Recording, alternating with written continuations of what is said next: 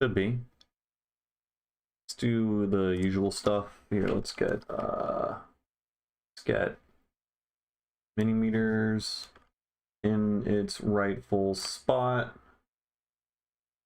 Then we can hide that. And that can be, I don't know, down there. Down there is fine. And then let's just investigate, make sure everything else looks decent. I'll go there, we'll put that there. We can move this thing like there, I guess. Make that a little smaller. Beautiful. Cool. Cool. And then let's find this thing over here. Take this. What's up, alien? What's up, Fortune from Within? See, we have 2 competitors now of people who tune in the first 30 seconds. I know Fortune from Within's been in the lead for the past few streams, but I know Alien's also pretty fucking good at that, so it'll keep you on your toes. Let's just figure out how to ping everyone and annoy everyone in the Discord. And everyone's been pinged. I think that's everything I have to do. Just make sure the Twitch stream looks like it is functional. Think it is. Yep, yeah, looks good. Cool. All right, we're on Twitch. We're on the other thing. Oh, I need to get rid of the thing description. See, now while I did title. Oh, hello. Just got meowed at by a cat and then she left. Cool. Well, I did title the stream, you know, I'm gonna make you nod your head involuntarily. I very well may just end up making like some fucked up IDM, in which case there's no way to dance. So who knows? But we're gonna start with this. I think, if I remember correctly, this is kind of good. Yeah, this one's pretty good. I think the intro sucks though, so let's examine the whole song.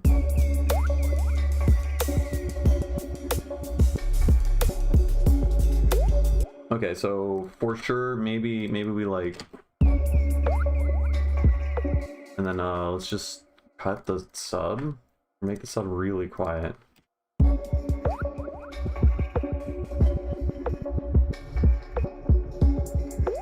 Yeah, no, this is all terrible. What? Okay. Undo everything.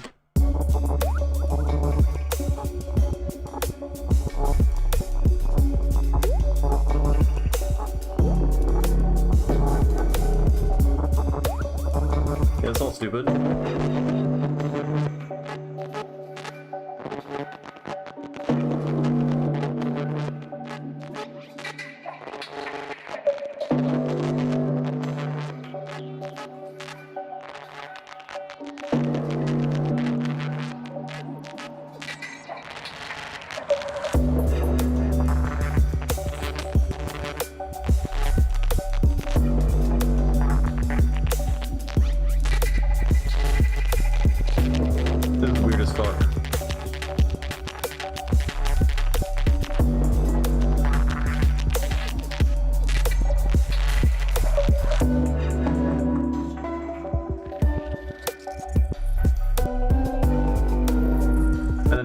Cuts out there. What was I thinking? There's semblance of an idea here.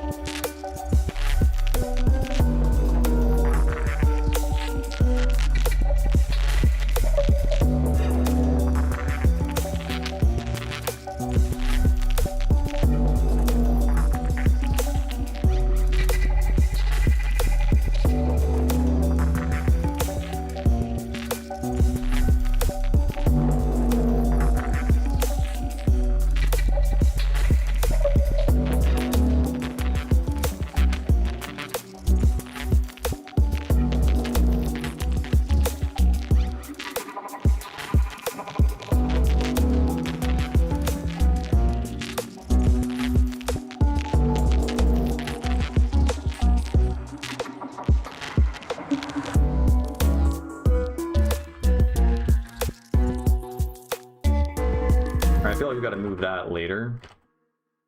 Let's take you and let's put you like over here. And then let's just cut it.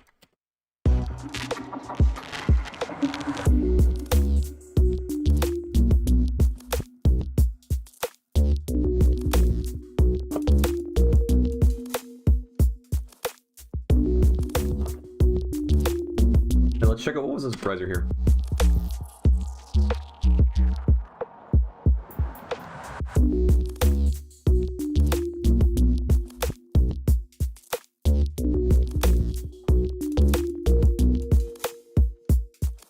Watching from Twitch with chat in here.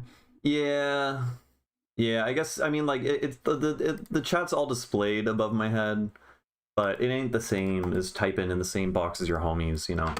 I feel that.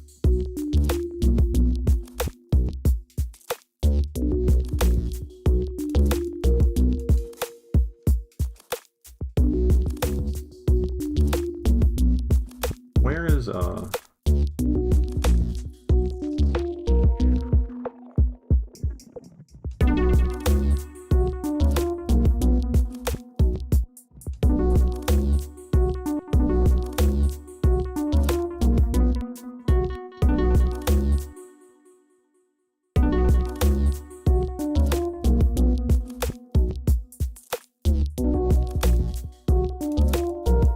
and I remember I did some weird hocketing thing here, which doesn't really work out all that well.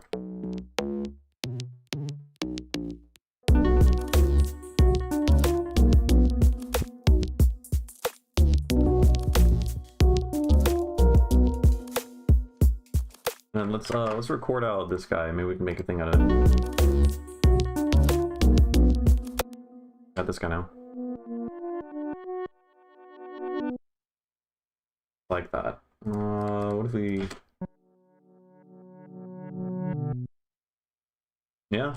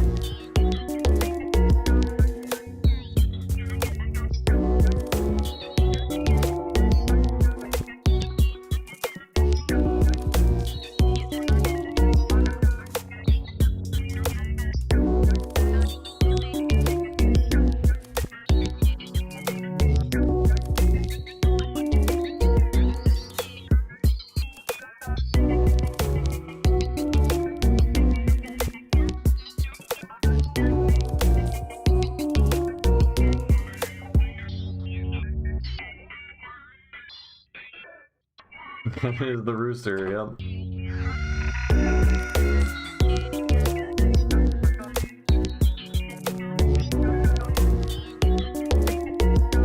Okay, so I think there's no way I can make the first section really make sense with this section. Honestly, they're so different. This one's just like super funky and groovy. It makes me think of Feel a little bit. This section,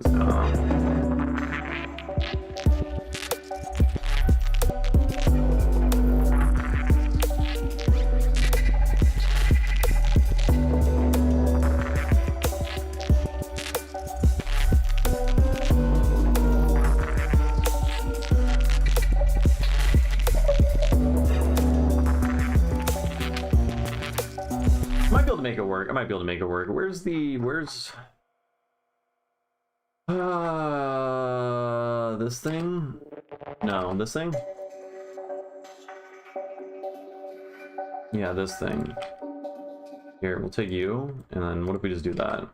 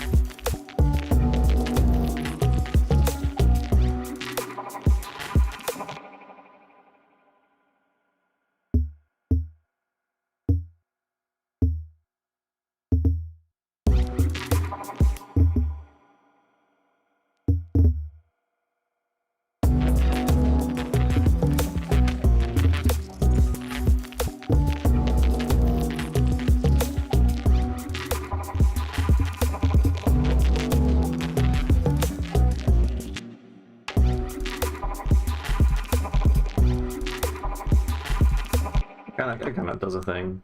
Weird, but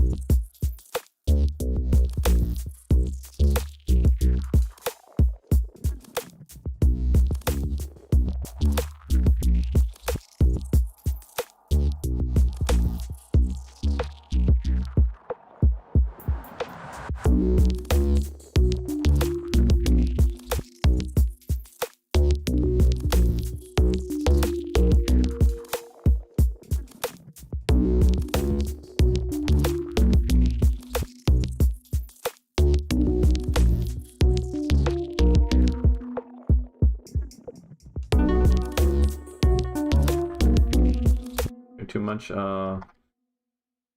FM on the strum. Much.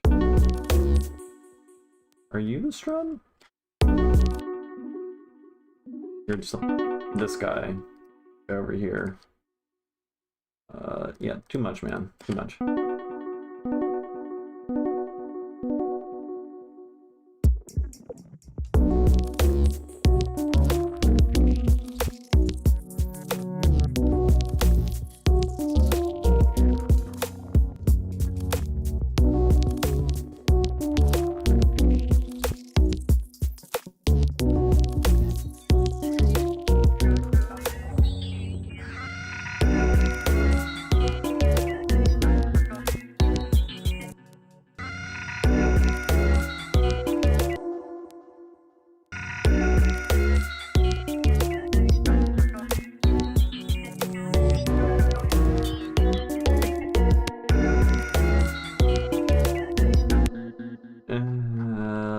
Where's the... There's an operator patch being... Yeah, you... Are you just playing the whole time? You're weird.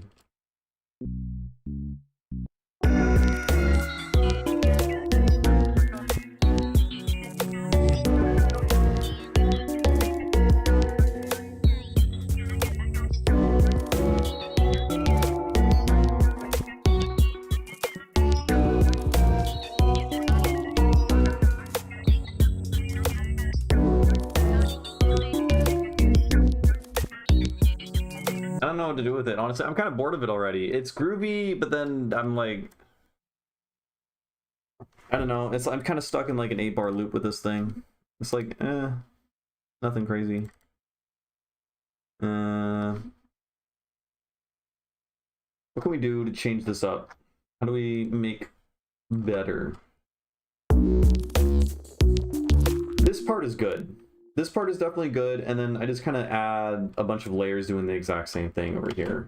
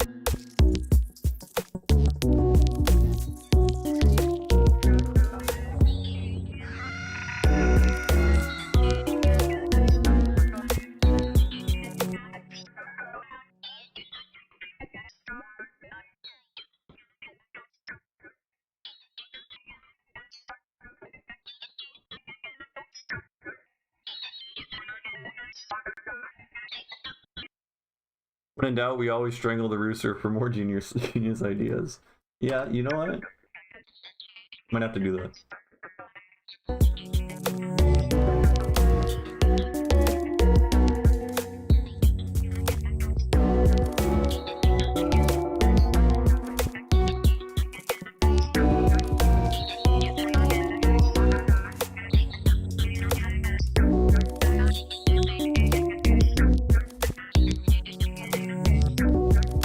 Randomize the arrangement in MIDI clips through session view? Nah, I never use session view.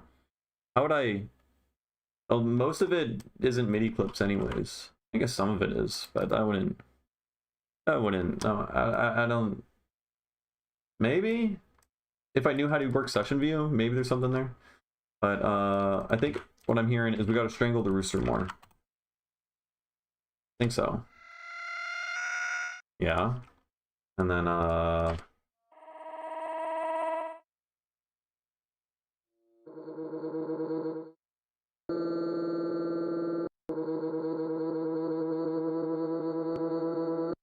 wish Roar opened up on single band by default. I really wish that was the case. Yeah.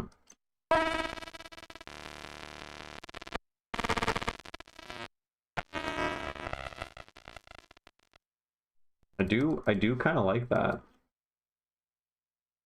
Let's get an auto pan. Make it noisy as fuck.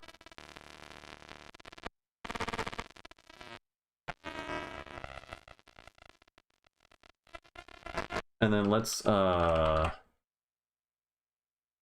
do I want to do? I mean, I just want to I want to try to layer this with the drums in a cool way. So we can like inverse sidechain with the drums.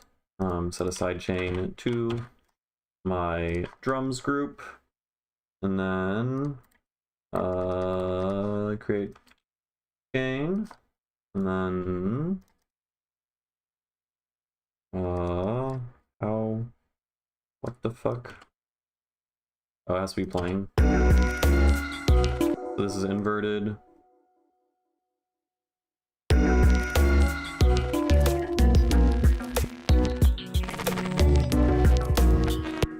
If I solo this with the drums.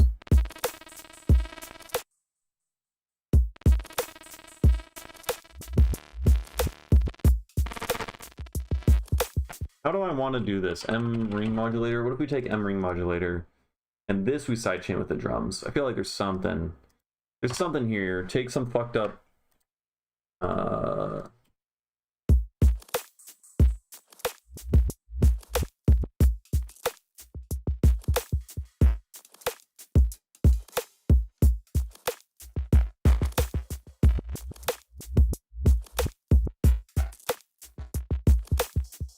it kind of works. It adds like, I don't know, a fucked up layer of noise.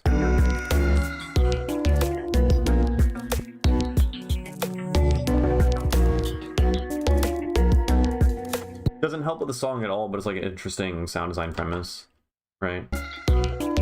Anyways, I don't know, this all sucks. Yeah, we strangled it. We're strangling the rooster right here.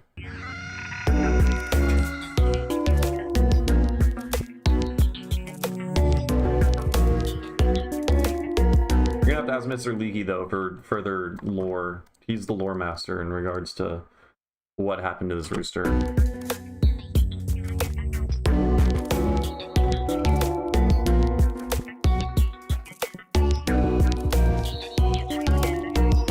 Yeah, I find this kind of boring. I want to do a new thing.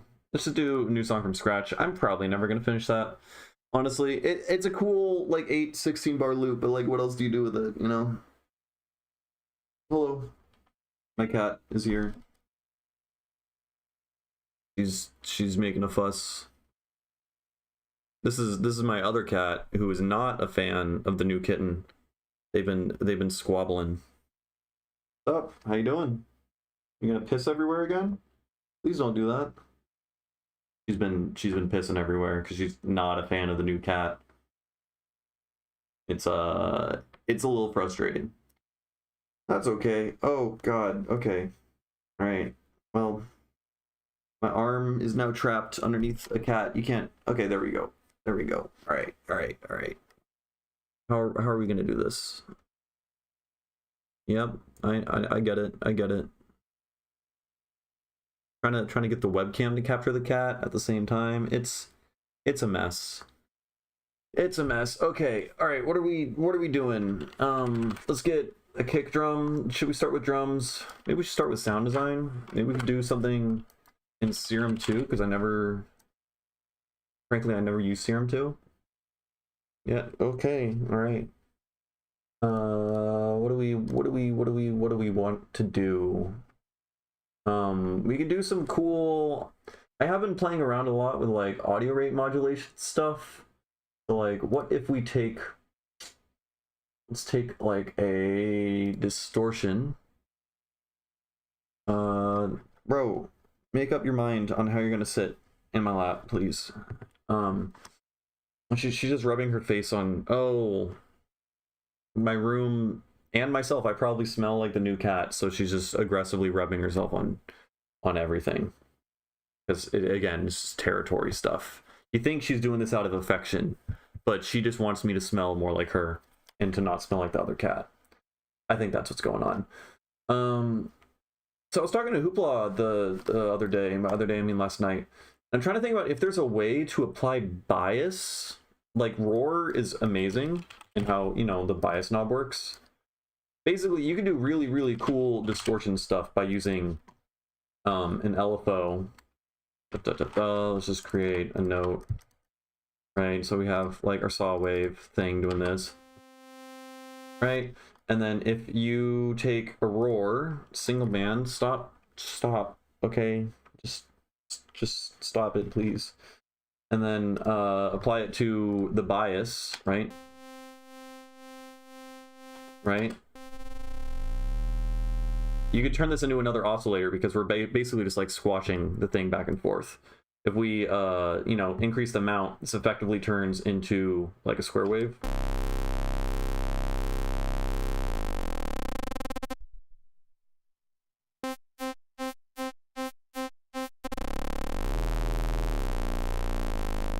And it sounds really cool if it's like at a harmonic multiple of the other thing. And you can do, with the LFO, you're limited to like 500 hertz. Like you can modify this, you can times it by 10. So it's...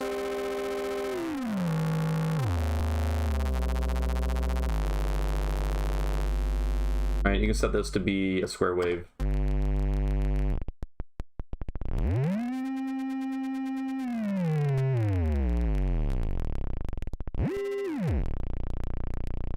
Right, like that's fun and all of it.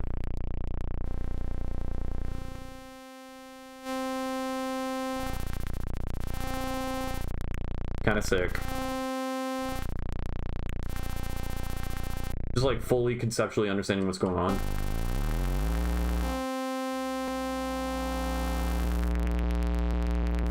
You can transform into square waves like that, which is, I think, really fucking cool. Also, wait, you should also totally look at the oscilloscope when you do this, because that also looks nutty. So like, wait, back here, right? Let's make you a lower frequency.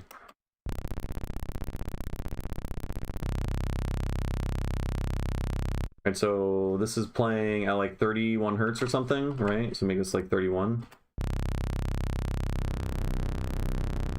Right, they're phasing.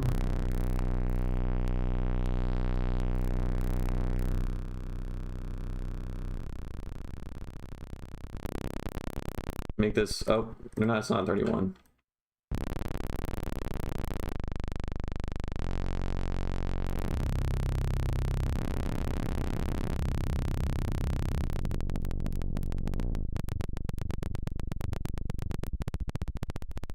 It's just pretty fucking cool. Wooden, heavily automating the global chaos. What is global chaos?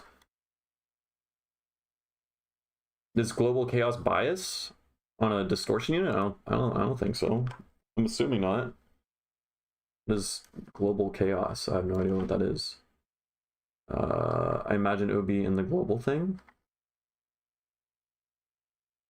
I do not know. But I assume no, because we're using... we're wave shaping a thing by another LFO, right? So this is like very similar to like frequency modulation, phase modulation and stuff, but we're frequency modulating wave shaping parameters, right?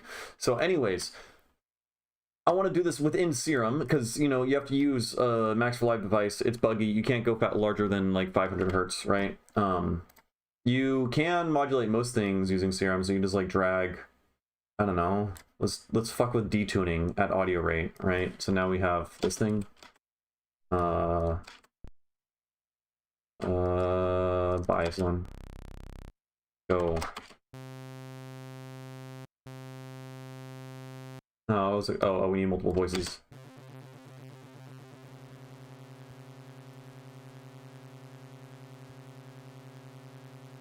I was expecting to hear more, but I guess the amount, we're basically FMing the left and right channels by different amounts by applying this to detune. You can't really do much of that.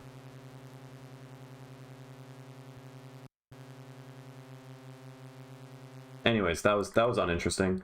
Let's remove that, but we can try warping, right? So we can take this, apply that to that. All right, you're being boring as shit.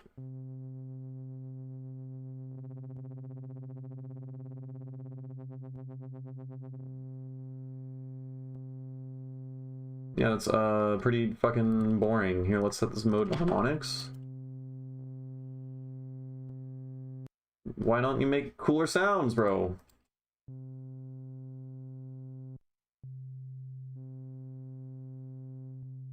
I guess we just need a better...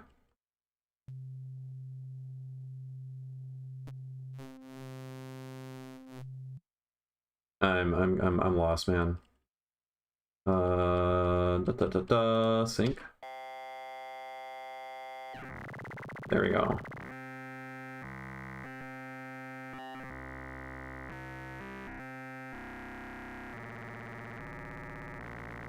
So every time, you know, we go down by an octave, we're dividing by 2, right? So this is divided by 8, or divided by 16, because it's 2 to the -4th power, right? This would be divided by 4, and then we're multiplying it by 7, the 7th harmonic, so this is a 7/4 ratio, right?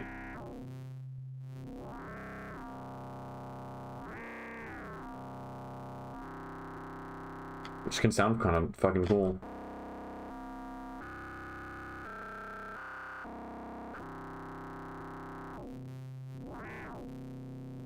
Anyways, yeah, you can do pretty much anything. So we can do this. Oh, there's a distortion.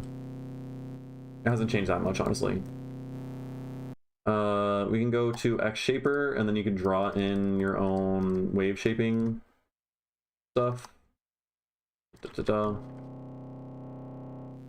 But like, what can we even apply this to? Just the drive amount. We go what? Oscillator B. Which is like not that interesting, frankly.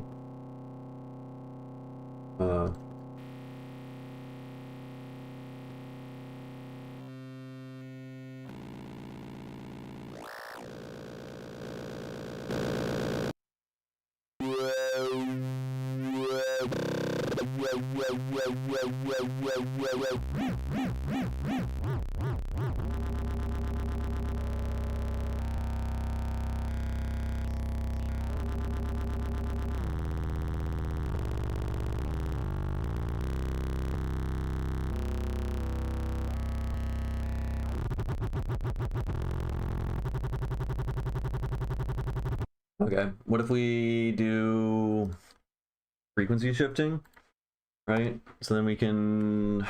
It is kind of a pain to do this, but not as much of a pain as other thing.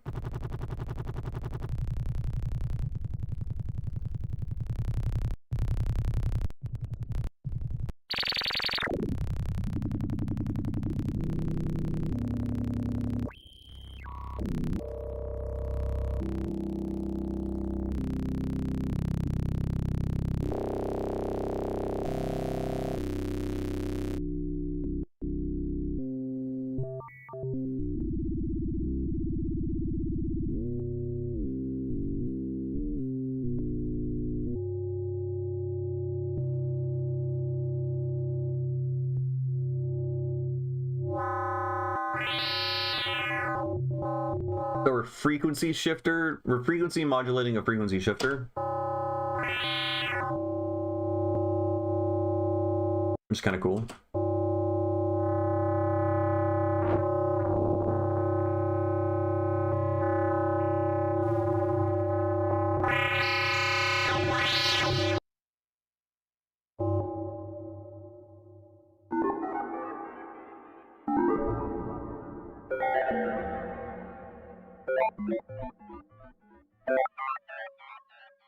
Whoa.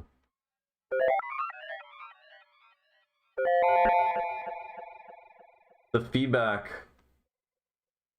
Is the other oscillator running the whole time, or is it... I'm assuming when I let go of the note, whatever value this oscillator is at, whatever the phase is applied to the shift, which goes into the feedback.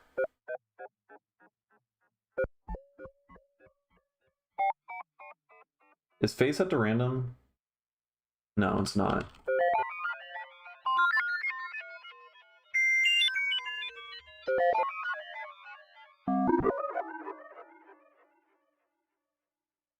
Let's give it...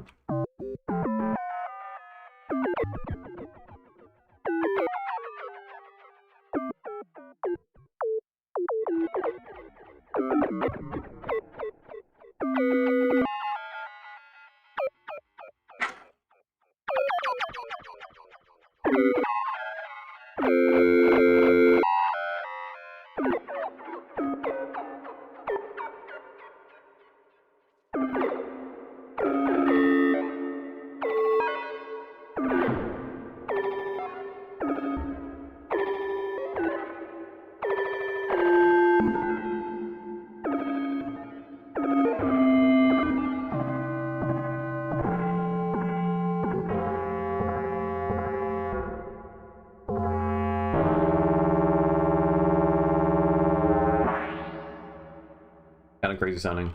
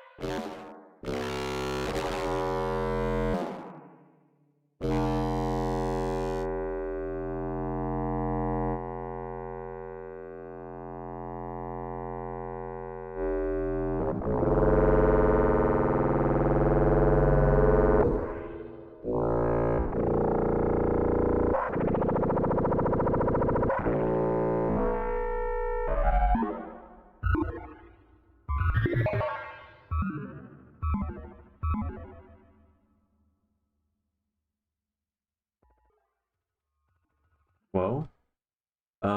Can we do... How does the mixer work? Oh, all the effects are the last thing, right? Okay, so the filter, we would just apply a filter here. Right?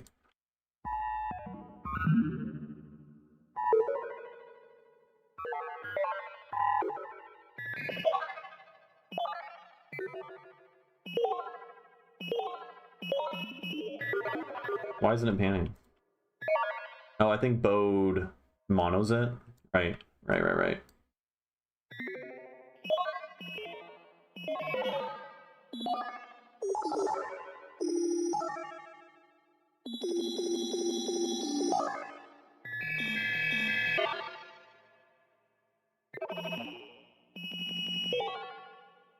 Okay, now let's multiply this Bode shift by note on random discrete.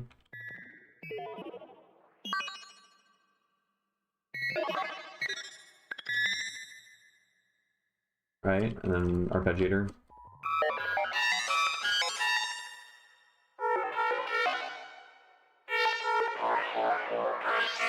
I'm breaking everything? Right, that's just frankly way too much.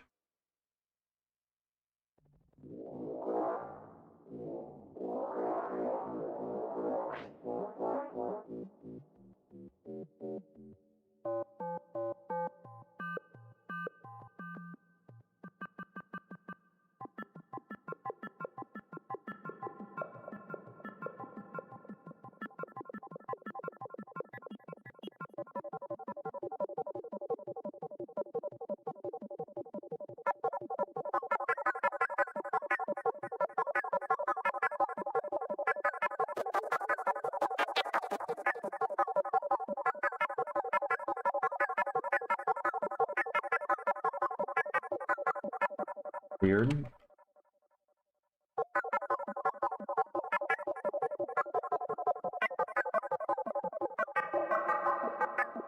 It's too noisy now.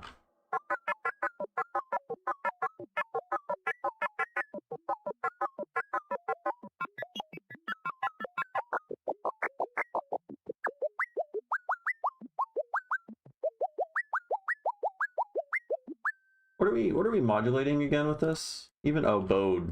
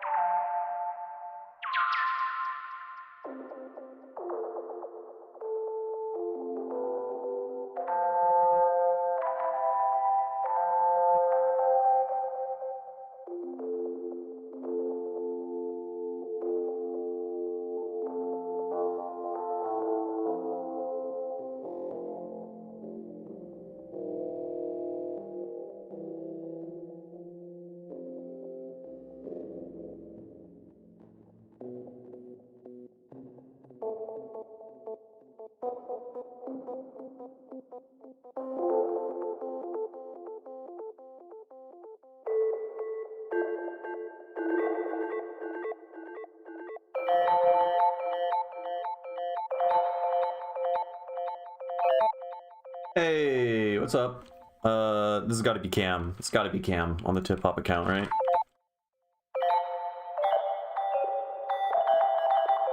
Yeah, that's what I thought. Yep, we're on Twitch now. So when I feel like playing Chinese board games that no one understands, I can just do it only on Twitch and not bother anyone.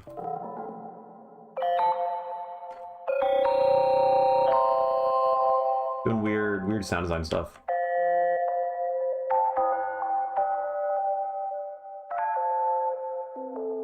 What was that one thing? Hoopla also showed me this. Apparently, was it Pitch Hack? The Tipper used it on, yeah, it was this. On bullet holes and such. I think something like that. You set this up to 12.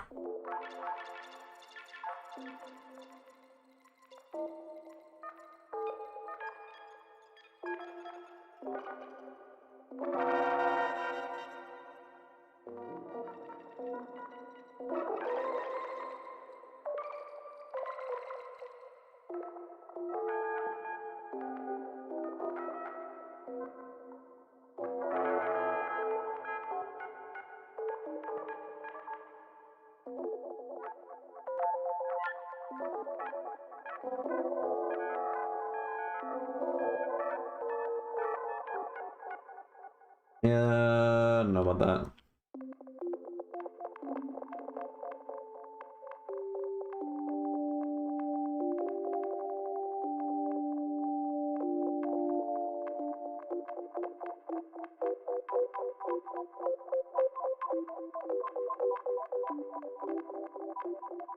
Was it so panned? Oh, it's wider. Right. That did not fix the panning? Oh, I panned you. That's why.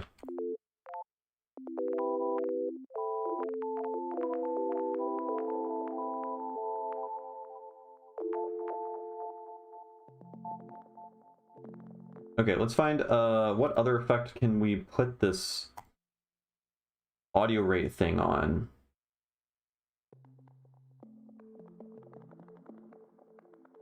So if we put you, probably not going to do anything on this thing,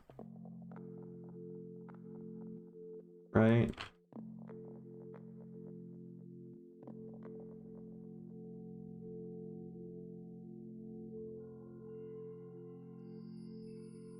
Interesting.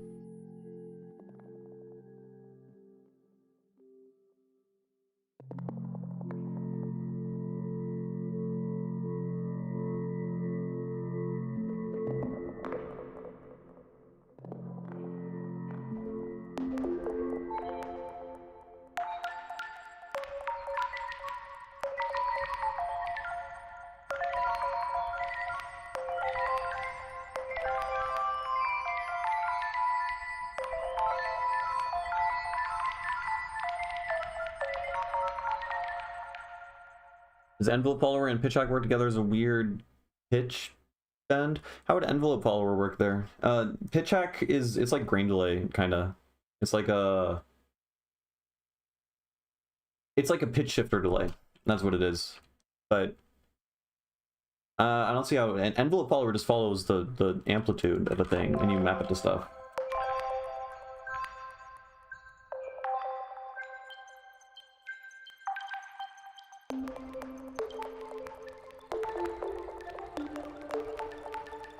Mixed the wrong thing.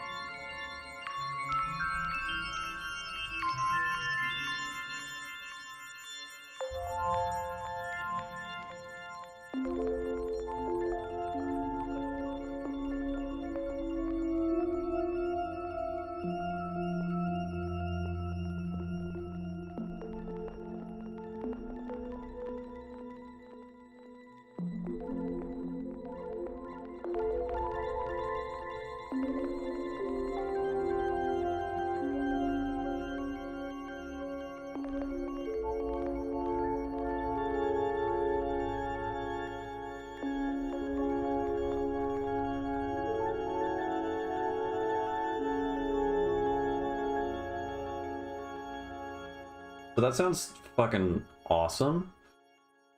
What else can I audio rate modulate?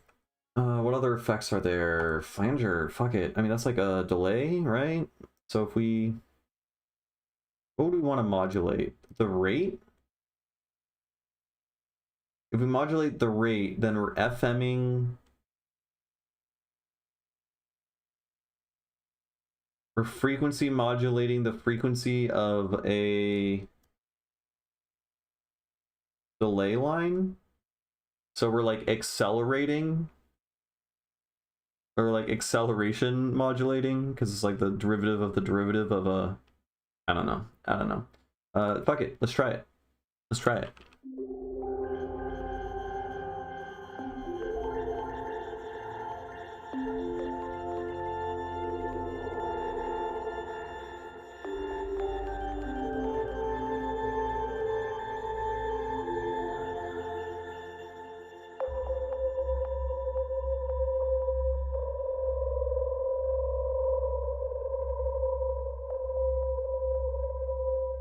I don't think it's really doing anything. It's just normal flanger. I mean, the flanger does sound sick on it.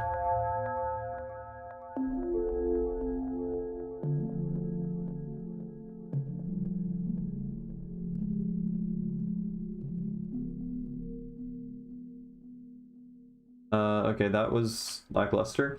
What else we got? I mean, filters for sure.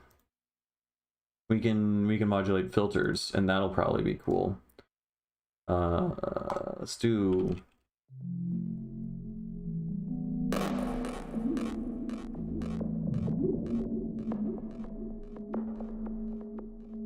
I think we can just take you, put you on that.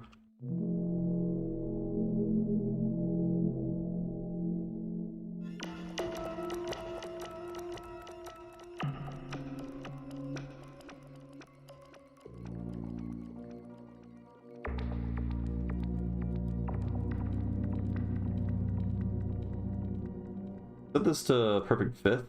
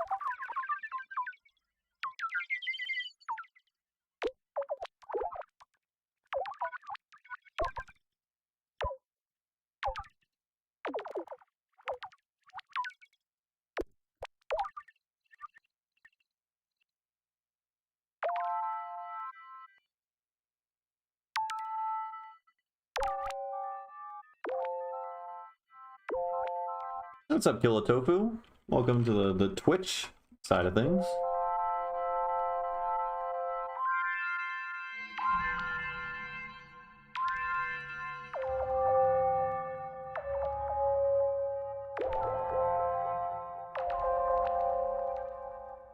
Let's make another pitch hack. Only be 12.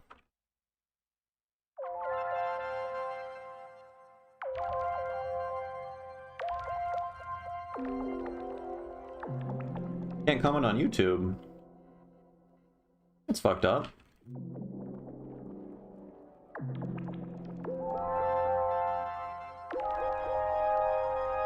I unfortunately didn't have my goddamn MIDI controller plugged in, which is annoying because I don't think I have to open up a new Ableton project file after I plug it in if I want it to actually be playable, which is a little annoying, but here we'll test it. See.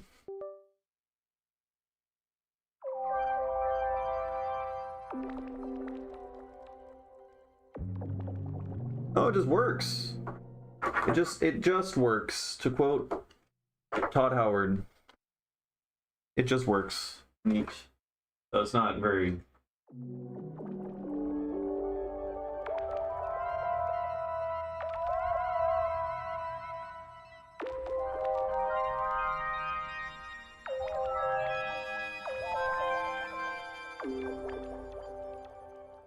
It's like the same as pitch shifter delay in Pigments, but it can reverse audio. Yeah, it's basically that. Like, it's the same as just shifter. My understanding is it's just shifter delay, right? Pitch shifting delay.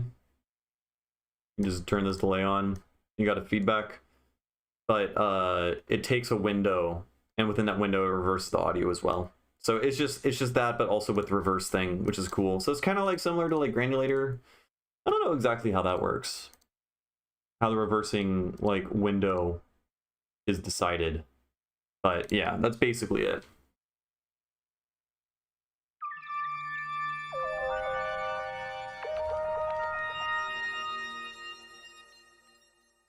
If we turn that off and that off.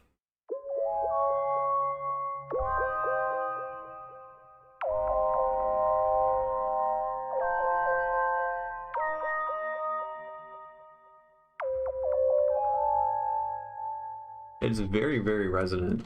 We just like bloom the fuck out of it and make this sound better. Just something like that.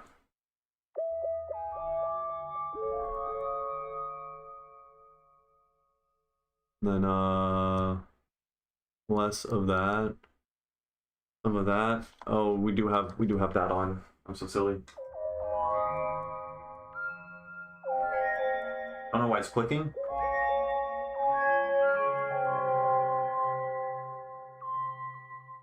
More voices maybe? Yeah, it's clicking, I don't like it.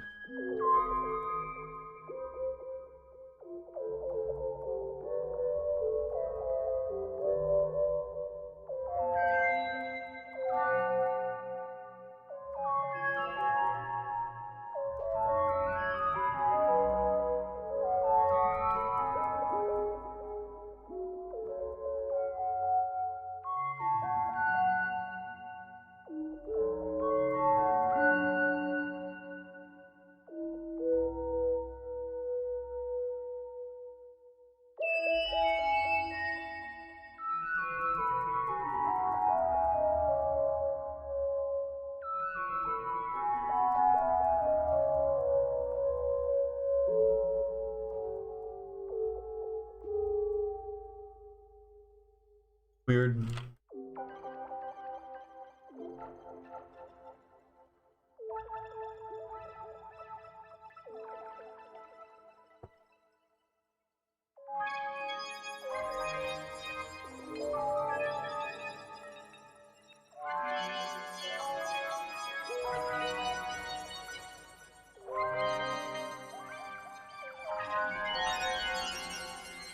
I probably should like try to make a song with this. Probably. Right.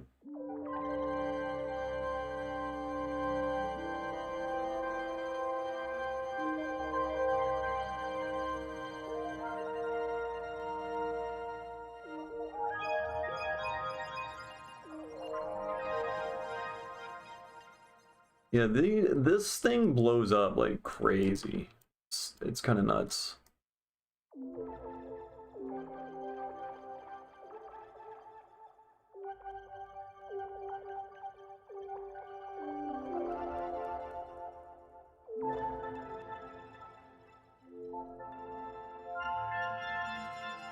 Okay, so the diffuser audio rate modulation was creating the clicks, I think. Yeah. So that's good to know, I guess. So that's annoying because it did sound kind of cool. We didn't even try different filters being audio rate modulated. So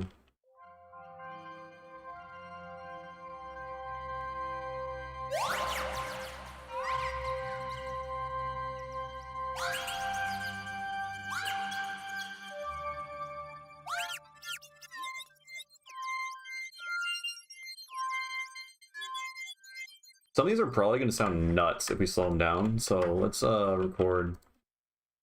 Right. What? Record from 24. My God.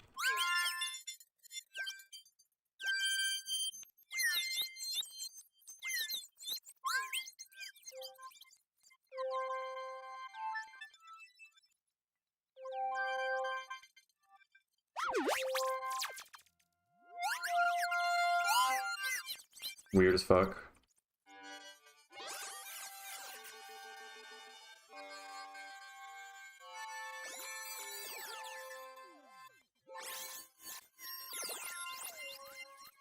What's up, normal font?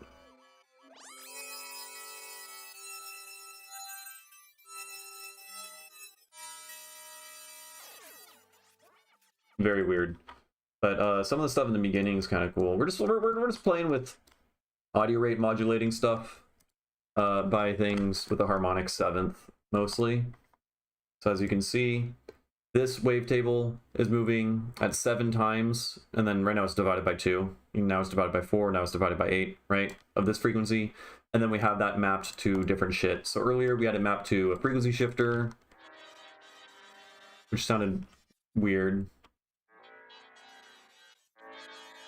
So, I mean, the whole thing sounds weird right now. Let me turn off the filter.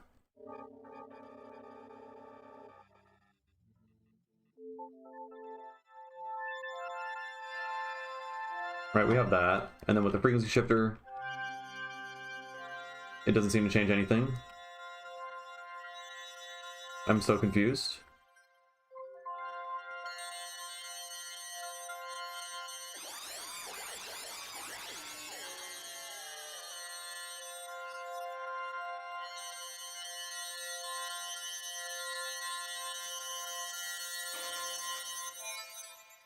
I mean, that just makes it sound kind of glassy and stuff.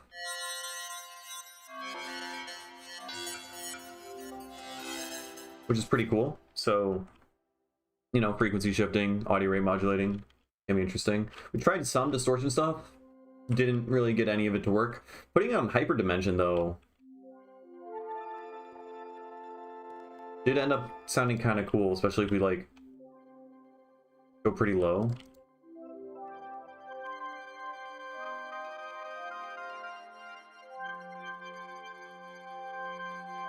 And then we were experimenting with like different filters. So if we use a dispersion,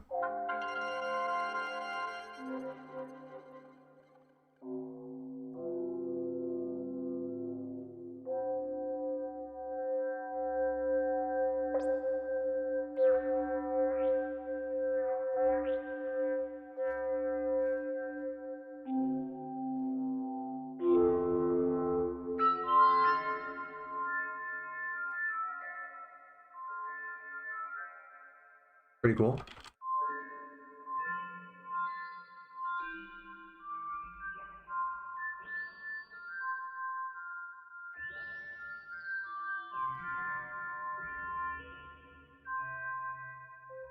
Right? I know, all weird. So like, what if we were fucking around with this? Oh, did not mean to do that.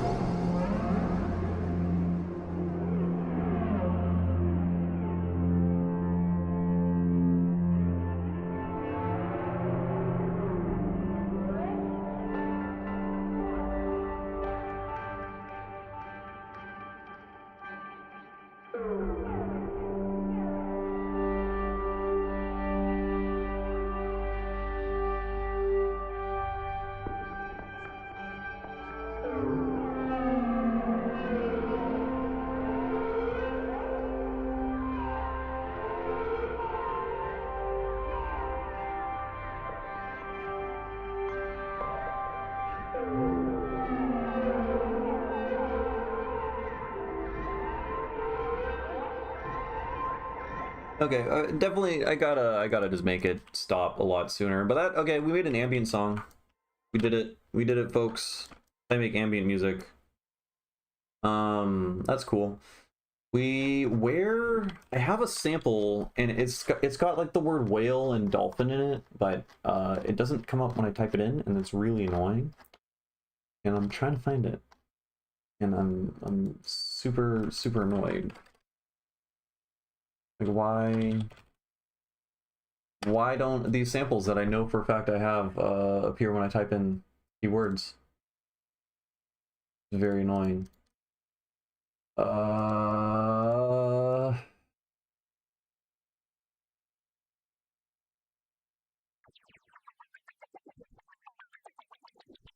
There's just certain there's a very specific here, it's similar to this one. Oh, it is this one. See, it's got the word whale in it. Lizard, whale, dolphin tongue. Duh. You'd expect that to whatever.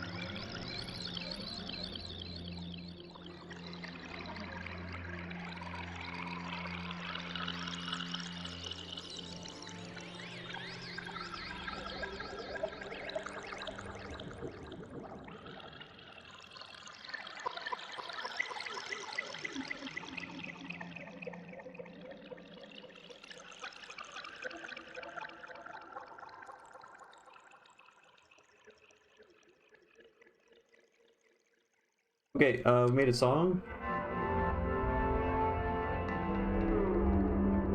I guess it still needs an intro, quote unquote. There. This is our intro.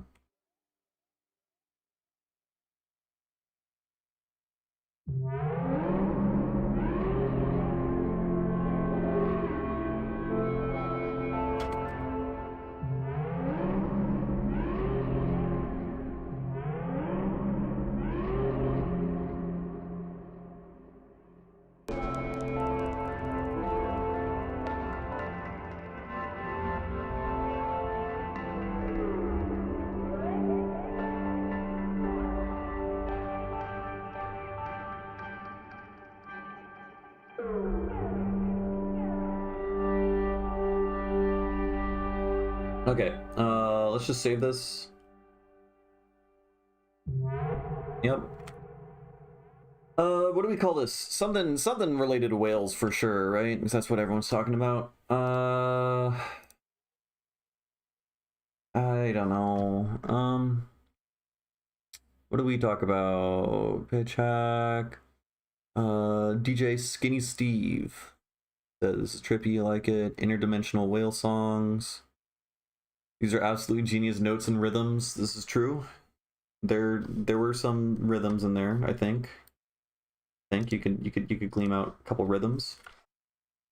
Ambient whale song. The thing is, ambient whale song describes like 3 songs I've made. It's like it's a wee bit. It's whatever. It's whatever. Do this. There we go. Exporting. Fun. Super cool. Okay, well, we did something with our sound design session because, frankly, I didn't feel like making a song. Though I should probably also save the patch that made all those sounds. So yeah, pro tip: if you want to make ambient music, just do sound design and then slow it down a lot, and then you're set. That easy. It's that straightforward. Da, da, da, da. Da, da, da. Exporting things. Here, let's play synthesizer for a little bit. Try to set up my other camera. Got another camera. Probably want, oh Lord, I don't want this to do that. Yeah. Yep. And I'm gonna position one of my cameras in my blinds because it's effective. And then I think we have this pointed here. My room is kind of a mess, so hopefully, where's the tablet camera? USB deactivate, activate. There we go. There we go. Beautiful. We got cameras, yo. For elevating.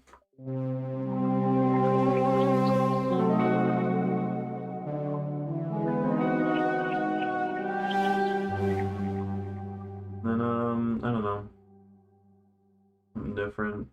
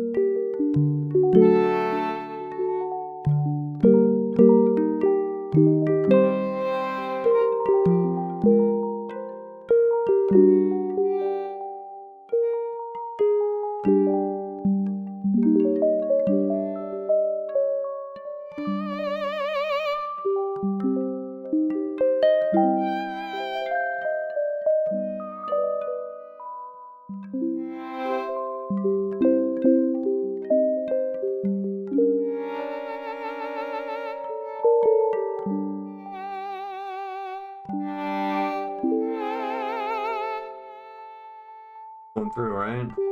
Yeah.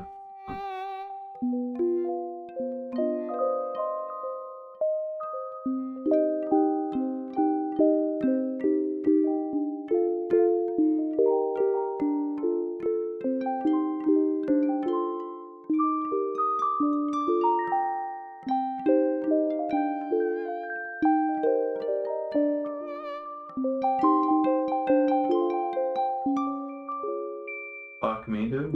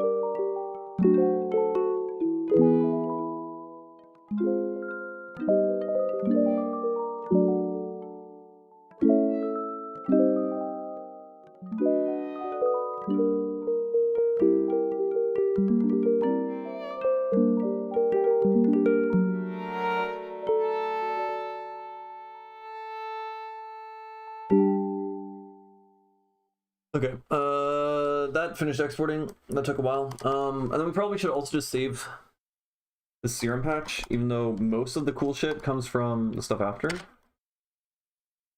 Right?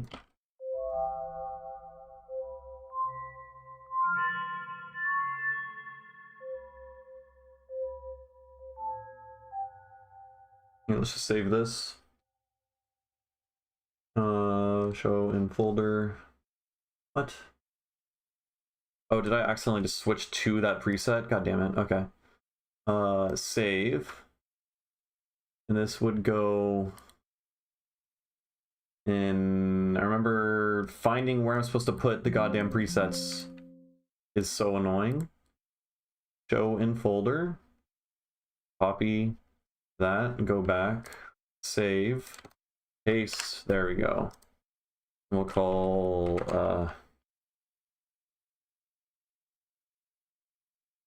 I don't know, man. Makes whales somehow. That's the name of it. It makes whales somehow. We made whales out of it, right?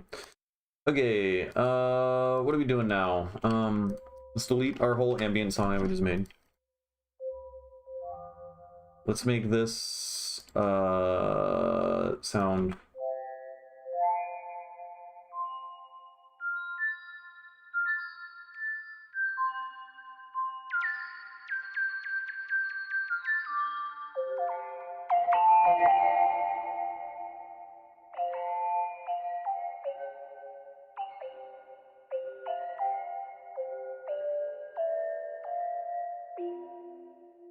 No.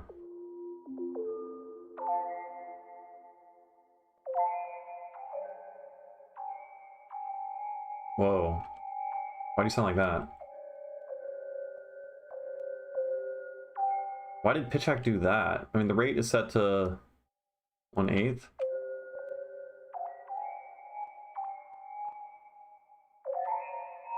Why did that fuck with the... That's saying changing the... That's changing the timbre, though. Like, of the actual sound.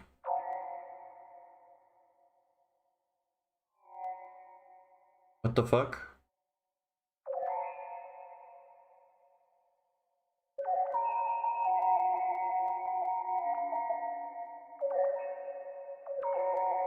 I guess it's doing... It has to, like, capture the sound within, like, a window. Kind of similar to how, like, pitch shifter works, and so that's just going to change the sound.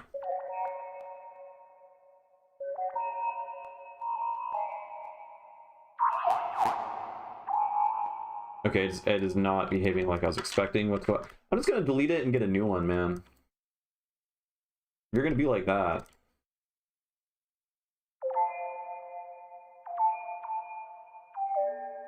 Yeah, see, now you're behaving normally. Okay, so this bugs out.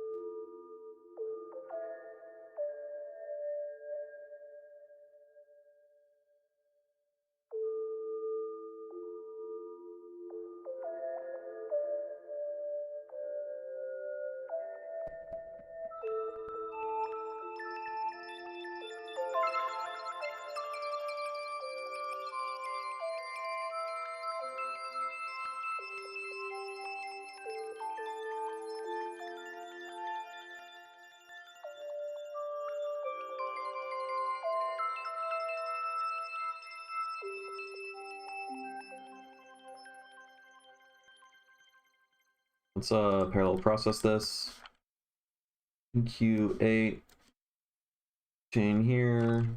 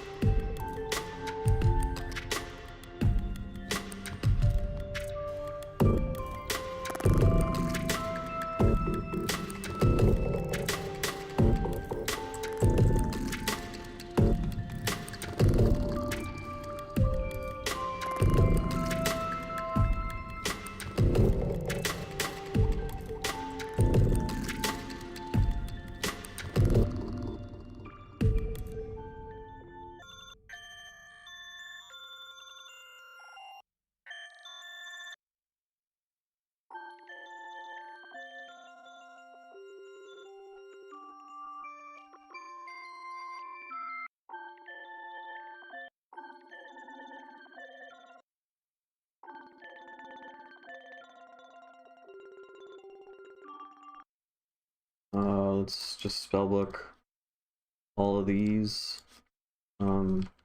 Wait, I already made this rack. I already made this rack before. It's this thing. Da, da, da, da, da, da, da.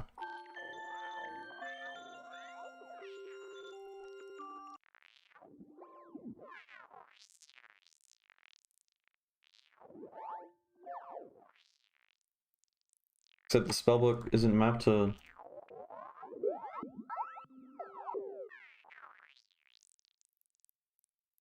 It's all broken?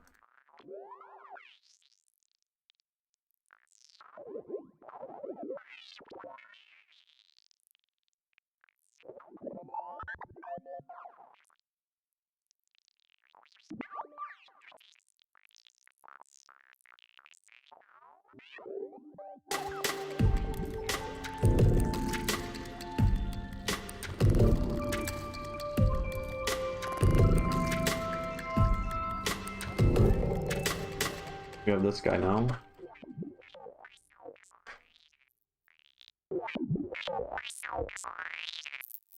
It's too busy.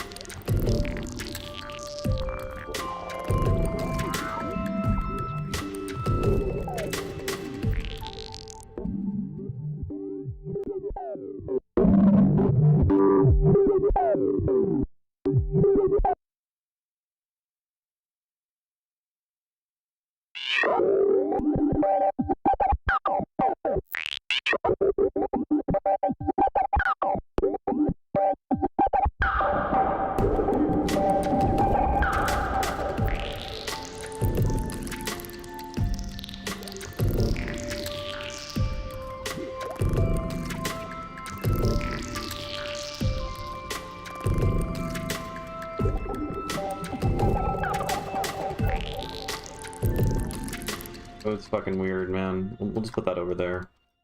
And then you...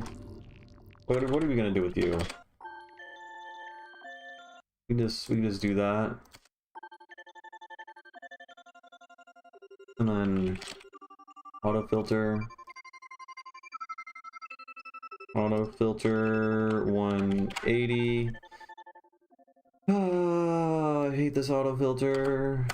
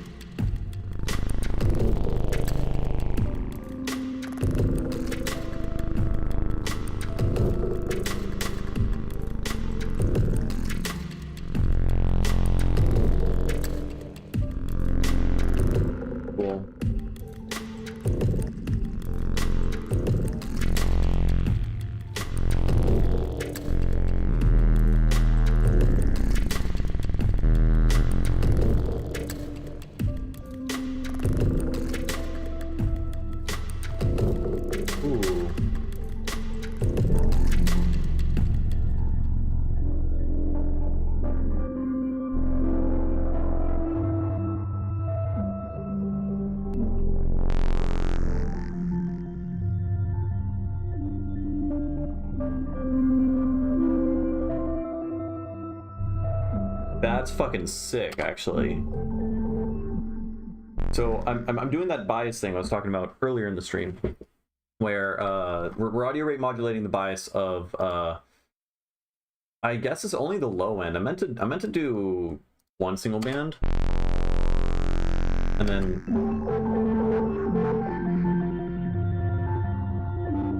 but honestly, it might just be better just to only do the low end. Right? So when you audio rate modulate the bias such that it's really extreme with a square wave, you're literally just positively rectifying it and then negatively rectifying it, like you're just slamming it 100% really fast with a square wave LFO. That creates a square wave. You're literally just beating the original wave into a square wave, right? We're just shaping it such that it does that. So you get something super square like. I guess it's saw like actually, because it has even harmonics too, it seems like. Where's my... It's square, but it has even harmonics too, right? Okay. Actually, yeah, you can see that in the thing, right? Because you can see every other wave, every other harmonic in the thing is like a little bit more complex.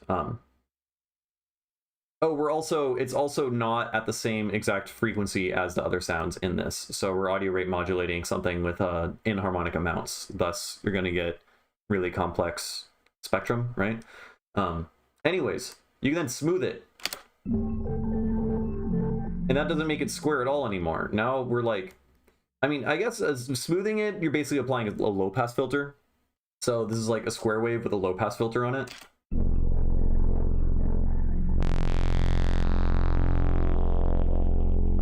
Literally just low pass filters the sound, but we're directly applying smoothing mathematically to a function, which is pretty fucking cool, I think. And then we're distorting it afterwards, and it's at just like a really cool low end, right? Without it, a lot of like rumbly infrasonic low end. I don't know.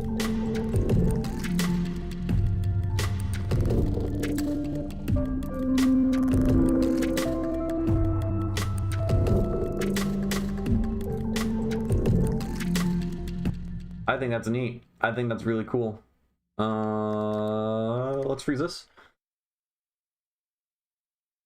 What is the time? It is 8:47.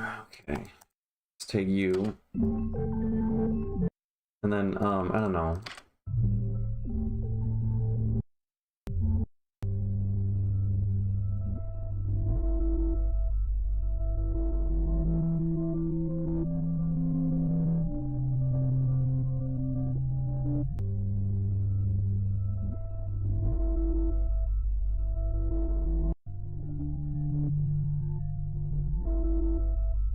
Like this.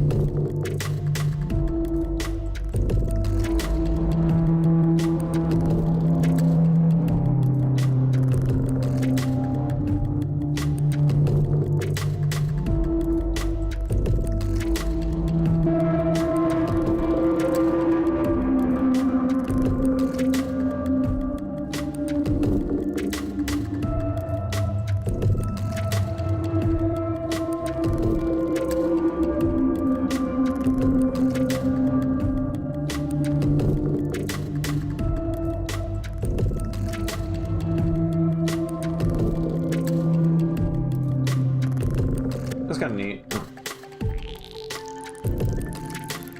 Okay, I'm getting bored of this, but the sound design was fun.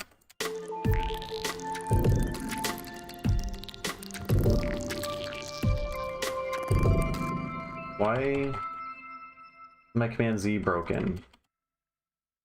I had to press it like 1,000 times to go back. Is there a Max for Live device fucking everything up?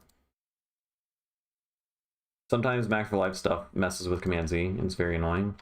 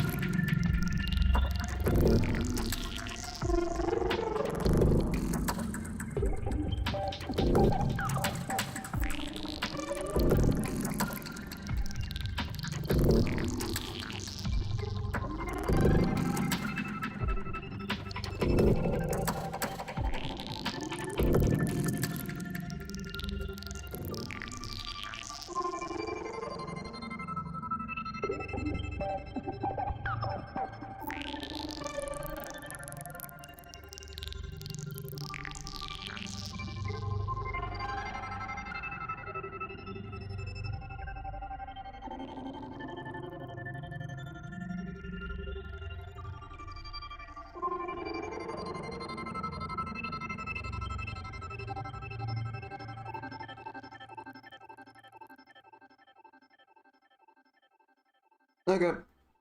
That was fun. That was cool. I don't want to turn that into a song. That sounds like too much effort. But, you know, that could just be like a one and done little performance thing. Really cool sound design stuff, actually. That I don't think I've done before. I mean, I guess I've done variations of it, but just, yeah, audio rate modulating, dispersion using a disperser, right? Because a disperser is a stack of all pass filters. So if you frequency modulate the cutoff frequency of an all pass filter, you're changing the phase of a set frequency, and then when you move through it, you're changing different frequencies over time. Thus, you're going to end up essentially phase modulating everything at that point. Similar, I guess technically it's like the same thing as filter frequency modulation with a low pass filter, with the exception that you're not actually low pass filtering, you're not removing everything else, but you get the same effect in that you're still phase modulating everything around the cutoff. So that is cool. New tech. Oh, and then also this is cool. We have the auto filter set to, you know, increase whatever we have a ramp up LFO, so it's just sweeping up with a super high resonance. And then we have a roar on multiband, and I have the bias all fucked on the mid band, so whenever we cross into the mid band, then it distorts, like it peaks, so it gets kind of rhythmic in terms of where it's located in the frequency spectrum. All right, let me turn off some of this.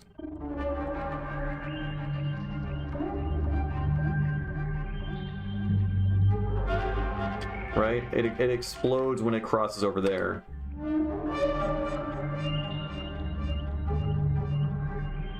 It sounds cool.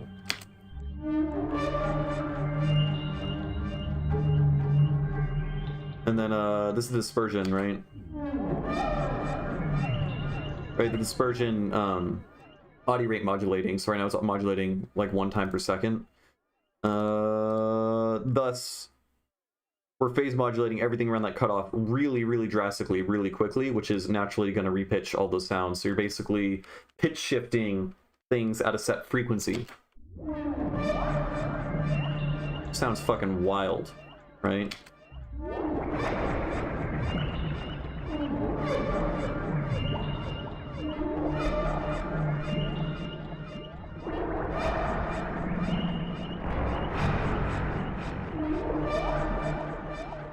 If we...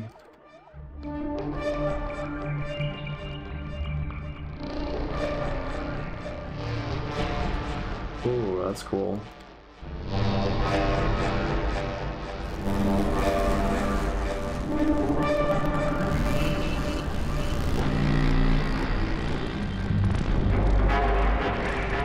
Oh, that's sick.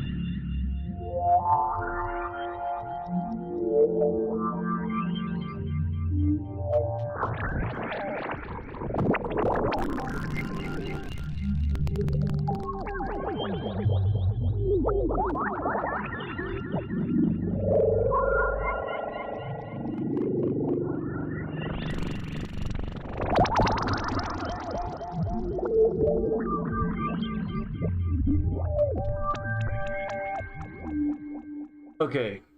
Wow. All right. My ears hurt. I've been listening to that for a minute. That's really cool. So I figured out how to make a bunch of new sounds. It's very cool. Yeah, I've been really digging and exploring the stepwise function in the LFO. It's really powerful. You may ask for some feedback? Yes, absolutely. Send it. And you already did. Excellent. Let's peep it.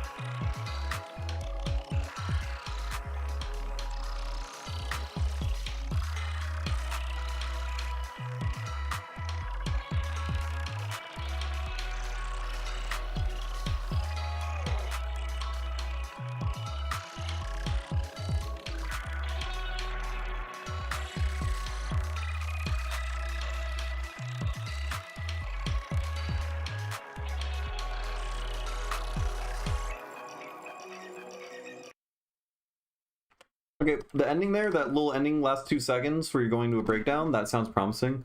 My biggest feedback is I think the sub bass could use a little bit more dynamics in terms of like release. So I think specifically, especially like the first 2 notes, they're like pretty high pitch. And like high pitched sub bass notes are kind of bold, right? Because they'll be like super super loud in the mix. So I would just have a release of the boom boom, right? Have that just boom boom. Have it decay mostly. Just go to like half volume or something, down 60 by the end of it, or all the way. Just make it really 808y, because right now it's just constant sub. I think that would help a little bit, because your sub bass section is super super busy and grabs a lot of focus and attention. So you can, since it grabs so much focus and attention with all the shit that it's doing, you can make it breathe a little bit more and give it more dynamics. I think that would help a lot. I like the beat overall. I think some of the percussion could be compressed. Just like put a compressor on your percussion group with a really fast attack and a fast release. Because some of the sounds pop out and are a lot louder than other sounds. I mean, you could also just like gain stage the sounds that are louder. Like, let's go back.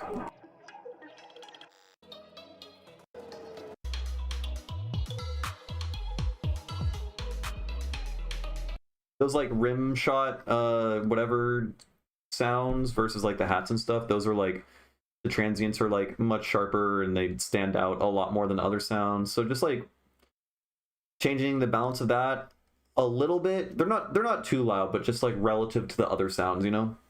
You could probably just get away with compressing the shit out of like your entire percussion group, which I tend to do that anyways. And then also when you introduce the super super busy noisy section, I'm not a fan of it.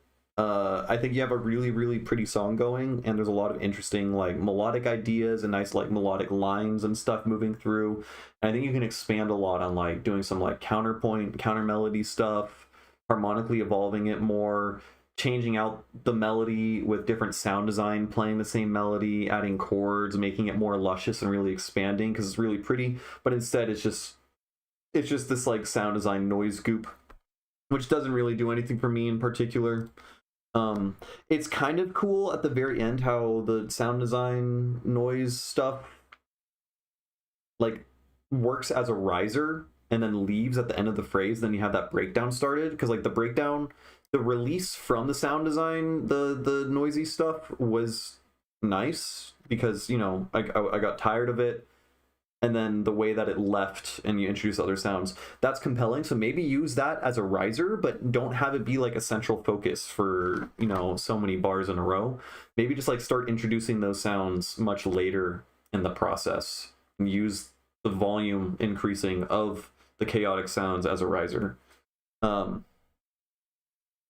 I think that's all my thoughts on it. That's everything that occurred to me. But it's really pretty, and I think it has a lot of potential for you to expand on it more. Maybe do some less predictable stuff with the sub bass in terms of like it's very loopy, you know, like every like 4 or 8 bars or whatever is kind of the same in terms of what the sub bass is doing. So maybe at some point you don't have a sub bass, or it reverses and swells in or something. I don't know, but just dynamics I think could be good. Right, you said, yes, also the second half, I think I do the glitchy stuff. I'll just do a simpler sub so I can do more sound design melody ideas. Yeah, there's the glitchy stuff is like, it sounds like you're just throwing a bunch of shit at a wall. You're just throwing a bunch of paint at a wall, and it looks like splattered paint rather than the paint happening to make something cool, at least in that instance. Now, I do that too a lot. And it does sound cool in some ways. Like, again, you could use it as a riser really effectively, I think. I'm not even sure what the breakdown that got bounced. But I think some recent stuff I was chopping up and could be cool as a drop. Yeah, no, it has a lot of potential for sure. I think. I mean,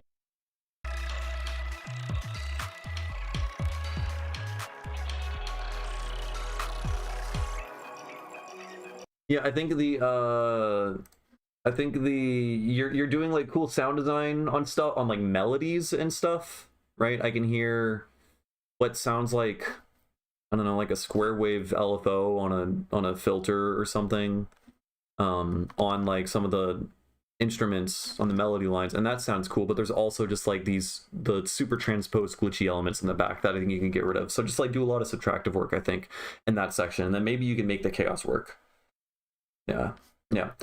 Okay, that's cool. Yeah, very cool. All right, what are we doing here? I think I'm I don't know. I should probably work on music instead of just doing sound design forever. Though I did make some cool fucking sound design discoveries. So that was neat. I guess we can look at my notepad, the pad of notes that I got, and think about what I can work on. Oh yeah, we were working on this thing. We were working on this thing. Here, I'm gonna open up that guy. Yeah, let's open up that. Yeah, and then I'm gonna use the bathroom and drink some water and stuff and check on my cats and all that. So I don't know, I'll be back in like 5 minutes. Yeah. Yeah.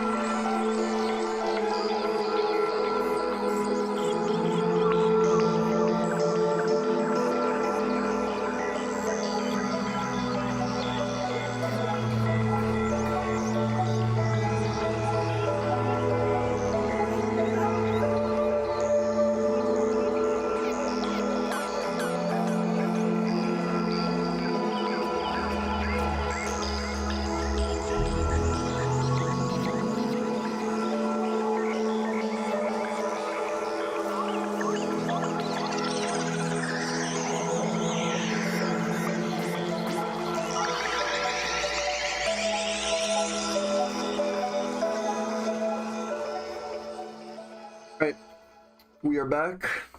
And we're gonna... Oh, it wiped out all the messages. I forgot. I gotta fix that.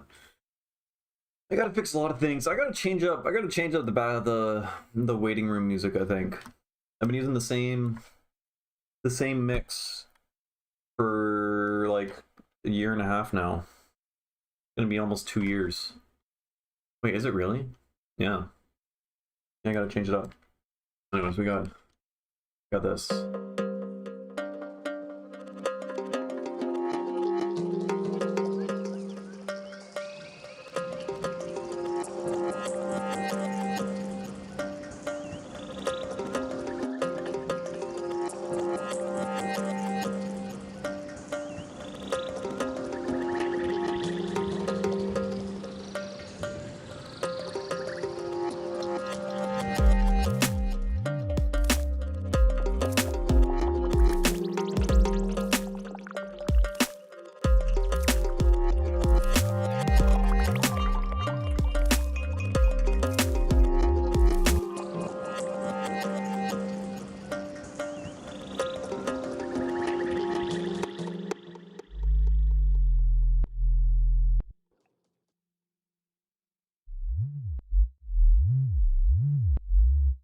This doesn't sound like how it's supposed to sound like, and that's bothering the shit out of me.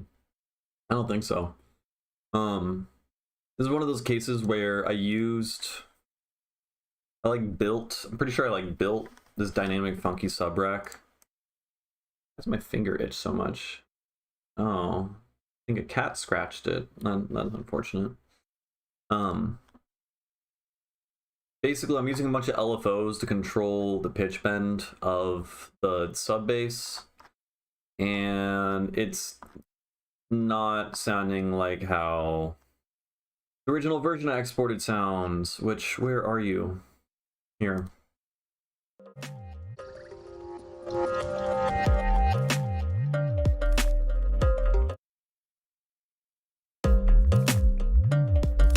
It's too short. It's too short.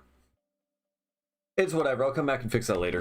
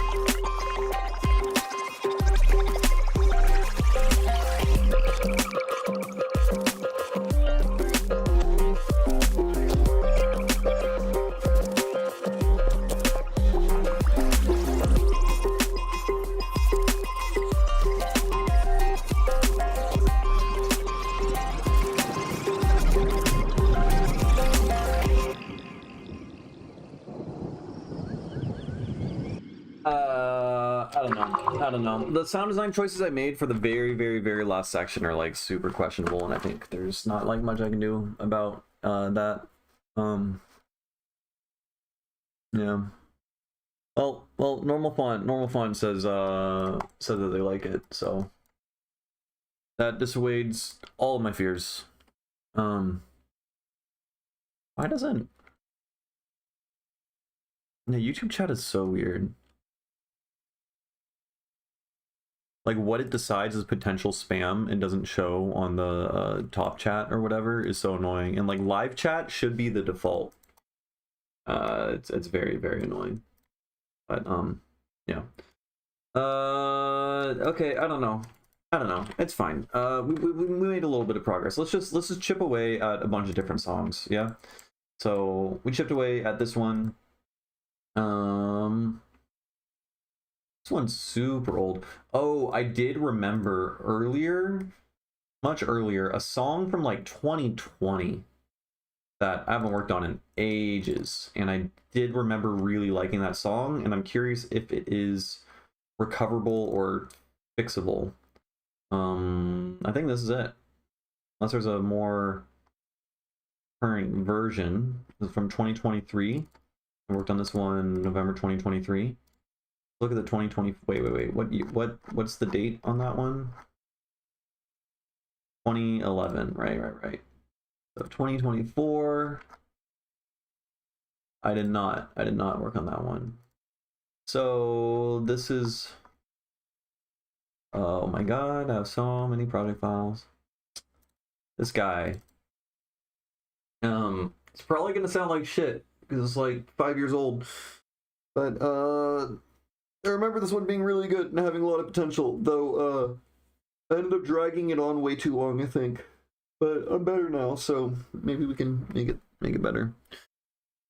Twitch chat is much better, like watching me on YouTube. Yeah, I like YouTube's like UI and stuff. Like I love how easy it is to just rewind like instantly. Like I can just go back, like, you know, if I miss something, I could just hit the back arrow a couple times, go back 10 seconds, time speed by 2, and then catch up within like 20 seconds to the original stream.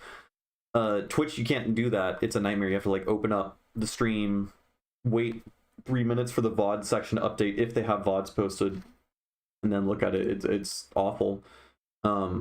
But besides that, like everything else about Twitch is better. At least like audio quality, the chat and everything. But yeah. Speaking of the chat, let's move it back a little. Why? Oh, the combined here, wait, hold on. The image. How do I? Hello. The cat is here. You ready to go to bed? All right, my cat's ready to go to bed. I'll be back in like 2 minutes.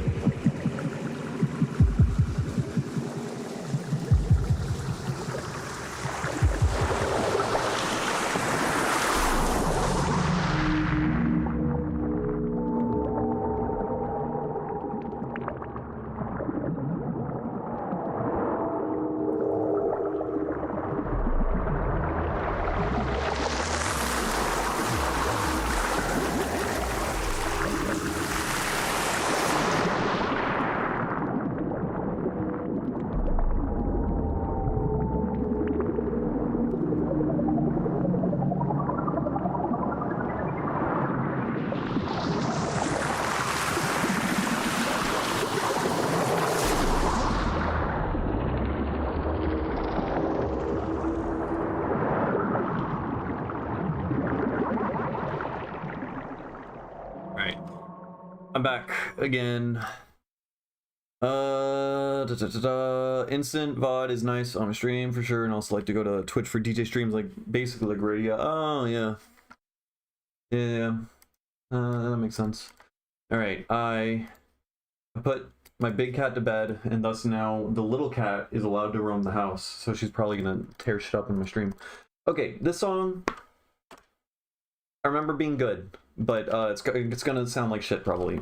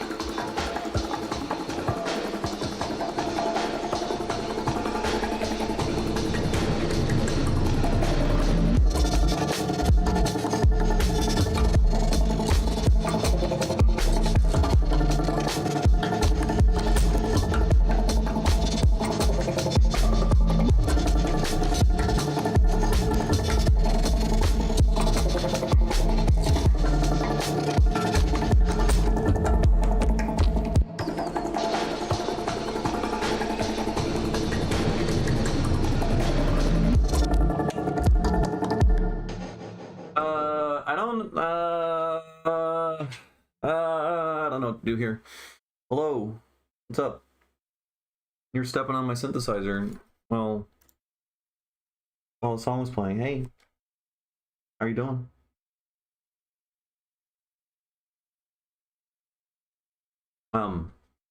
So I mean, there's some mixing issues for sure, but it doesn't sound too bad. Particularly there's like weird textural, like bassy. So damn cute. Oh my god. Yeah, I don't know. Basically, the real problem is like this drop over here. I tried to add this like crazy tremolo thing to it and like crazy percussion.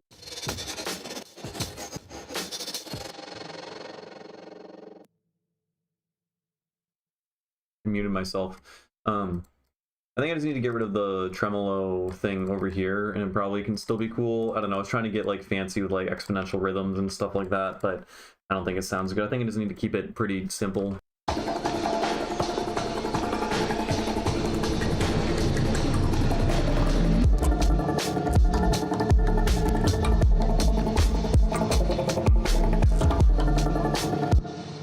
And the fucking...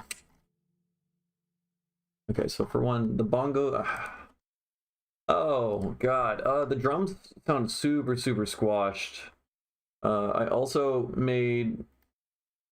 What? Very weird decisions in terms of grouping. Whatever. It's like this song's like 5 or 6 years old. Okay, so we got this thing. And then, are we putting anything fancy on this rack? We have an auto filter active the entire time. That's bad practice. Here, let's put texture and sub. You're going to be in a new group. All right, we're reorganizing. We are reorganizing. You go here, and then oh, my cat left, so I can make this look normal again. Sub stuff. This is gonna be kick snare. So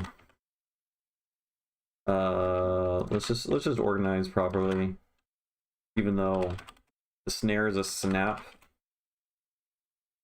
which is kind of an issue in terms of mixing. Snaps are weird. It's just a click, you know. But then I end up layering it with more stuff over here. Okay, and then let's take percussion, and I did it wrong. Manzi, I need to group this. Ow, headache. Why do I have a headache? I need to group you within this group here. Okay. We call this drums. And then let's add thing here. Let's take this out of this extra group I accidentally made. And then let's delete this group. And now we have drums. Let's put kick snare above percussion. All right.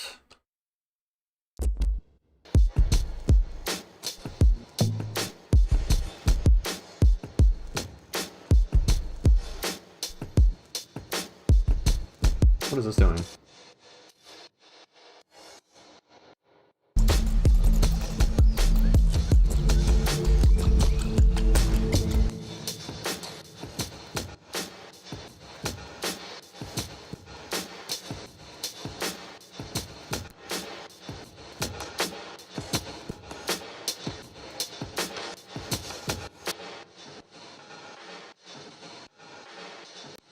I mean, that's kind of cool.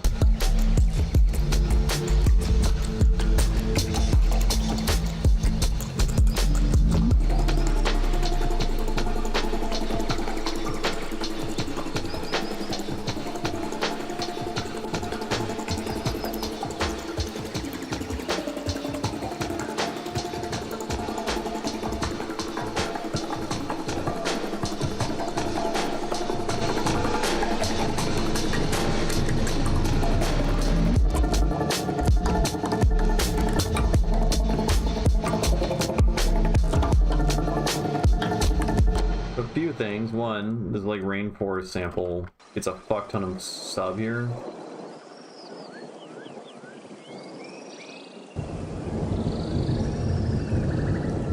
Which I probably didn't need to do.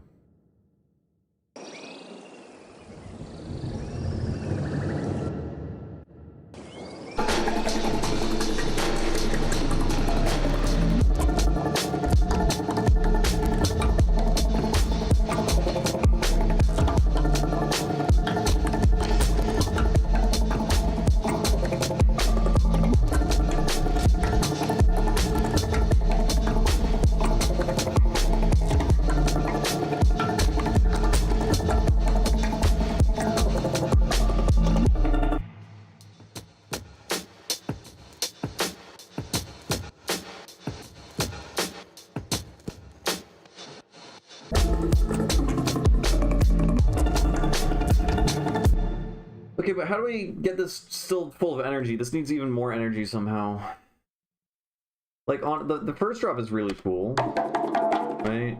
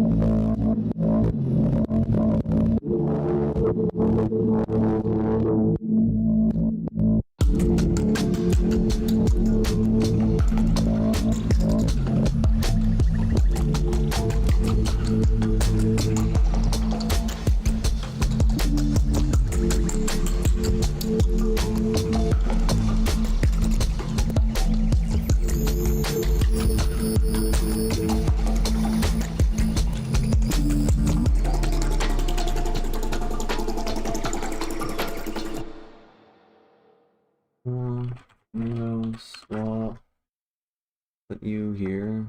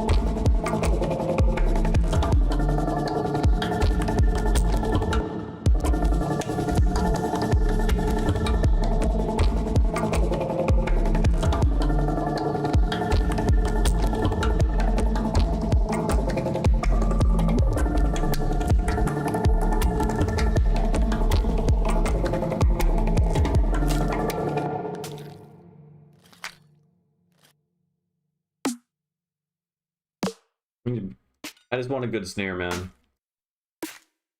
I just want a good snare.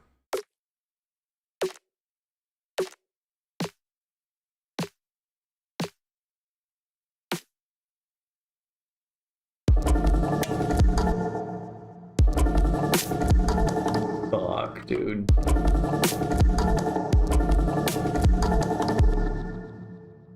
If you came to Mr. Papayolk's dojo, you are already unusually enlightened.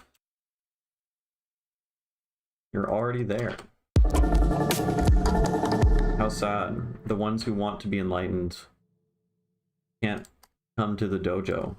Because if they came to the dojo, they would already be enlightened.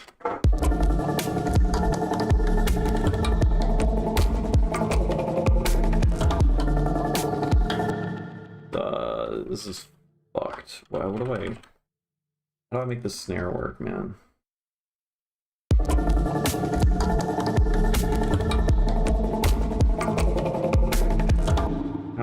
What do I do with you? Oh my lord. I don't like it when you stand on my computer.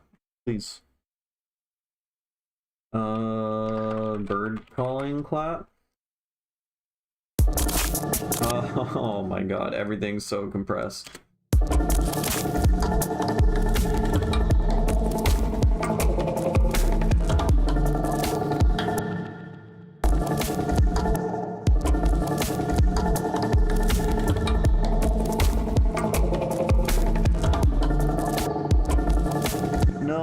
No, you're not gonna eat wires. Okay. And she's locked out of my room. Okay.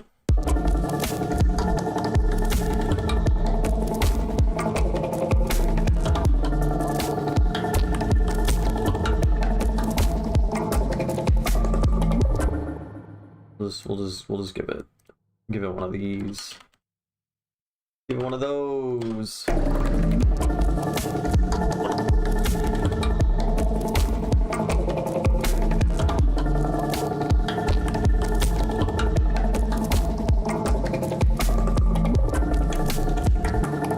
I will say, all of my fans that I've met in real life, which is like a surprisingly large amount for my size, but that's just like the result of me going to music festivals and shit, you know, with the same types of music.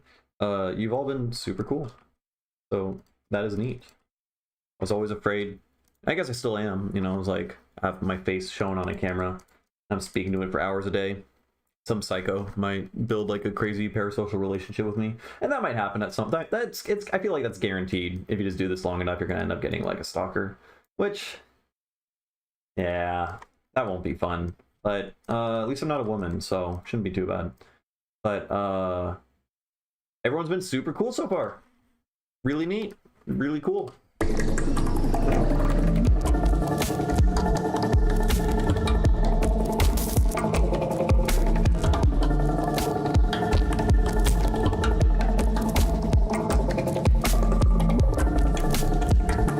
Okay, now I think we do need the drums. Fuck, man. But okay, now that we have, I don't know, we can like,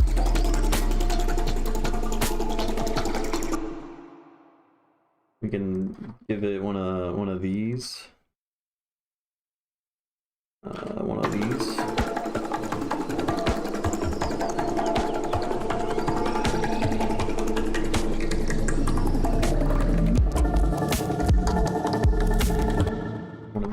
And then maybe we turn the percussion thing back on. I don't know, man. Listen. I'm working with a song from 5 years ago. I don't know how any of this shit works. Which one was it? Isn't it you?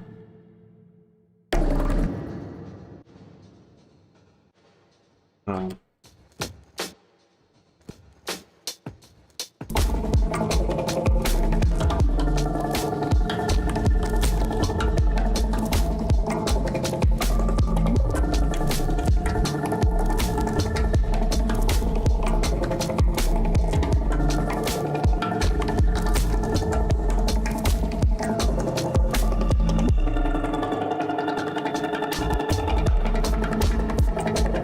Everything sounds like ass. It's just the. Can I just copy and paste this first drop?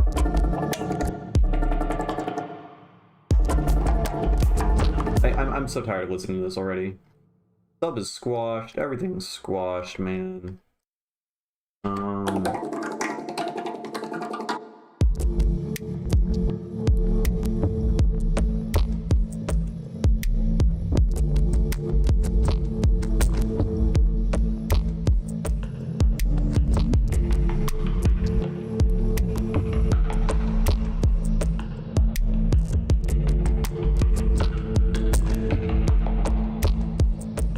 No, yeah, that's very true. Though, I don't know, maybe I'm not like playing video games all day long, right? And like trying to entertain people in like in a weird niche, right? Like most everyone who watches me is like a music producer and just like super into like a creative hobby. So like I suppose that also would attract like a different type of person. I guess it's all super variable. Yeah.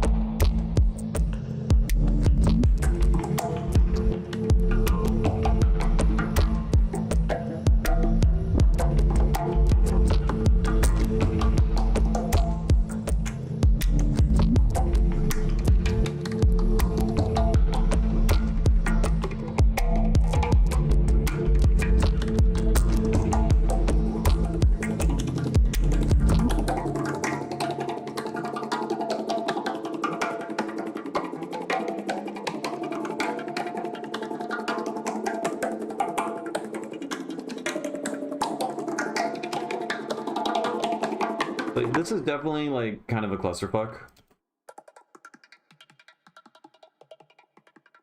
But oh,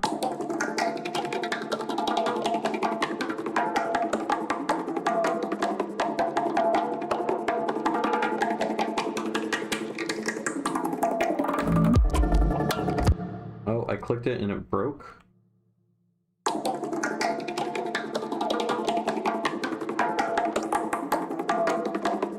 Let's do this so that everything's generally higher frequency.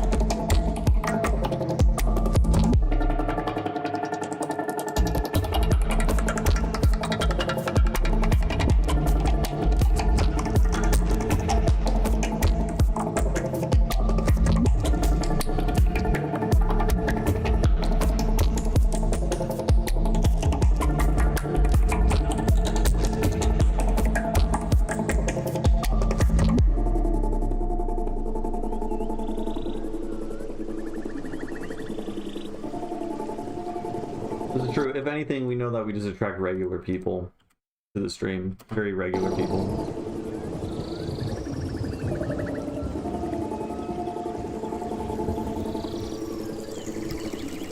Is that a gibbon? Is that a gibbon? Oh my god, my ear is so good now.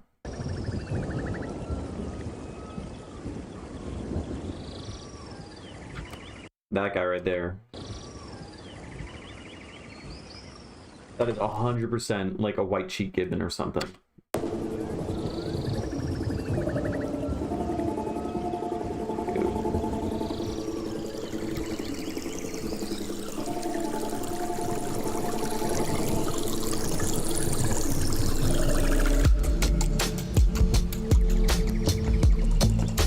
There's a click. Ah. Oh. Oh. Not you. Oh my god, someone's scrolling. Not from that. It's a release thing. It's a sidechain thing.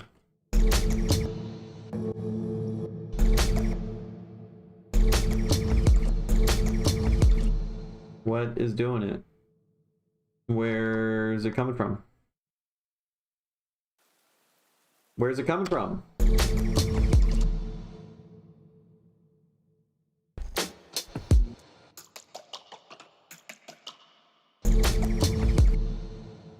What? What? I give up. I give up. No, I can't give up. I can't give up. Ooh. Like, what the fuck?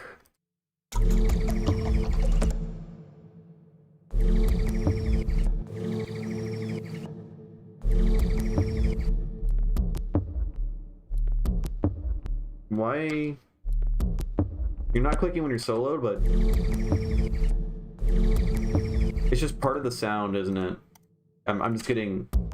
It just sounds clicky. Is that really just what's happening? It's just part of the goddamn sound. That's annoying. Okay. We're just gonna do that. Genius. I'm a fucking genius.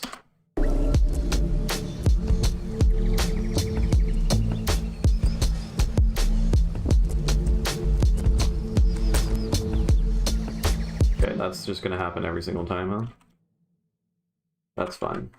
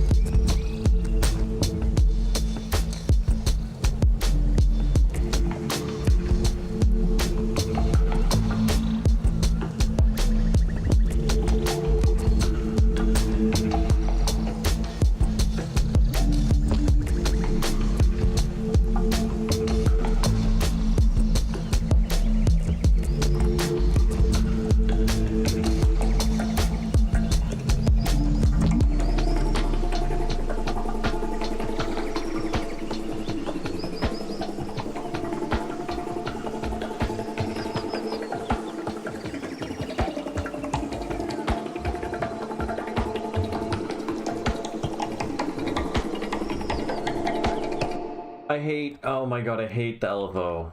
Did you guys know that I'm not a fan of what they did to the LFO? Oh my lord.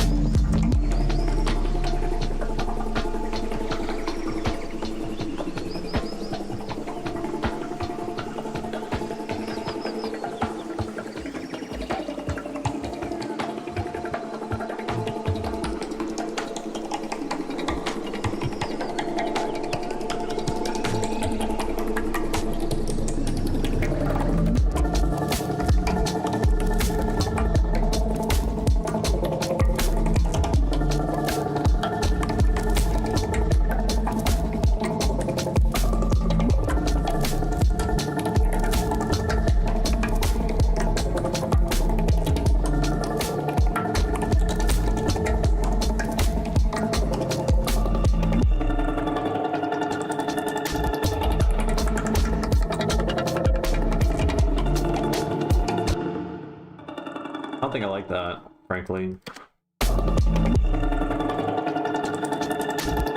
What did they do to it? They just made it so that there's more nested. They moved all the buttons around and they added a bunch of nested menus to everything. So it used to be that you could just immediately click on the shape that you want for the LFO. Now if you want to mess with the LFO, then you gotta find the wave button and open this up and then hit a thing, and then the phase in a stupid spot, and then they made it so that rate on the left is big and rate on the right is small, which is wrong and stupid. And just everything is just more clicks and placed in bad spots. And the only good things that they added is dry wet knob. Dry wet knob is cool. I guess you can subdivide things now. I haven't tried the subdivision thing yet, but I have been doing a lot of subdivision stuff with the normal LFO, so maybe that's cool. And then they added some extra filters that I never use, so the comb filter might be cool. I don't know. I haven't explored it much, but basically I don't like change and I can't adapt. It's a skill issue.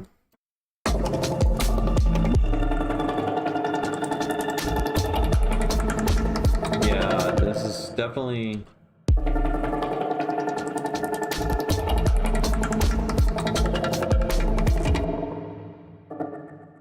What am I using for reverb? Is it in this group?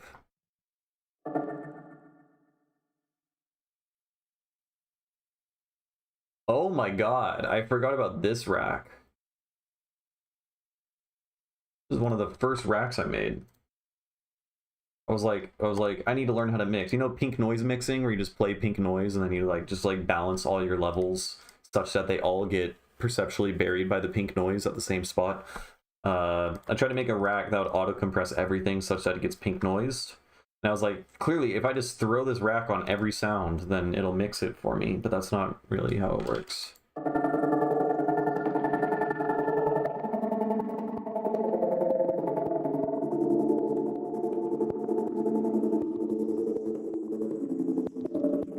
So I still don't know where the heck all the reverb's coming from. The group? Oh, yeah, I have... See... What the fuck was I... What was I doing, man? I'm not using sends. When did I start using sends? This is wild, man.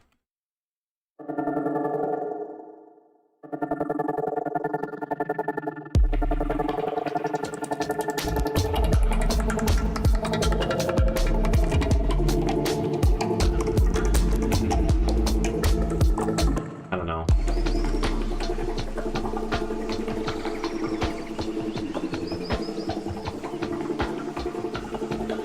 I don't know. All right, I'm saving the project file. This needs a lot of work, as expected.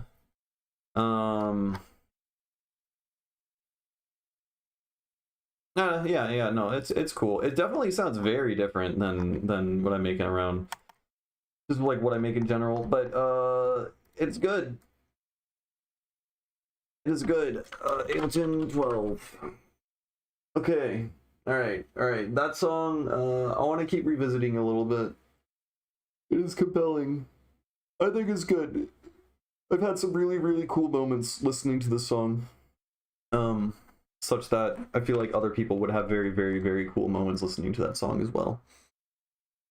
White noise with EQ. Oh, speaking of pink noise, any idea how to create an audio effect rack that can generate pink noise? Yeah, white noise with EQ.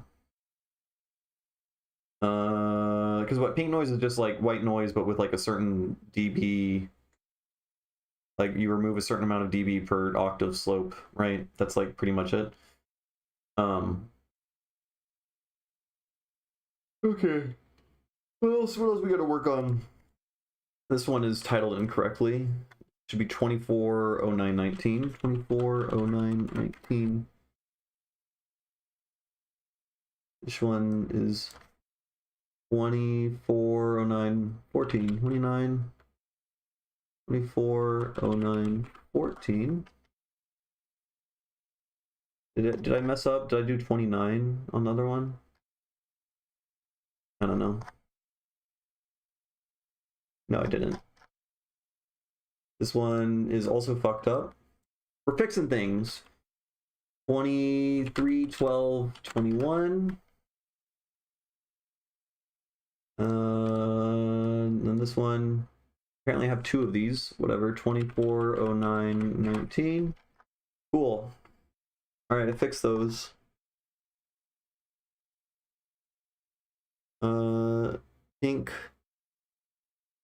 Pink trombone noise. Oh, that reminds me. If y'all aren't familiar, I just pink trombone. Nuts. Yeah, it always has this like audio glitching thing though.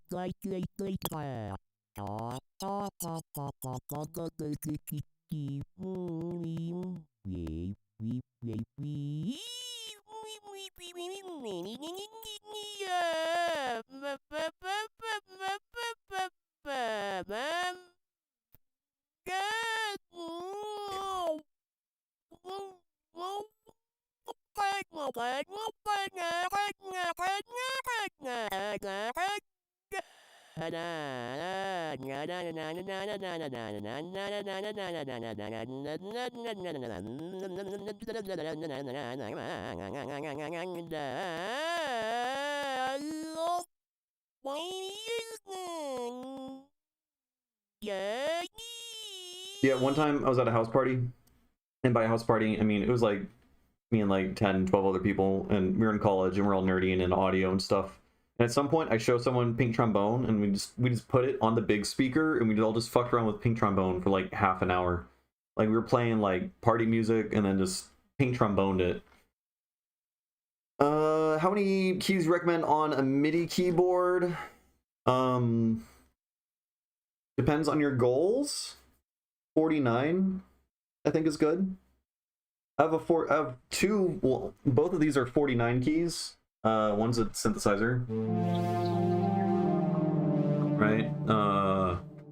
And I am learning piano, and a lot of piano repertoire, has like 88 keys or whatever. There's a lot of pieces that I would like to play that I don't have enough keys, which is a bummer. But if your goal isn't to learn piano, then just like 49 is good. Yeah. Okay, what are we doing? So we worked on that one song, and are maybe bringing it back to life, possibly, maybe, because that could be cool to put into this album, because this album is just full of songs from like the past 5-6 years. So that would be cool. However, that just adds a nightmare song to mix down and finish, because the ending bit is definitely not finished. What are you doing? Okay, my cat is back. There we go. Cat cam. What do we want to work on? So we worked on this song. It's super necessary. She might walk on when she walks on the synthesizer, it plays sound, which is great. Oh, I gotta turn on the camera. Okay. I love this cat. I don't know what to work on. This is pretty much done.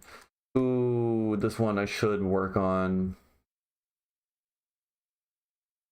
Yeah, okay. Look flu. I made this, yeah, here. This one kind of is infuriating to work on, but is what it is. At first I wish I had gone with a smaller 2 octave that I reasonably could have set up all the time, but ultimately I never input MIDI with the keyboard. I do make electronic EDM. Yeah, it really depends on your goals, because like I guess if you have a 49 key, you're gonna want to actually know how to play the keyboard, right? But if you have 49 keys, if you want to know how to play the keyboard, then you might want more than 49 keys, But 49 is plenty. And I don't know, I recommend learning to play the keyboard, because it'll teach you music theory. I feel like that's like the most intuitive way to learn music theory, right? Because it was like literally made with instruments in mind, particularly the piano. So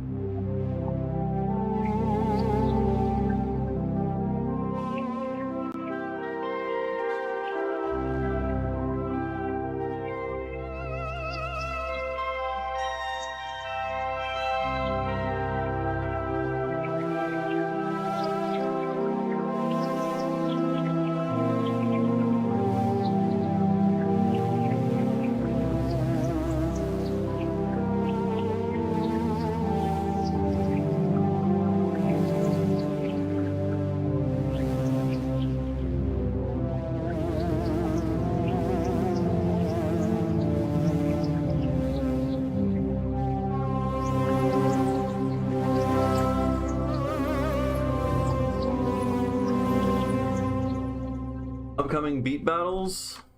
I mean, we could do one now. We got 12 people watching. That's like more than normal, right? Probably like half of that would participate. We could do that. No, this is vaping music. It does sound kind of vapey. I'm hitting my vape so hard to these chords. I'm glad to do that. Yeah. All right. This song.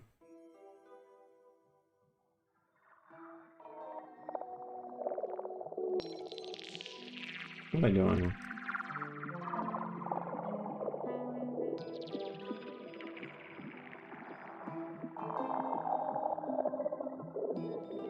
There's clicks everywhere? What the fuck? Is this the right version?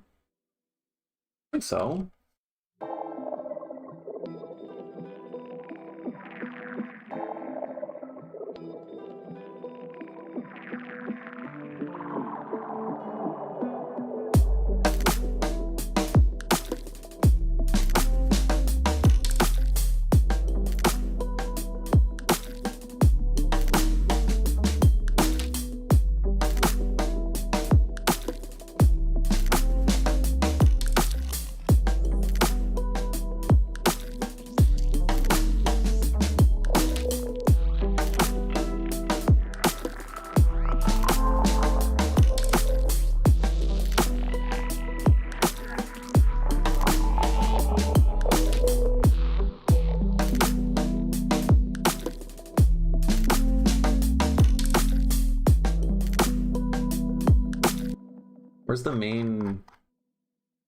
Where's the main chords? Where's the main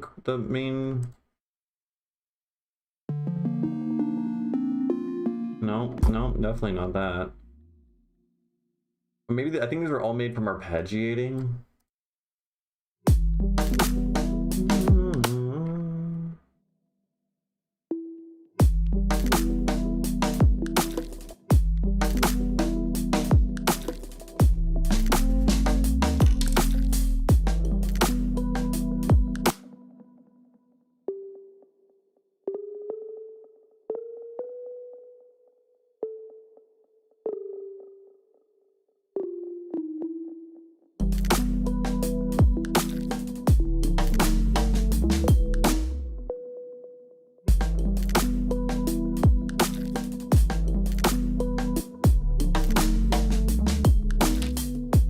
That's fine. Let's do serum. Let's get that one that one thing I made like just a second ago.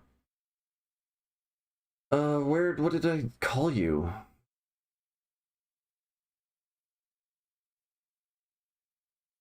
Did I not give you like a very obvious name in the right spot? Apparently not.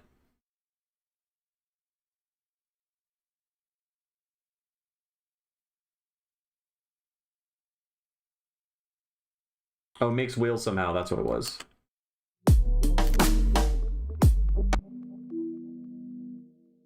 Well, let's go.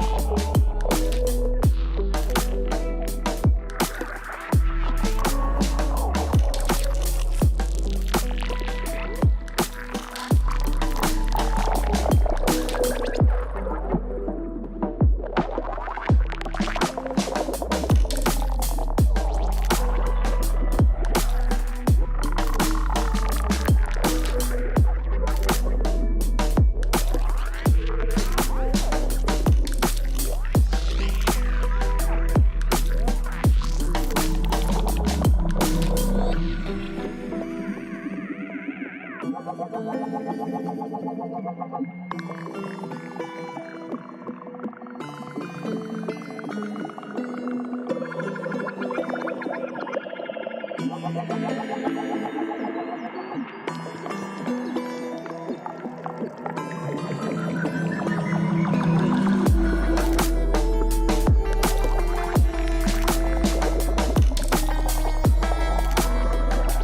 all fucking broken, man. I hate...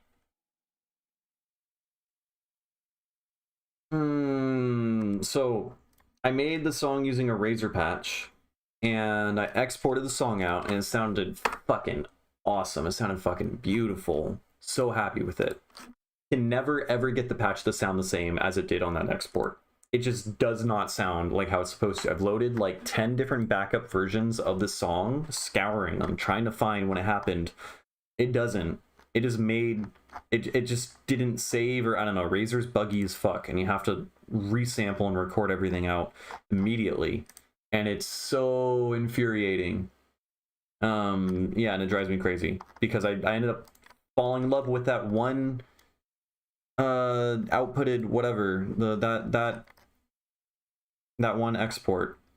Here, let me find the one here. This is what it's supposed to sound like.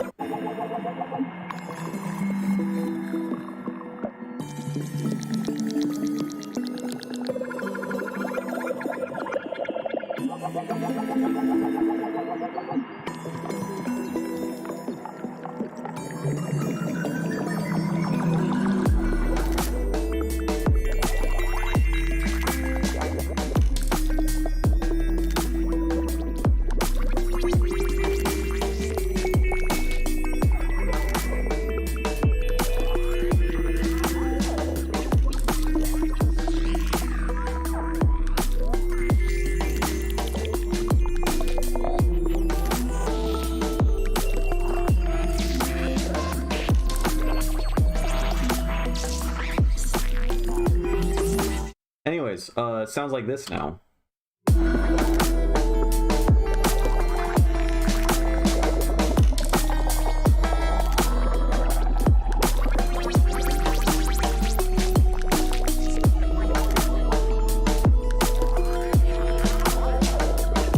Totally not at all what it's supposed to sound like. Or as cool. And that makes me sad. It makes me very sad. Let's see if we can make something cool out of this patch, though. No, stop eating. Oh my god. She knows. She knows. I know she's smart. She knows she's not supposed to eat cables.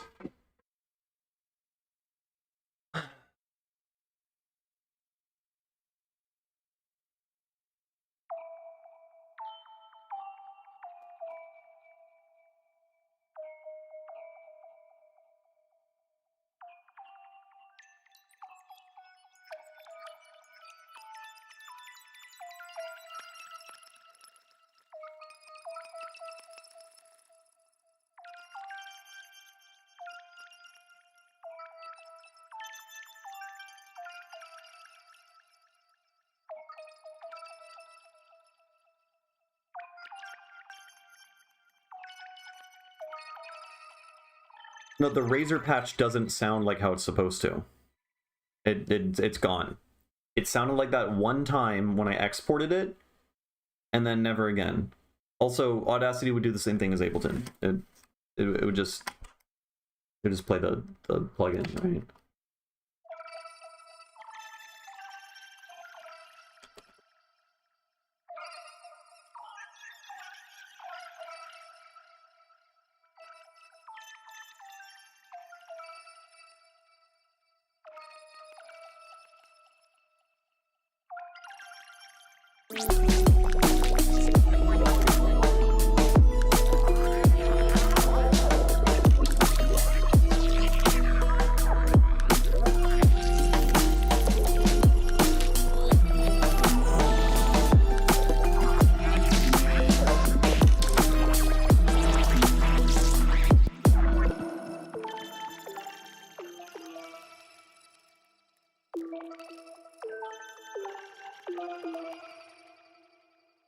What are you doing?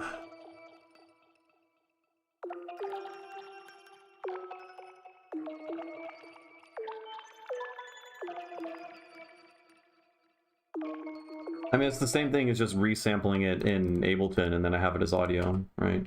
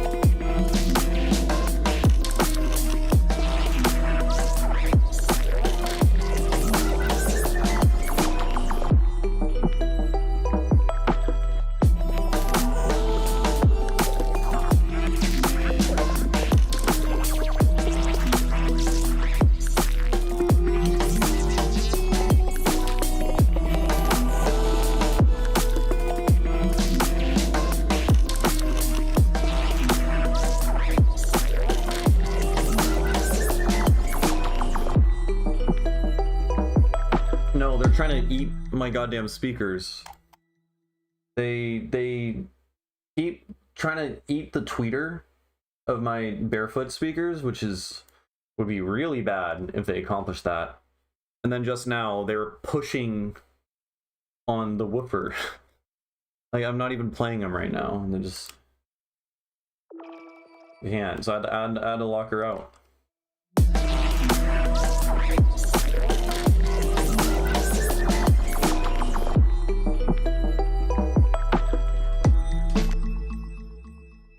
What if we distort you a bunch?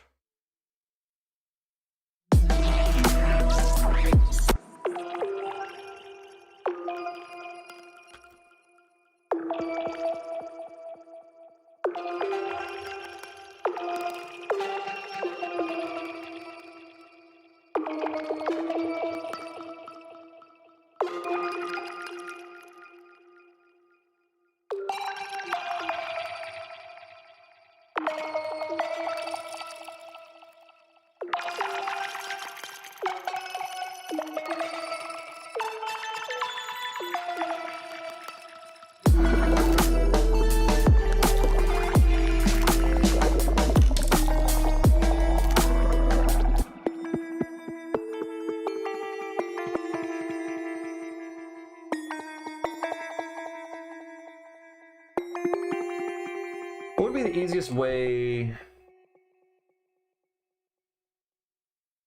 I want to shorten the release on the synths here, but to print it out to audio. What would be the easiest way to do that? I don't want it, I want it to be spectral. So I don't want to just put a gate on it. I don't think so. You save many CPUs of roar, erosions, etc. if you allow that is a good wisdom, Mr. Leaky. That is a good wisdom. Okay, what can I...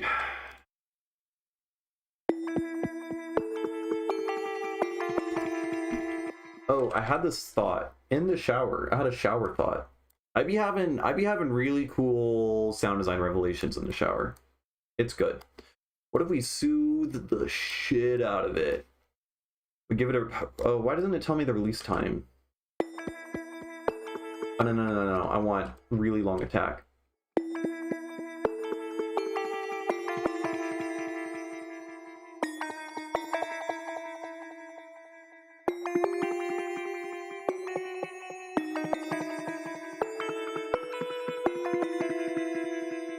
Is that even doing anything, man?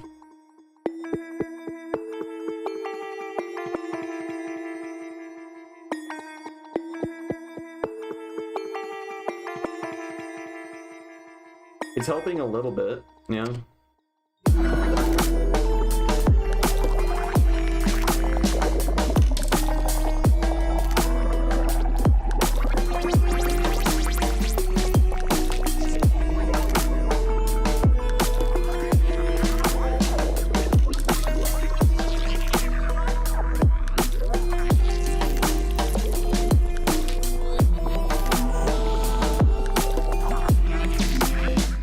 trying to add a shorten the release of the tails of all the synthesizers here,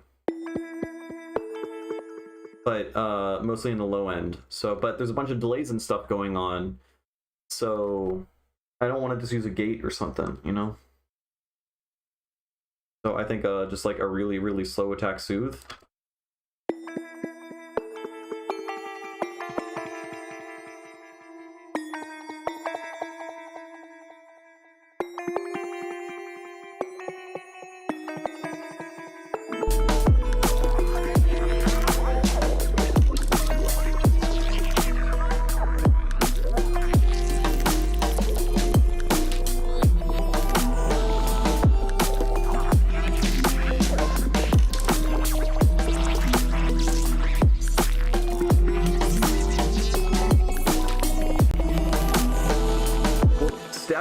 I just want to shorten the release. Stab would give me only the transient in the beginning, right? I want, instead of it to release out for 3 seconds, I want it to release out for 1 second or something, right? And I think the soothe, the thing I did with soothe, is probably the best way I can think of.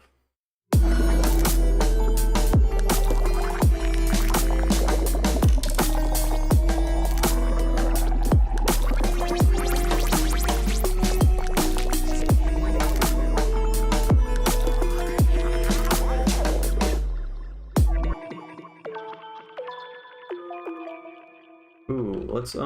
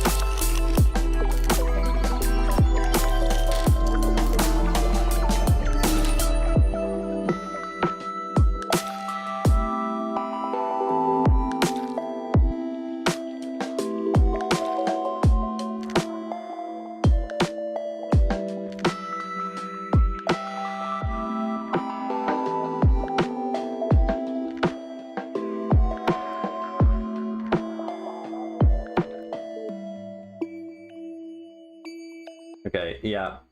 So the part where it says clusterfuck is a clusterfuck, but we're getting somewhere.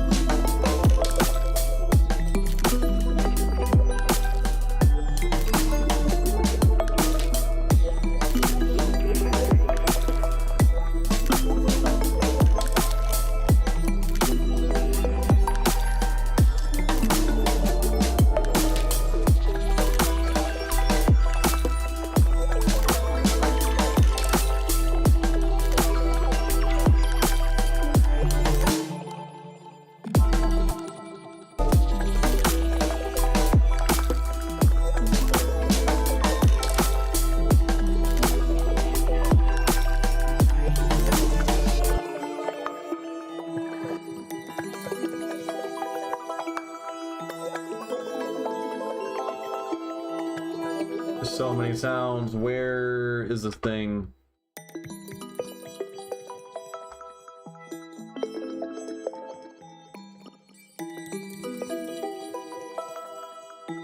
Yeah, that's fine. Oh my god, it's a nightmare. It's a nightmare. There's like a group and a group and a group and a group and a group.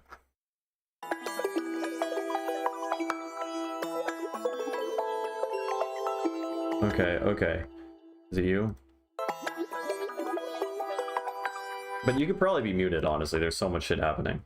Where would the sound be?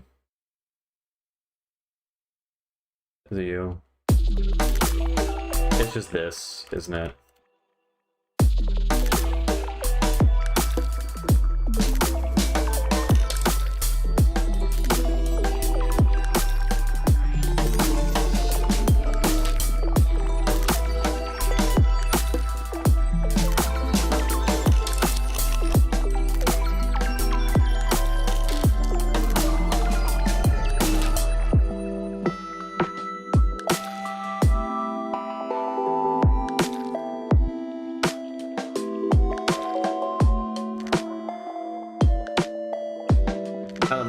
Alright, the ending outro is weird. I need to either continue that out or get rid of that melodic idea. No, that melodic idea is okay. I've been long battling. I tried to have that melodic idea play in this section, and then I later decided I didn't like it, and then tried to go back to just the arpeggiating thing.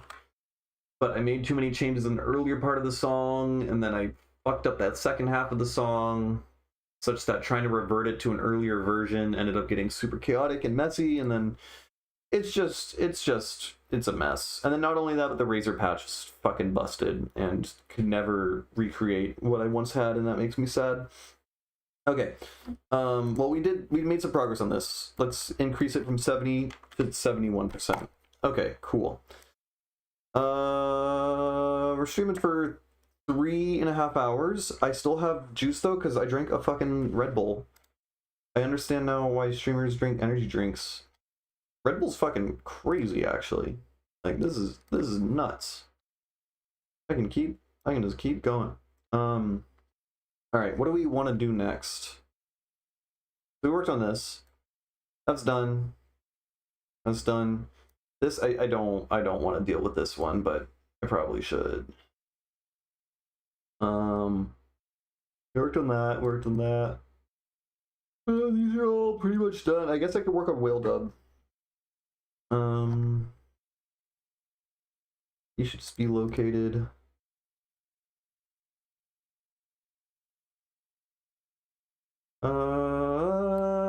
Where? By the way, if anyone wants track feedback, this is a great time to do it, because I need to distract myself in between working on songs. Here, let's go this one. And then I'm gonna get some water. I'll be back in like 30 seconds. Yeehaw.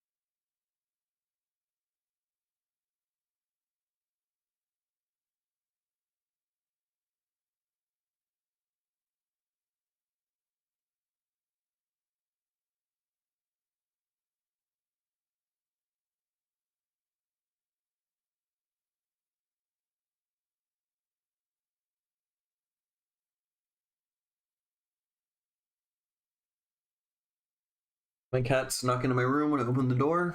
Let's see if you're gonna behave. Up to you. Send me a track. Okay.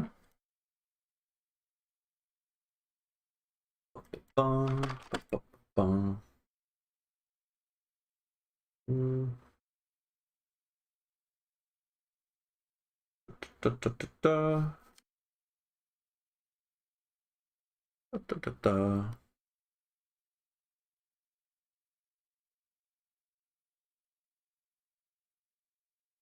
Send it to me personally. Okay. Well, this looks like it's already a released song, so it's not something you're actively working on. I think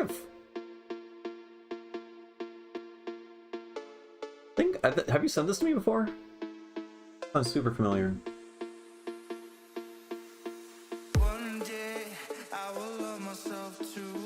No, I don't think so.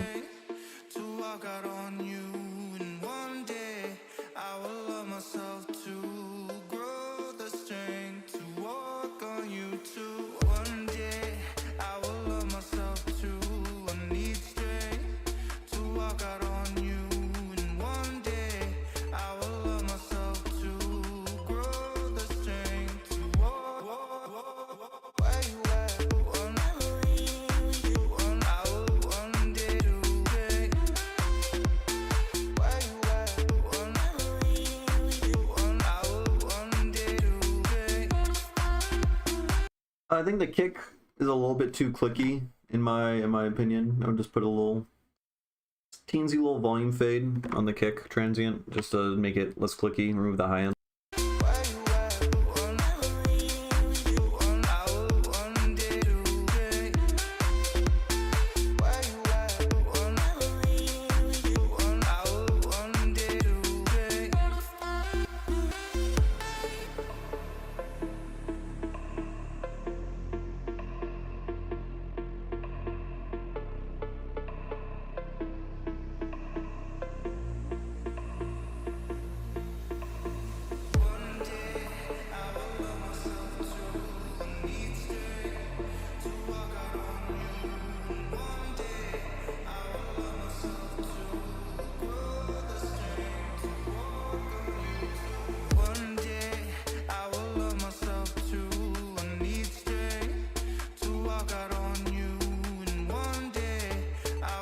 I'm not super crazy. It's fine. It's fine. But I feel like there's like this really big dramatic breakdown, and then it goes.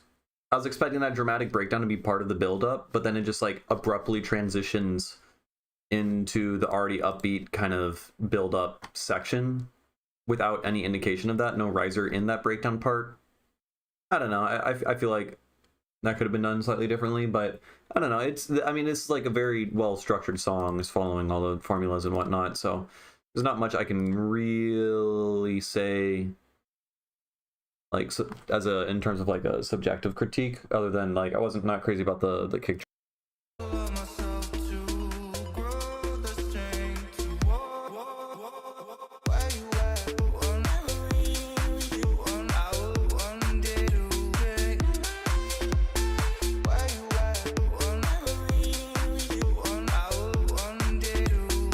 Yeah, I feel like the only real critique is it's just too commercial in terms of like all of it. The chord progression, even and structure, it's all very predictable. It's nice, and you did the thing, so like good for you, you know. Like you had an intention, and you clearly accomplished it. So like I can't diss on that, but trying to like at least push the envelope a little bit more. Probably would be good. Like at least with like song structure or something. Make an interesting build up or something. Make the breakdown more memorable, other than like following a formula. You know?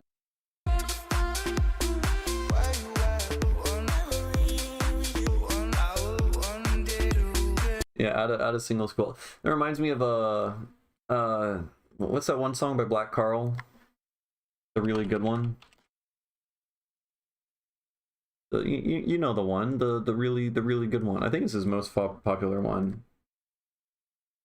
Black Carl is not.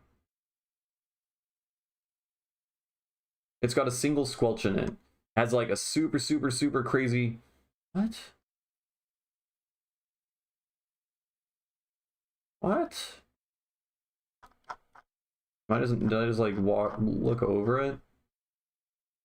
It's a super crazy drop, and it's like really nutty. And then there's just like a single mwah in the middle of it, and it goes hard as fuck. Now I want to know. Black caramel. Oh, is it mixed signals? It's mixed signals. Yeah.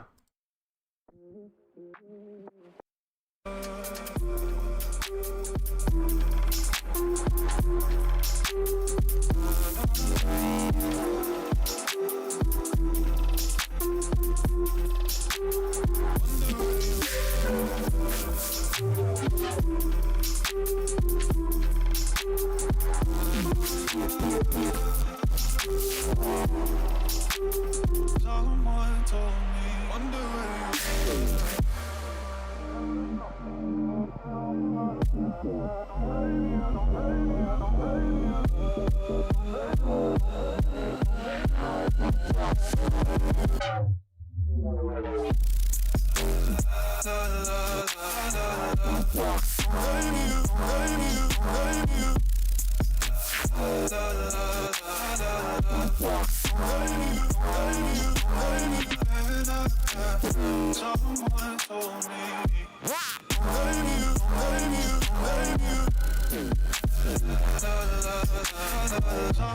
told me. Someone told me, wonder where you are. Baby, you, baby, you, baby, you, baby, you. Baby, you, baby, you, baby, you, baby, you.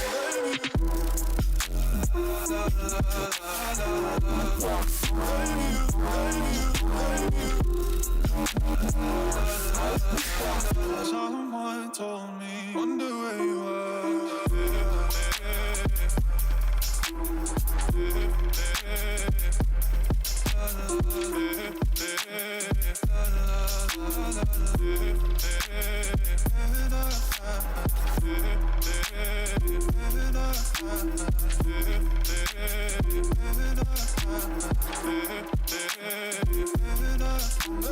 Someone told me, wonder where you are.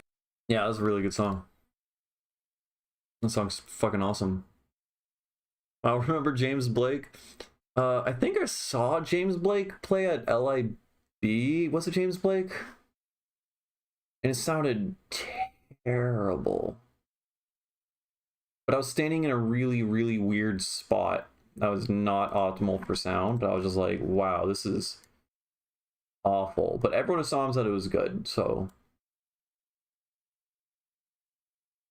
I don't know. Okay, we're working on this fucking song. I just gotta do a ton of subtract work for this section and like delete everything. But the song sounds like this.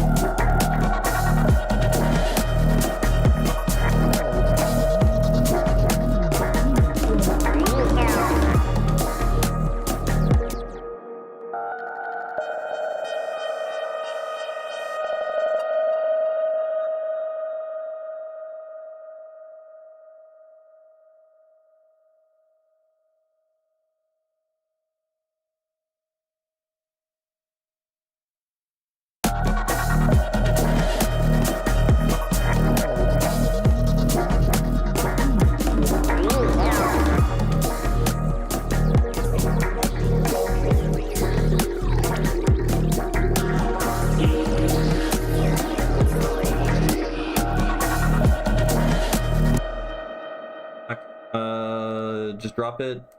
Join the Discords in the description. Drop in feedback and whips. And I'll give feedback. Yeah.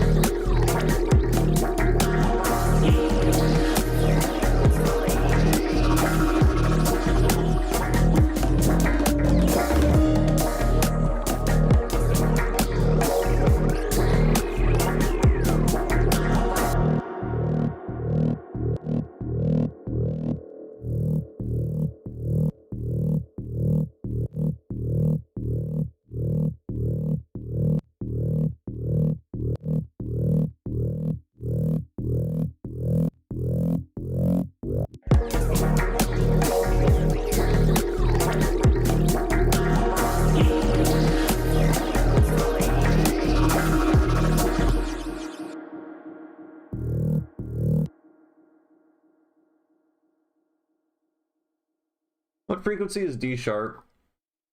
Like D sharp is like 38, I think. Oh, I'm so good. It's more like 39. It's more like 39.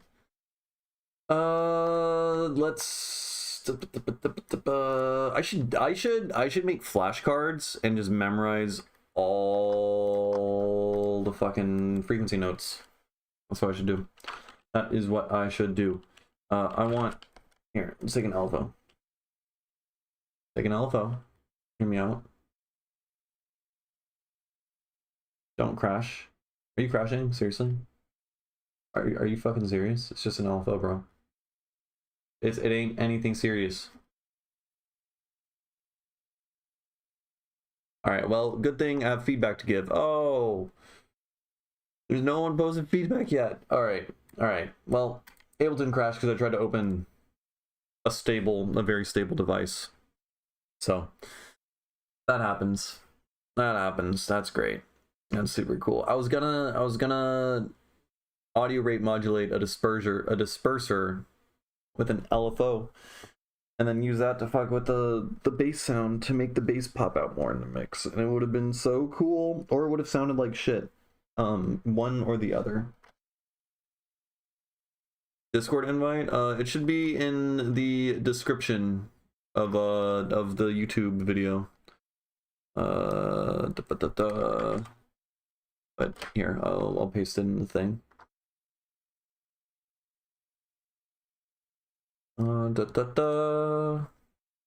Oh, more bots I can ban. Get out of here. You know, there's no bots on YouTube. Now that I think about it, that I know of. You could all be bots. That is also true. A lot of bots on Twitch.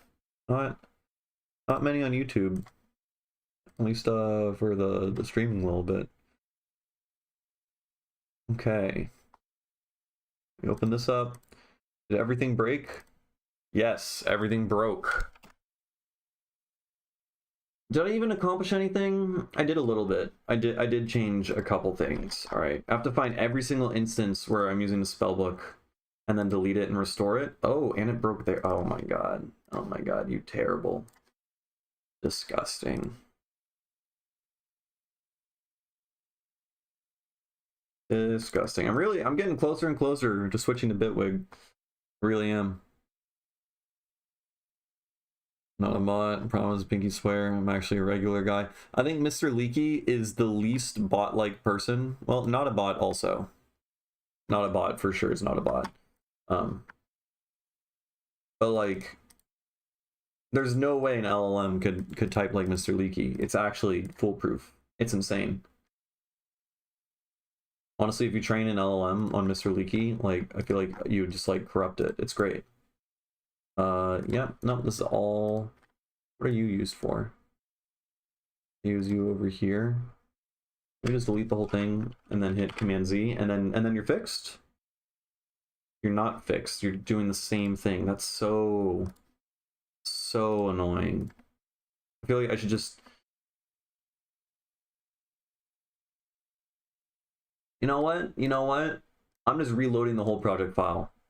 Whatever change I made, I'll just do it again. I'll just do it again. I know what I did. I applied an EQ to a delay send.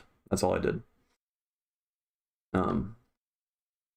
That's so infuriating. Oh my god. Because essentially, every time Ableton crashes on a live project, every one of my racks that involves using a spell book, everything unhooks.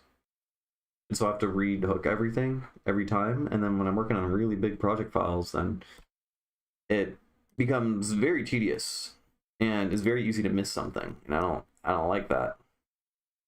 Not one bit. Okay, this thing's back. Now, let's just go find... Honestly, I'm just gonna put soothe. I know before I did an EQ and I like automated the scale to like increase a bunch, but I'm just gonna hit him with a soothe. And then that should take care of that.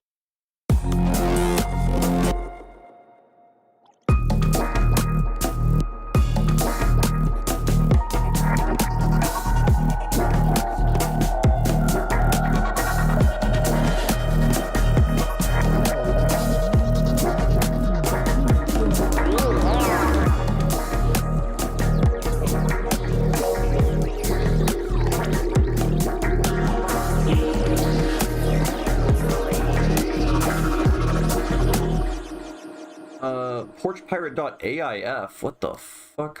How do I play this? I have to download it? Alright.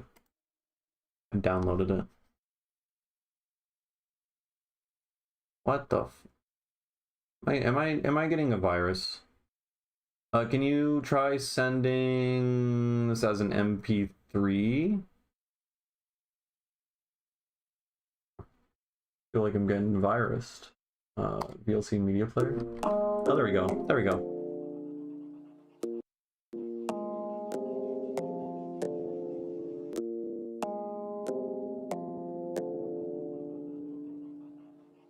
It's playing at like 50% speed.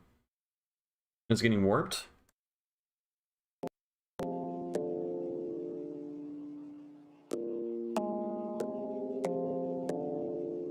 What the fuck?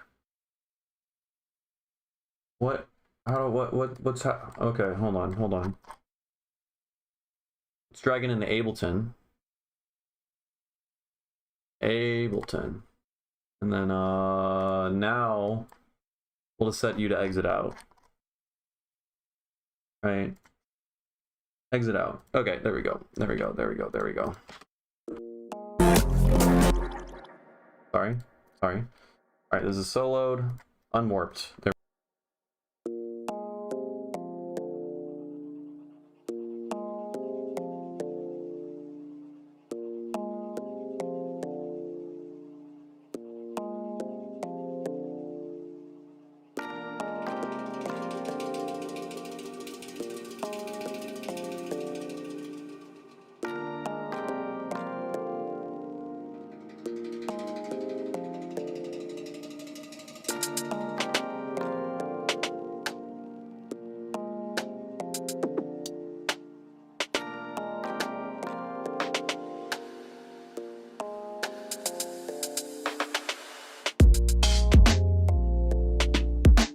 Wait, hold on one second. I'm sorry to break the vibe, but I think I heard clipping.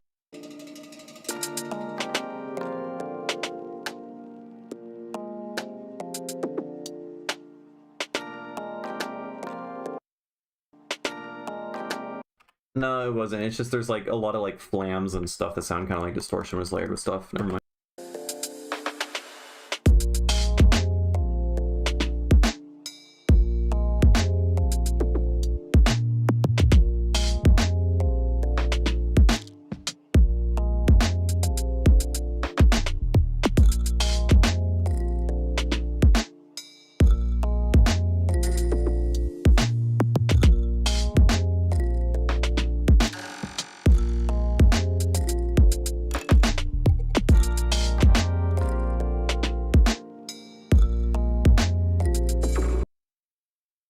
Oh god, I'm sorry. I'm so sorry.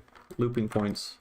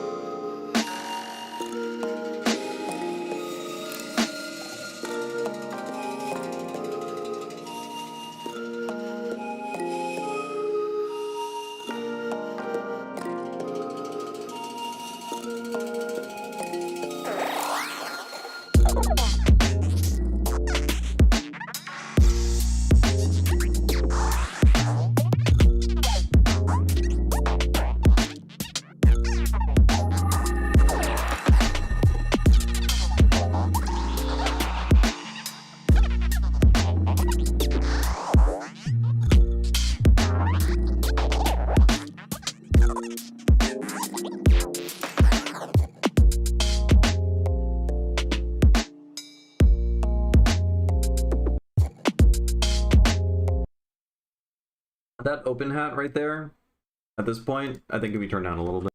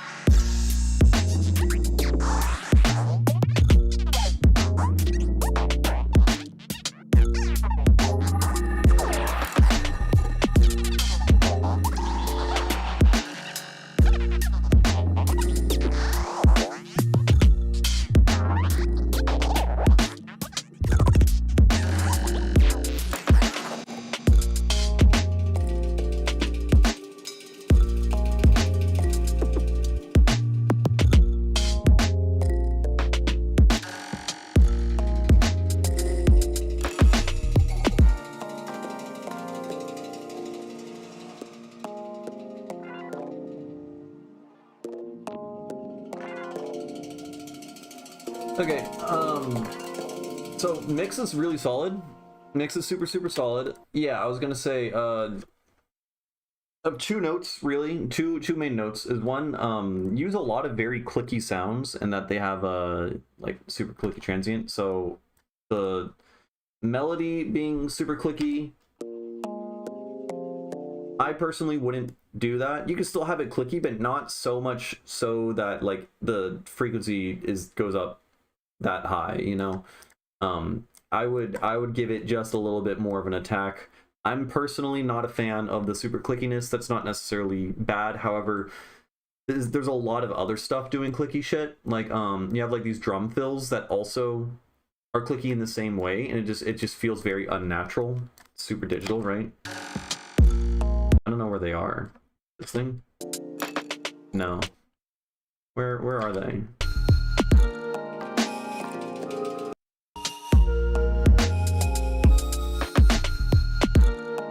Anyways, you know what I'm talking about. You know the song. There's a lot of super clicky stuff in there. I would personally put volume fades, just a little bit of attack on all of them, make it feel a little bit less digital and whatnot. Otherwise, the only other like critique or creative thought I would have is this thing doesn't change at all throughout the entire song. It's like really asking to be layered with other sounds, playing the same melody, transforming the patch, make it like super airy, make it noisy at different parts, filter it around, add effects, stuff like that. Make it really transform and carry a different vibe and intention. Even though it's playing the same notes, by changing the timbre and the instruments and stuff like that, you can really emphasize, or not emphasize, just like paint a different color, a different picture. And that's what I would play with. Maybe change an octave, change the patch, layer it with other stuff. Yeah. That's really it, because it gets like a little bit boring at some parts, but then you pick it back up with like the build up and stuff. But you could keep the interest super engaged if you're just constantly just slowly transforming that synth. Then you can end up getting like really cool. I don't know. In my mind, I was imagining like it's a very tippery sound on forget the song. I forget the song. But I want to recreate it right now. I'm just gonna do it. But that's pretty much my feedback, honestly. Mix is very, very solid, super, super solid. Oh, I guess the only other thought, and this is just a note, is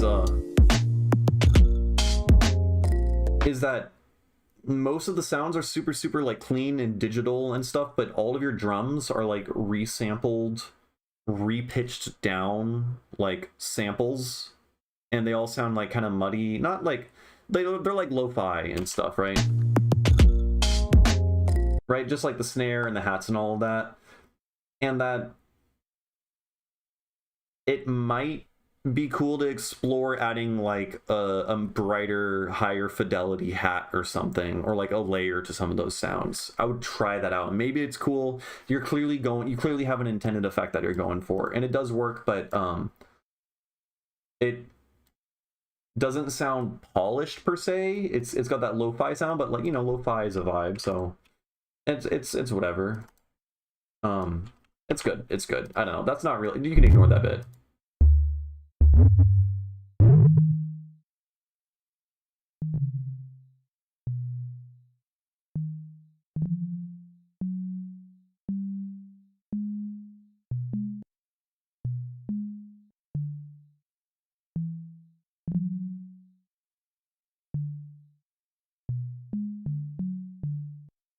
I don't know if that was how it went.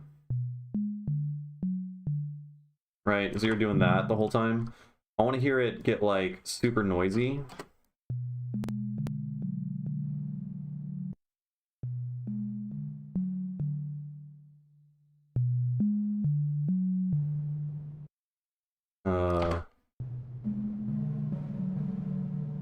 And then like get super noisy and then go fucking crazy with filters on top.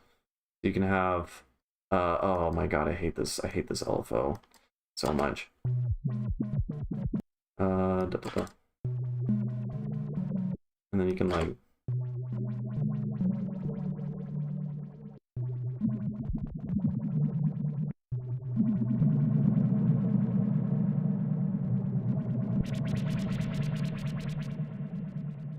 I can't fucking do it right now. Exponential algorithm stuff. My favorite drum samples are drum VST. Addictive drums is pretty good. I've only scratched the surface with addictive drums, but it's good. Hoopla is a fucking wizard at it. He uses like addictive drums for literally everything, and his drums sound amazing. So I would recommend that, though it's kind of pricey. Otherwise, I don't know. I don't really have like good advice for like sample packs. Because like 6 years ago, my friend, he's like a sample hoarder, and he gave me like a 500 gigabyte hard drive of just a fuck ton of samples, just like ripped from like vinyl records and CDs and stuff like that. And ever since then, I just never ever downloaded another sample pack. I usually just type in hi-hat, and then I just grab something. I just grab something that pops up. Something's usually going to be good, but I don't have too much advice for that, sorry. But if you what was I thinking? Oh my god, I hate this. I have to go to mode and set this to time.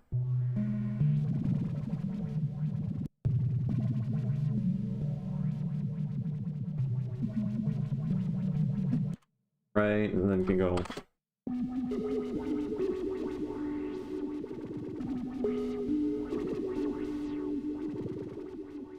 something like that.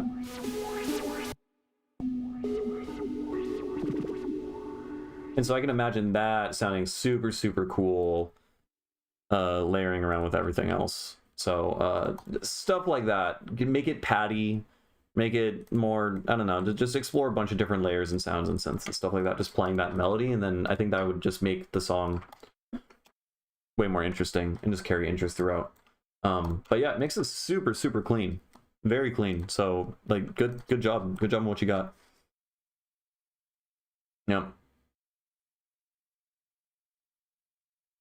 Yep. And yeah, it looks like Exon just said in the chat, I don't know if he's watching the stream, probably not. He said synth is too dry, give it some space. So yeah, just like play with and play with release. So yeah, playing with reverb, release, make it transform over time. Use Mr. Bill Rack for the main repetitive lead, things called clicky signs. Gotcha. Yeah, it's a little too clicky in my opinion. That's super subjective though. A lot of people do the clicky stuff and like it. But I like my stuff smooth. Yeah. Okay, let's see.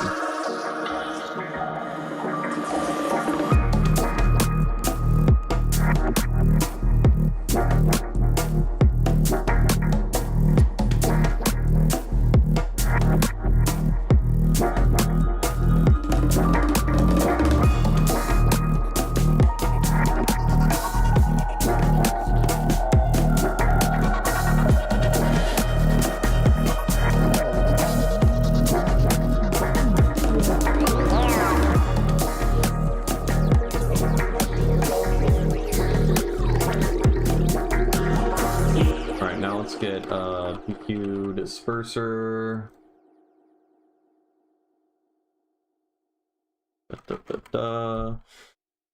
And then we put you on the frequency, right? And then we set you to 39 hertz, which is D. Insane.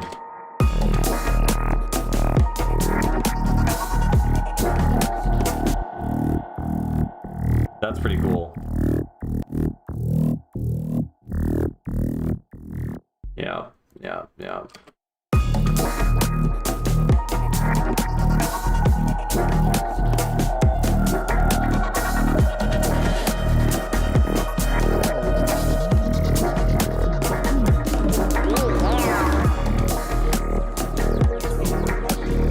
So I think I was supposed to add you over here. Let's do it just a little bit. Let's do it just a little bit over here.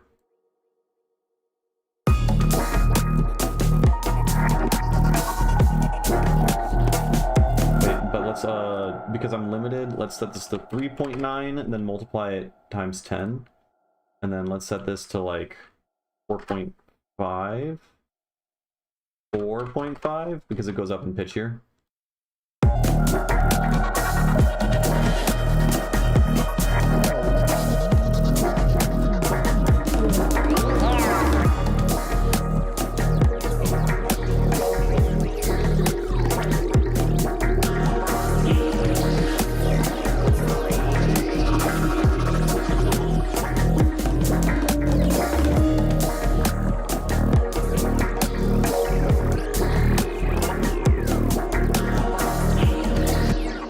In a group, unfortunately, because when you try to automate offset on an LFO, you get this awful thing, which it's annoying.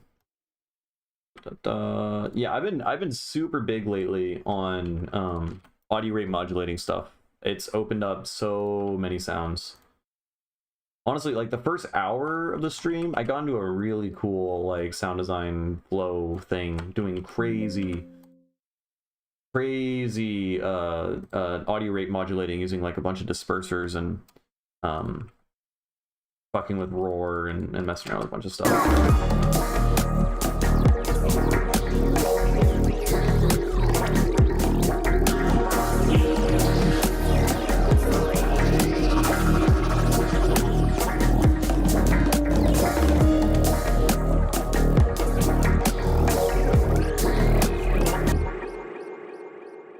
This is pretty good. I gotta sidechain everything else to this though.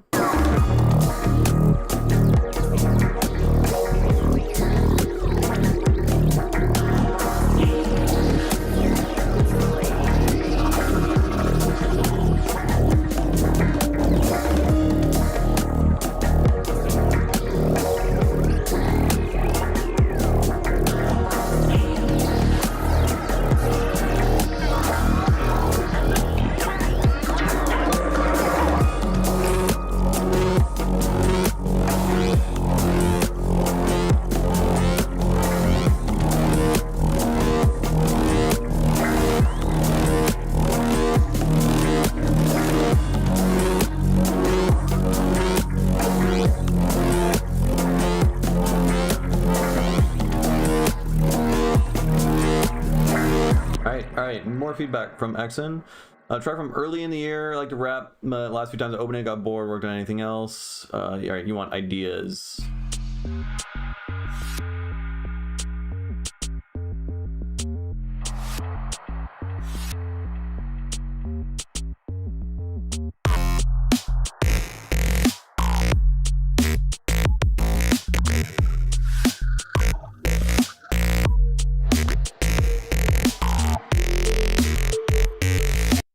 I want to hear auto filter with a high resonance going fucking crazy, going ow, doing stuff like that. That's what I want.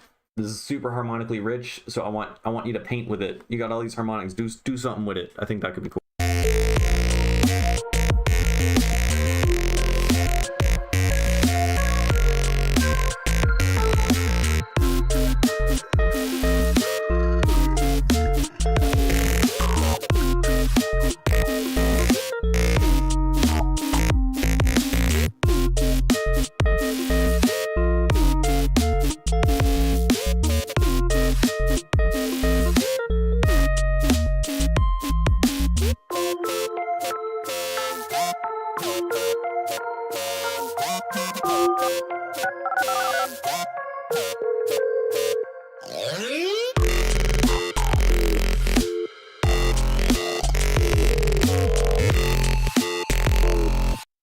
This drop I think is a little bit too busy. The saw bass I would try removing, and really just emphasizing the dial tone doing the pulsing on the downbeat.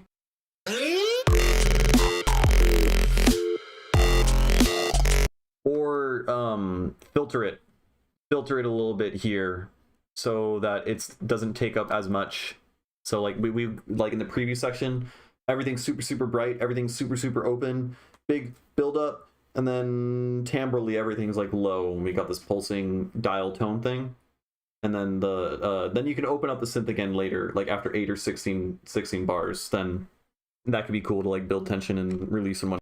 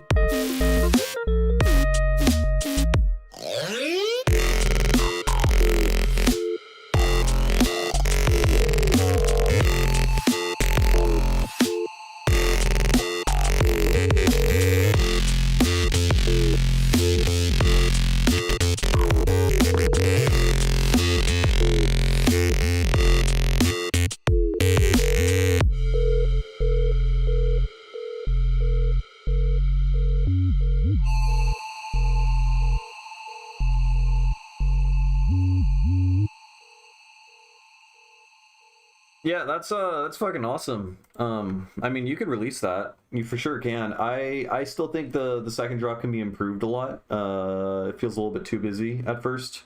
And then also in the second drop, like it's like 16 bars of basically it's like a wall of noise of that same sawtooth wave, not really changing much and just playing the same notes over the drum beat.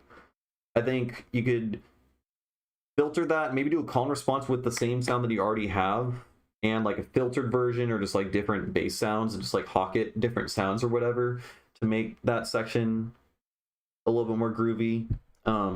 You could try adding drum fills. So drum fills, I don't know, at the end of every like 8 or 16 bars, because that's something I'm super weak on. I rarely ever do drum fills, and I saw Flintwick like a week ago, something like that, he's like at the top. He's like one of the best producers there is. He's fucking nuts. And I noticed that like every 4 or 8 bars, there's always a drum fill, and they're always like it's gas as fuck. It's so good. They're always a unique, slightly different, modified. Something is doing a fill. Sound design doing a thing. The beat always pauses and then boom, boom, boom, boom, and then it goes hard. And yeah, there's like no drum fills in your song. I rarely ever do drum fills either, and it's something I need to work on for sure. But I think some of that would be good. Yeah. Yeah, I know you like the saw bass a lot, so I can see how you get blind to it. But I mean, yeah, it's good. Trying to think. I feel like I had another thought at some point. I feel like it was relating to the phone sound. Maybe not. Maybe not. Let me go back.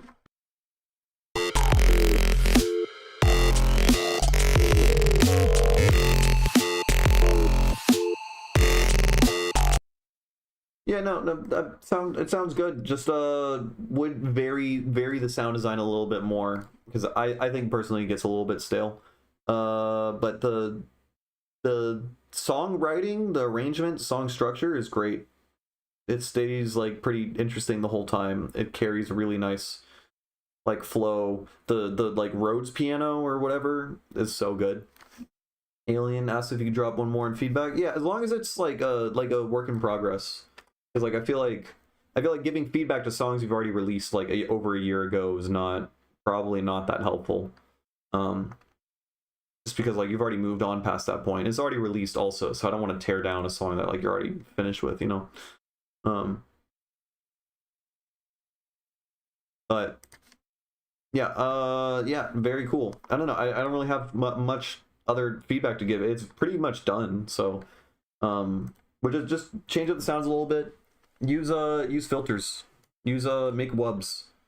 There's no wubs in your music. You can use a couple wubs. A couple. I understand not wanting to put wubs in there because they're overdone, but they're overdone for reasons because they're good. Put some like sawtooth LFO on a auto filter, opening up kind of thing. Yeah, thanks for submitting the thing. I always like listening to your stuff. It was really good. It is very good. Yeah.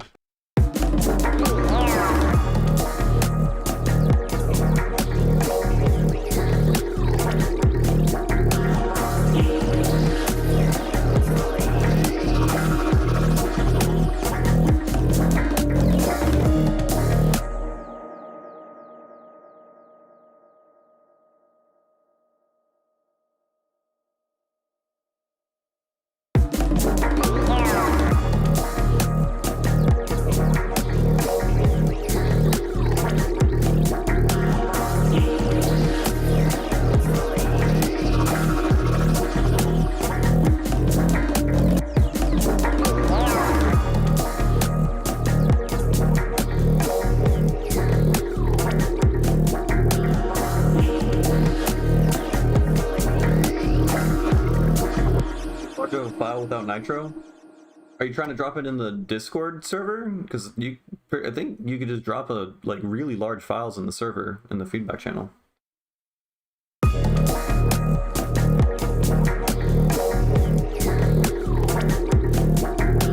I don't know how that works, because I don't pay for Discord fucking anything, and I don't understand why like some people can't link stuff in Discord because of nitro, but I can. To my knowledge, I'm not paying for shit. I hope I'm not paying for anything. Definitely shouldn't be. I don't think I've ever paid for any Discord.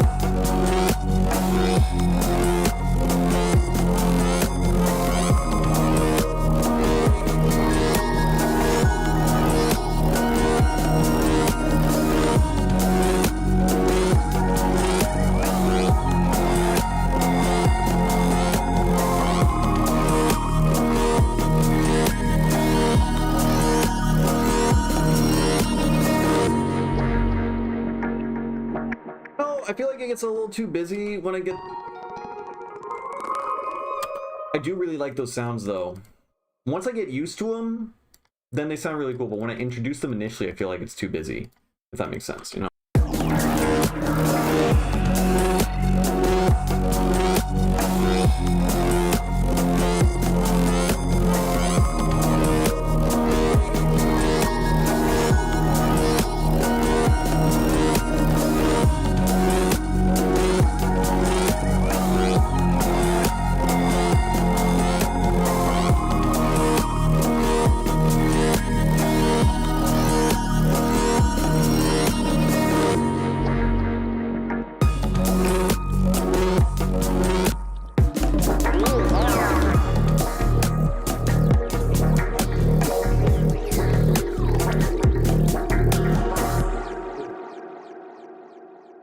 Might be a concern.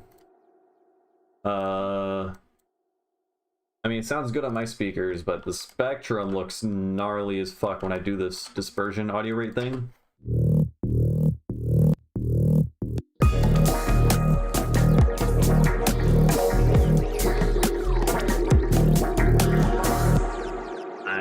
It's fine. We're fine. Yeah, I think I might have cleaned. I just changed some volume fades, and I think it works.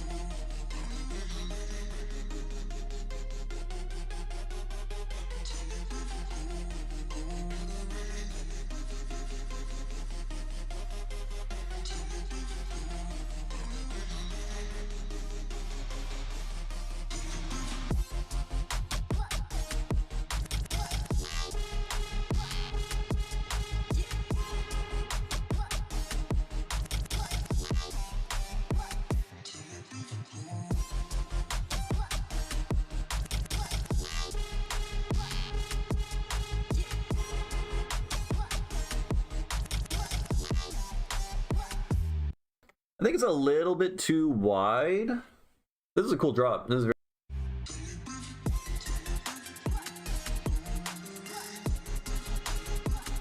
Yeah, it's much too wide, I think. And like sounds like kind of phasey wide. You know?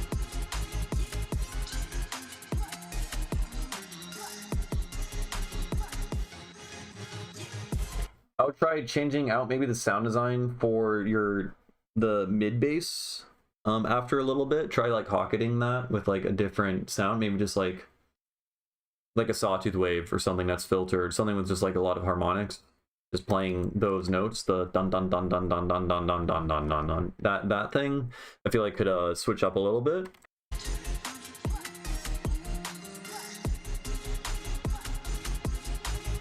Or just like layering it or something, but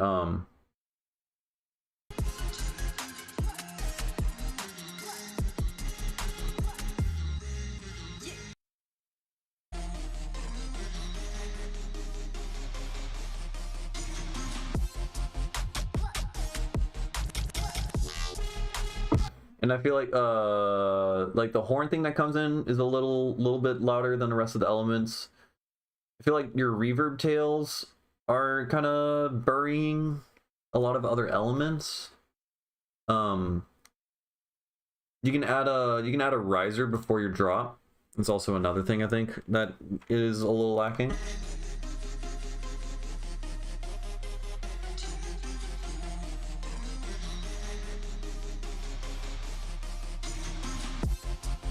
And then another thing you could do is, so this is constantly pulsing like quarter notes or 16th notes or whatever. At the end of every phrase, make it just play out. So dun dun dun dun dun dun dun dun dun, bump, and then it comes back in. You know, change it up, because you know if it's doing one thing the entire time, then you can change that up to like build tension and then build back and go back into the thing, right?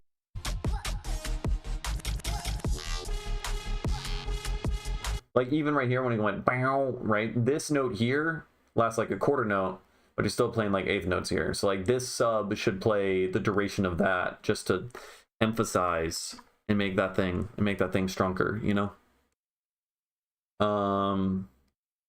Yeah. So just like more variation with the sub bass, I think could be cool. I mean, you could even like pitch bend it, you know, on the downbeat goes boom, you know, and then go back into the quarter note pulsing thing and then draw out for a second. So like there's a lot of stuff you can do with the sub bass just to make that feel a little bit better. Otherwise, I mean, it's a cool like dubstep drop for sure. Make it less wide, make things more centered.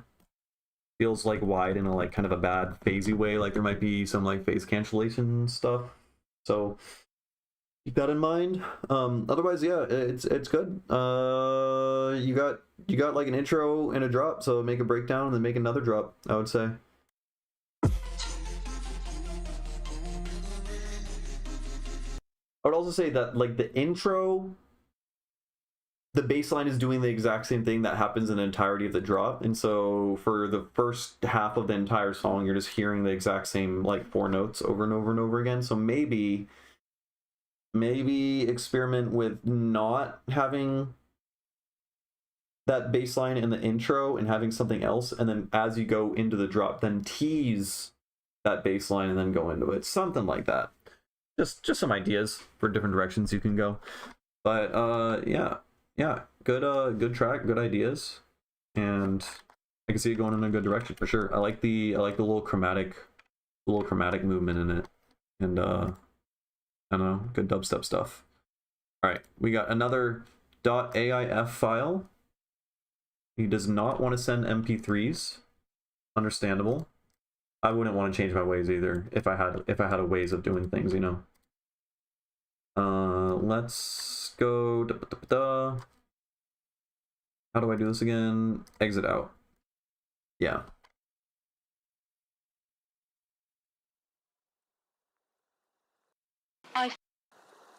I've seen people. One friend of mine thought he was an orange for a long time. I haven't seen him since he thought he was an orange, in fact. He just wouldn't let anyone touch him because he was afraid he was going to turn to orange juice, which, you know, sounds kind of funny, but when someone really believes that they're an orange, it's kind of scary.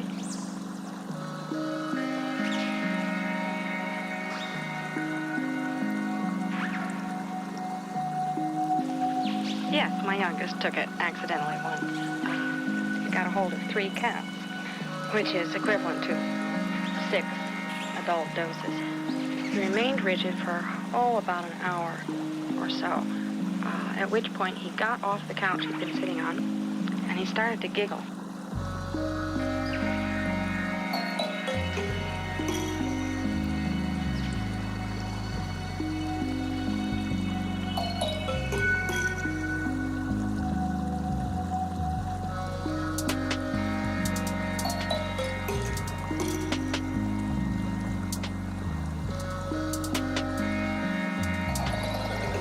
A friend of mine thought he was an orange for a long time.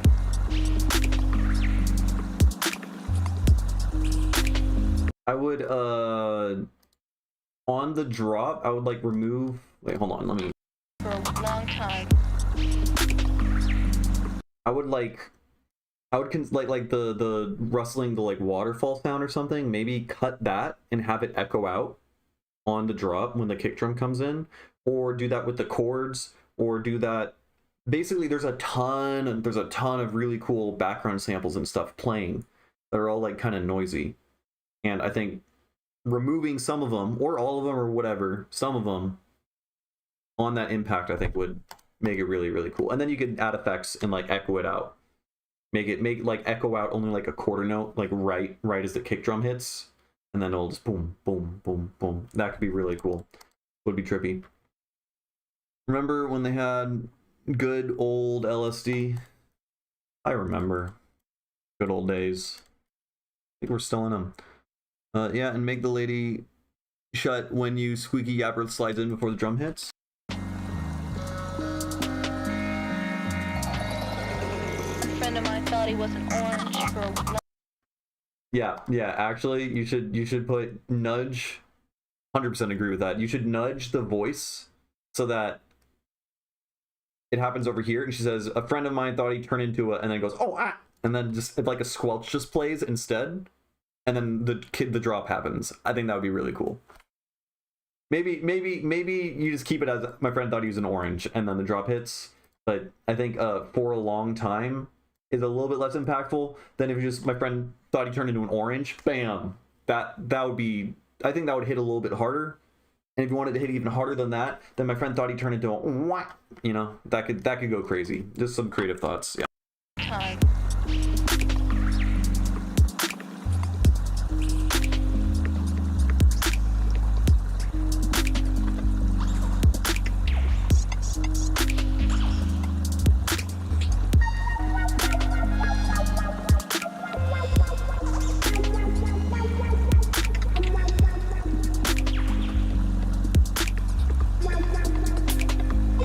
And he started to giggle.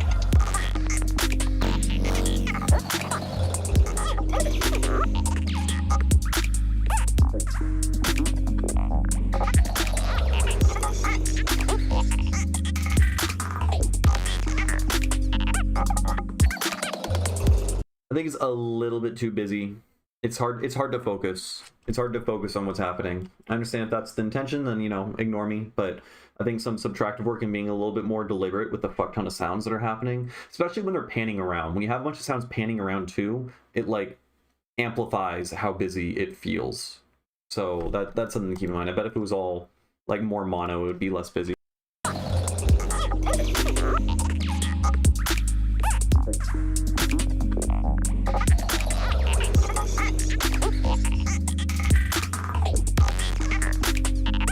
And a lot of these sounds just feel like random more than they feel like connected in like a rhythmic way or a call and response way. It just feels like noisy, which again is a vibe if you just want the like noise of just like squabbling, speaking creatures around your ears. In which case that's fine, but I think you could go in and be a lot more deliberate and do little micro edits and just be really like every second of audio. You know, when you have a bunch of like sputtering squelchy dudes, make them sound as good as possible, and then have them say one thing and have that be responded to with another thing that follows the same kind of intonation. So yeah, I mean, that's, especially for the genre, that's the hardest thing. It's just subtractive work and stuff, you know. We're like sculpting. You just throw a bunch of shit on a wall. You throw a bunch of shit into a big pile, and then you sculpt it away, and hopefully it doesn't look like or smell like shit when you're done sculpting it away.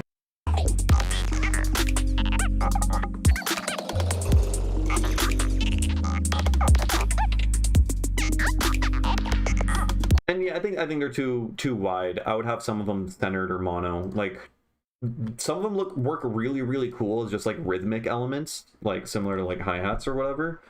And for them to really feel like a rhythmic element that carries the groove, they should be in the center. Yeah.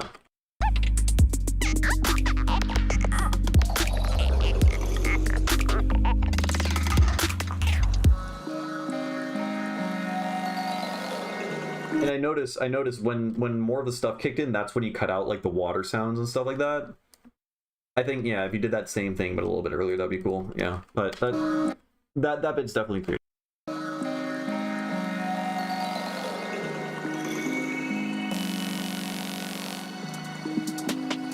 Doses. We remained rigid for, about an hour or so.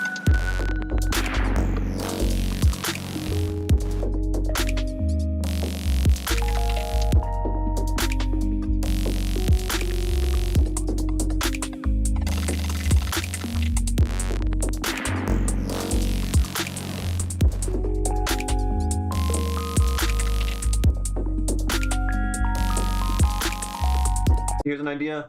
The high passed noisy sawtooth thing, super cool. This whole section is really, really cool. But every time it plays, I want a little bit more of the mids to come in. I would just lower that high pass filter a little bit every time, so that just like a couple more harmonics come through, so that towards the end of the entire measure or phrase or whatever, then it feels really warm and it, like you're enveloped in it. I want it to get closer to me. I want to feel it. Like I can hear those harmonics, and I want to hear the lower ones really badly, and you're not giving them to me.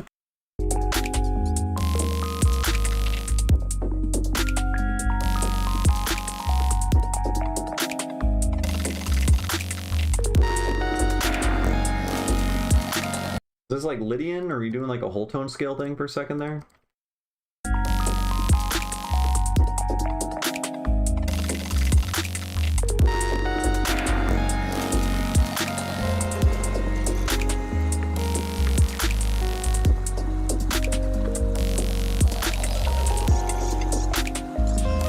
And then like you could just use that to like build tension and then repeat every 16 bars. Just have it like, I mean, maybe it's like it's an auto, or it's a bandpass filter or something like that. Bandpass or a high pass filter or whatever. You bring that down towards the end of every phrase and reset at the top, and it'll feel like this big like you're breathing, you know. It's like a big release, you know. I don't know. That yeah, I would do that for sure.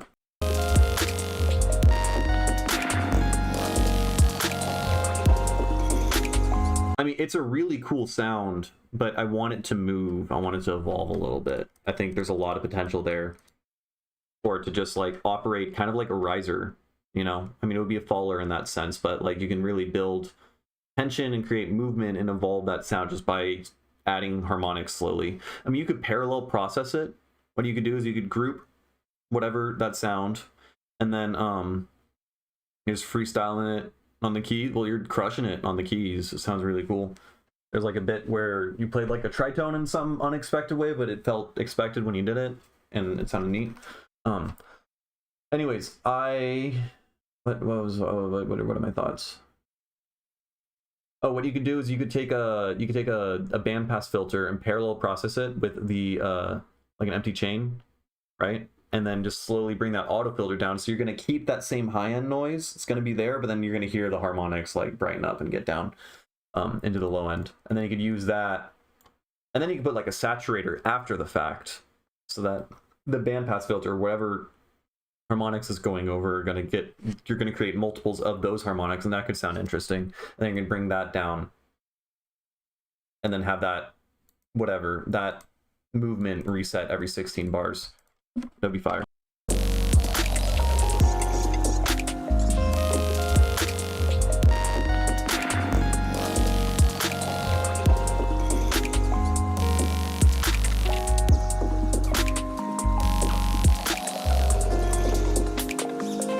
And he started to giggle.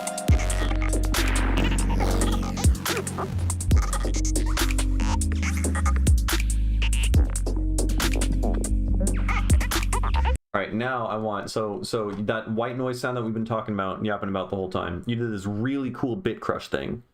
And that kind of accomplished that thing I was talking about, where it ends up feeling like it's filling up the low end, because like that's what bit crush does. Sounded really, really cool.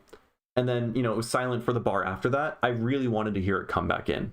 So like before it was playing every bar, and then I was my expectation, at least, you know, this is all creative. My expectation was that you're going to play it once every 2 bars with that redux thing, the bit crush. So I think is it bit crush? It's sample rate reduction, whatever. Technically not bit crush, but I would then repeat that sample rate reduction every 2 bars there, because I don't know, I thought that would happen, and whatever I think is clearly the best thing that you should do. And it sounds really cool.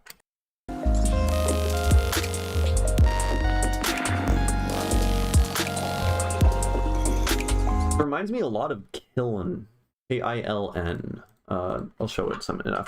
And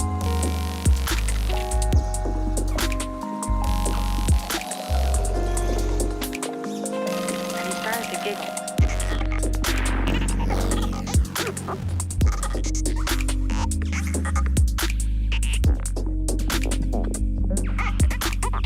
Yeah, I just want that sound to happen again, right there, right there.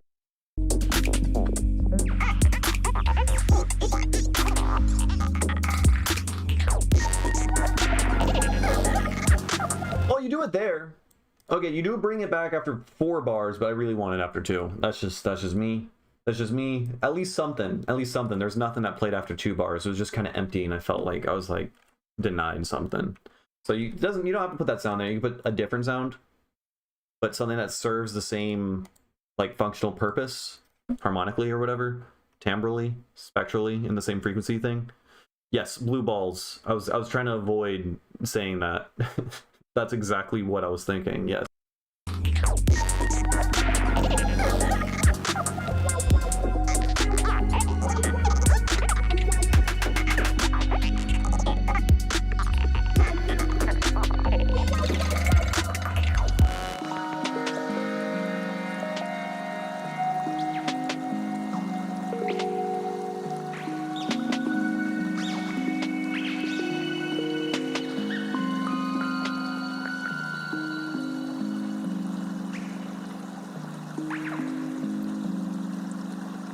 One friend of mine thought he was an orange for a long time. I haven't seen him since he thought he was an orange, in fact. What is that sample from? That's a very good sample. It's really good. Like, there's a whole bit where I was just listening to her talking. I wasn't even thinking about the music production just because I was so entertained by it. But it's weird. Like, everyone's heard the some dude took acid and then thought he turned into a glass of orange juice thing. Like, where the fuck did that come from? Is this from a movie or something? I don't even know. Yeah, this is really cool. This is really, really, really cool. Super unique vibe. Makes me feel like I'm in a garden. Makes me feel like I'm in like fucking Charlie and the Chocolate Factory. I don't know, when they like first enter the factory and go into the like fairy garden thing. Super pretty. Super cool. I like it. I really like it. Yeah. I don't know. I don't remember everything I said. Gets kind of busy at some points. I get blue balled over here. You could potentially do something cooler with the pre-drop vocal using the sample. Potentially. Mix is solid as fuck. I don't think I had a single thought regarding the mix. I don't remember. I don't know. You can just like rewatch the VOD. Mix is super solid. Sounds great. Yeah. That's all. Yeah, thanks for submitting that. An old 60s TV piece. Oh, that makes sense. It does sound like it. Okay. I've been streaming for like a long fucking time. Almost 5 hours. That's what having a Red Bull will do to you, I guess. Makes sense. Maybe we should just have a Red Bull every stream. That can't be good for you. But I get it now. I understand now. Yeah. It was fun. We gave feedback to a bunch of stuff. I think I finally figured out this section of this song, and the solution is audio rate modulating with an LFO, a disperser. So you're supposed to turn on here. Yeah.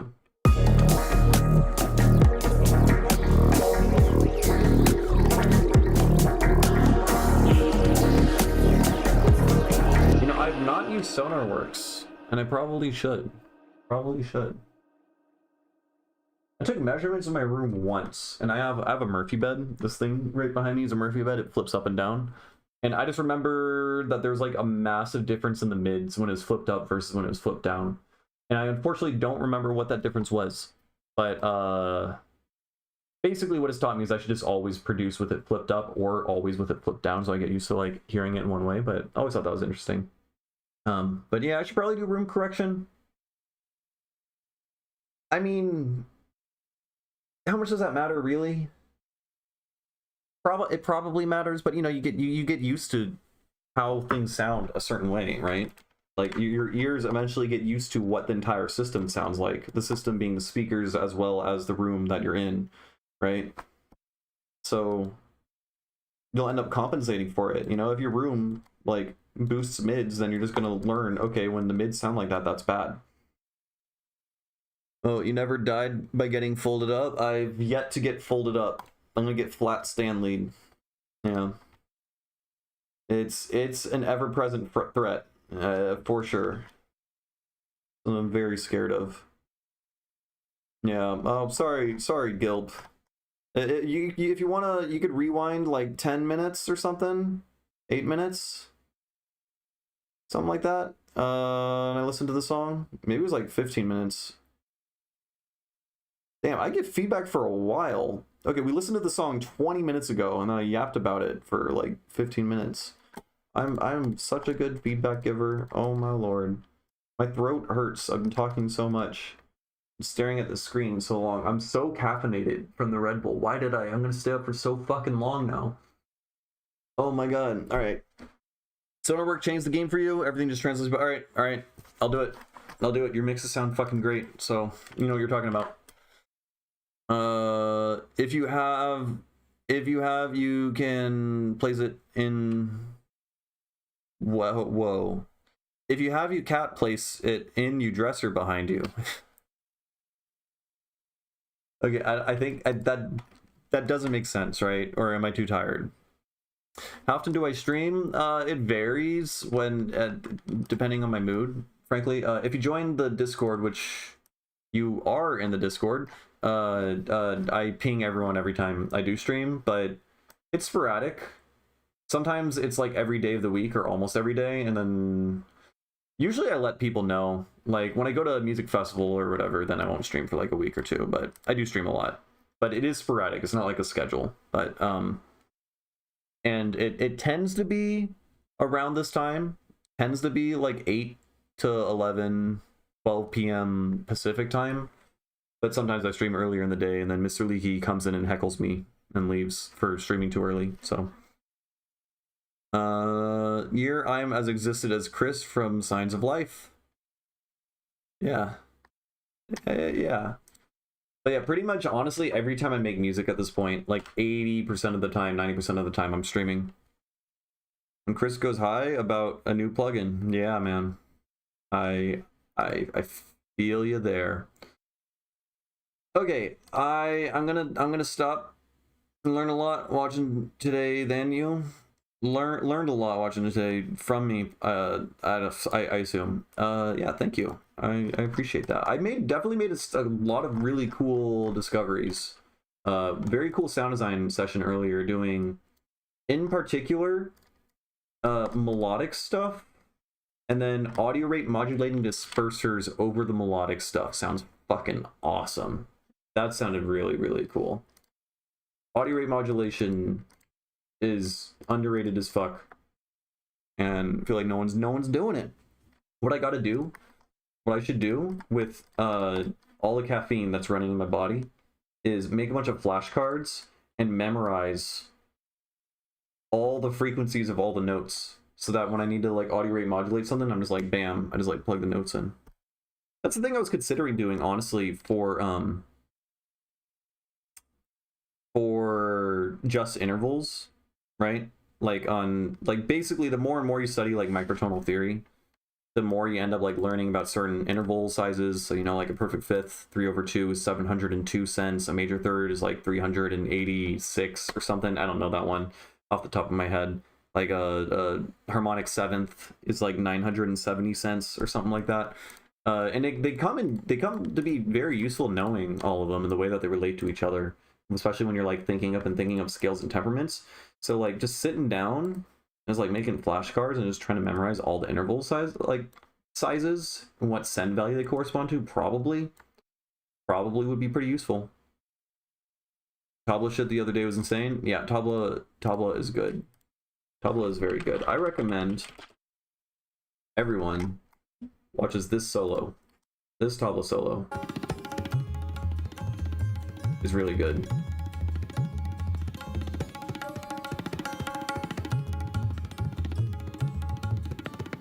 I'm learning to play this composition right now.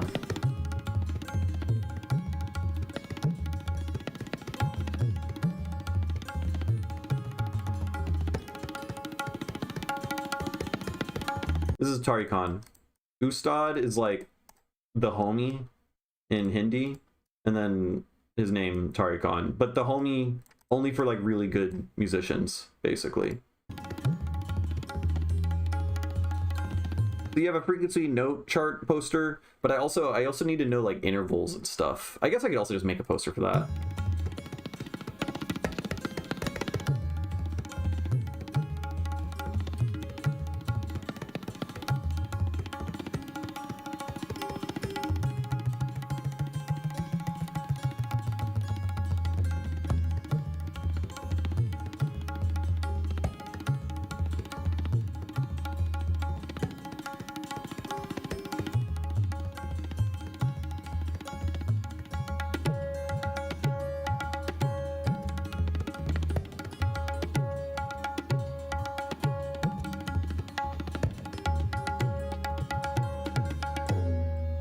So that was a T-high. No, we were talking about this leather stream, but basically they repeat a thing 3 times in such a way that the first time you repeat it, it does not resolve at the end of the rhythm cycle. It resolves after 3 times, right? So we go. Just think about the rhythm cycles always being kept by this person. So it was not polyrhythmic up until the very end, and it's like kind of a polymeter. Yeah, this is 4/4. Actually, I think he might be. I think he's like playing in Tisrajati, which is 3. So he's playing triplets, but it's 4/4. I think.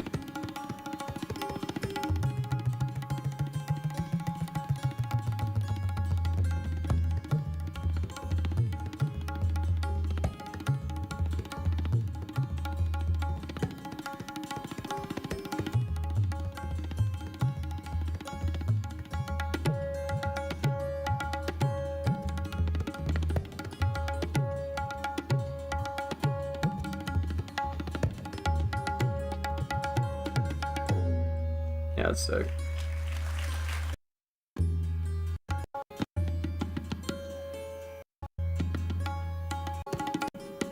I've showed this one before, but if you want really fucking nutty stuff, Rupak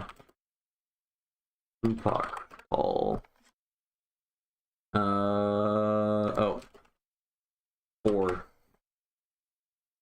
So Rupak Tal is a 7-beat rhythm cycle. So remember, when you're listening to tabla solos, the backing instrument is super important. It matters a lot to what's going on, because there's always going to be a downbeat, or the downbeat, they're always going to play the tonic note and like super emphasize it. And you can clearly tell what the tonic note is, because usually there's like a bunch of strings that are like resonant and resonating to that tonic note and whatnot. And then they're going to do cool shit with it. So this is a 7-beat cycle, and he's going to divide it into 4 parts. So he's going to play a 7-beat cycle like it's in 4/4. It's fucking nuts. I'm going to get some water.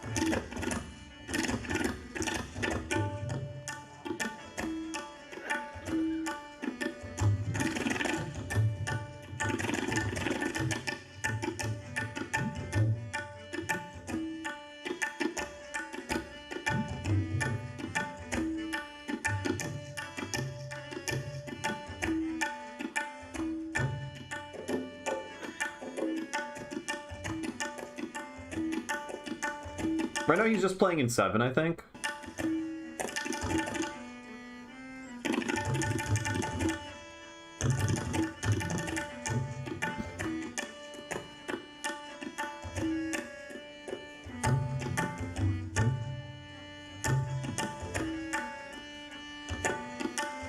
Now he's in 4, I think.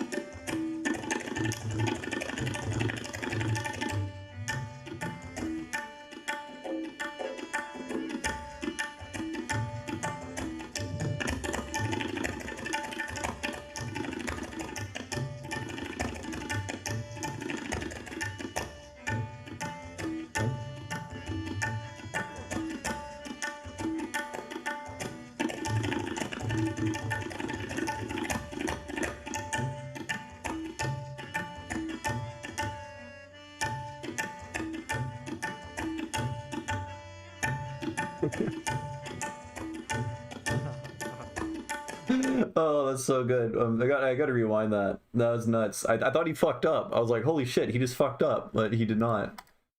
Or maybe he did fuck up and then he just like fixed it by playing a T high.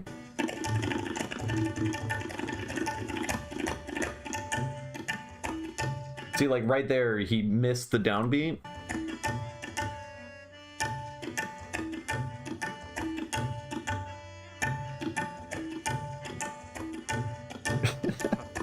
Nuts, dude.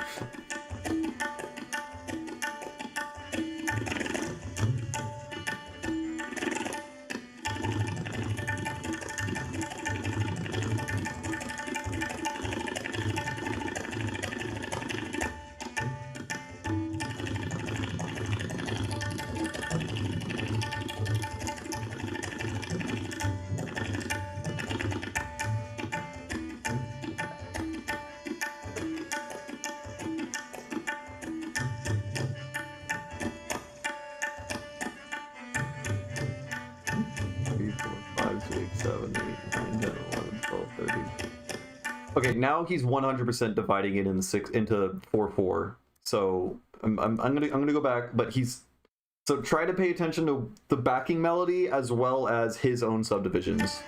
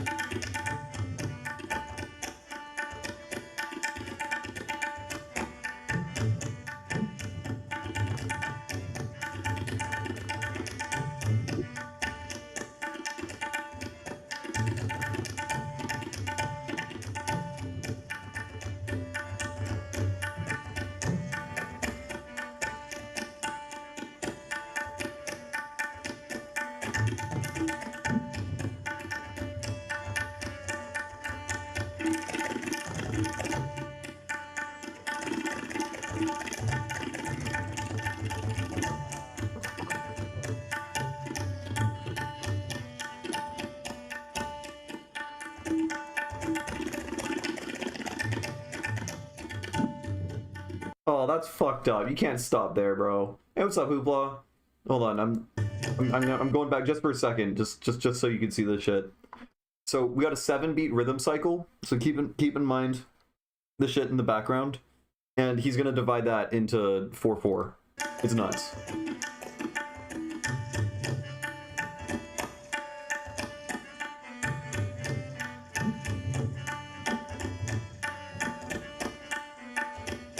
Fucking nuts, man.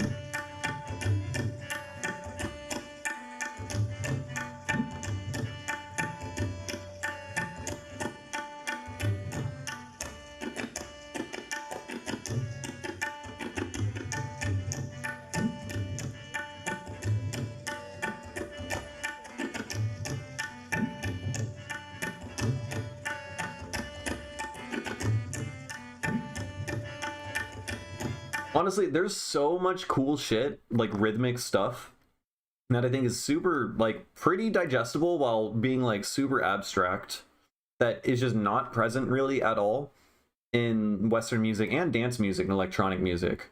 Like, subdivisions of 7 is, like, never really done. Like, there's, and correct me if I'm wrong, but, like, is there a music theory word for composing a song in subdivisions of 7? I guess like septuplets, like but the whole song is in septuplets or whatever. But it's like not, it's like kind of like a time signature, but not quite. It's like Mishra Jati is basically playing something in 7 or in subdivisions of 7, right? Right now he's in 4/4. Now he's in 7. Now he's in 7. It's basically it's taka taka taka, right? Takita is 3, and then taka taka is 2 and 2 or 4.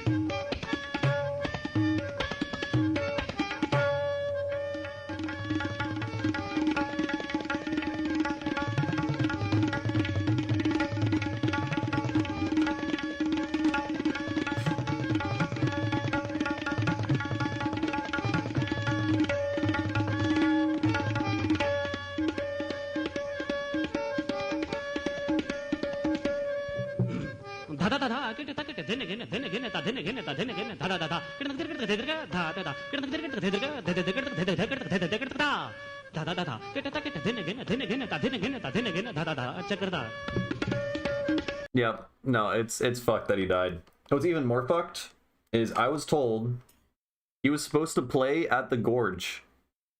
Apparently, allegedly, you know, word of mouth. He was booked to play at the fucking Gorge with Tipper. And then he died, like, right before. So fucked up. So fucked up. And then they didn't book another tabla maestro instead. Even more fucked up. Oh, man. Oh, man. I did get to see him play. I got to see Zakir Hussain play once before. And that was fucking amazing. But I only got to see him one time, which is a bummer. Yeah.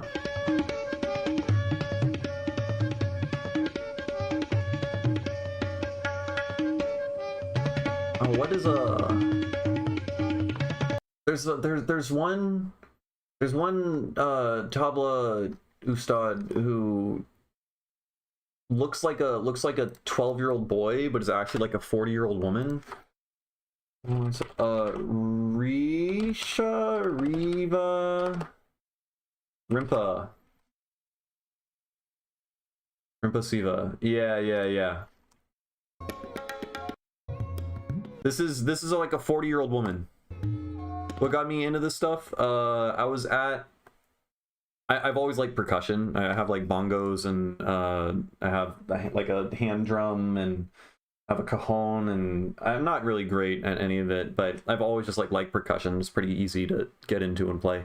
And then I was at the UNTS, which is a festival in California, and I was playing bongos at some point. It was like on the last day, everyone's packing up and leaving. I was playing bongos, and then these dudes from a couple campsites over heard me playing bongos, and then were inspired. And instead of playing just like dubstep and bass music while everyone was packing up, they played Zakir Hussain and Rakesh, whatever. They just played this, and this was just echoing throughout the forest. There was like almost no one talking or there, and I just heard this shit echoing throughout the forest, and it blew my fucking mind. Like, that, a massive sound system.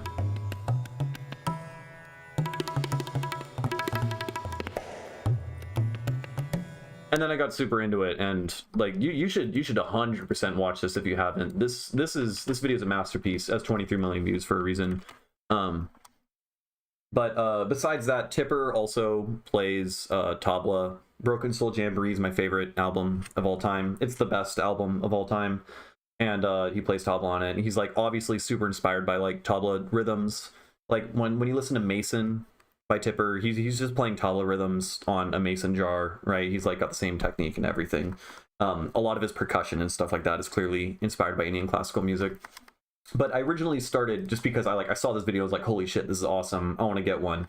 And I got one for like my birthday or for Christmas, and then I didn't really play it for like 2 years because it needed to get tuned, which is like a whole fucking process. And then also playing tabla is like a serious thing that you have to you need to get a teacher at least to start with, and you need like supervised instruction, and you need to have the discipline to sit down on the floor cross-legged and just do this with your finger for like hours every single day for weeks on end before it starts to even sound like remotely listenable or right.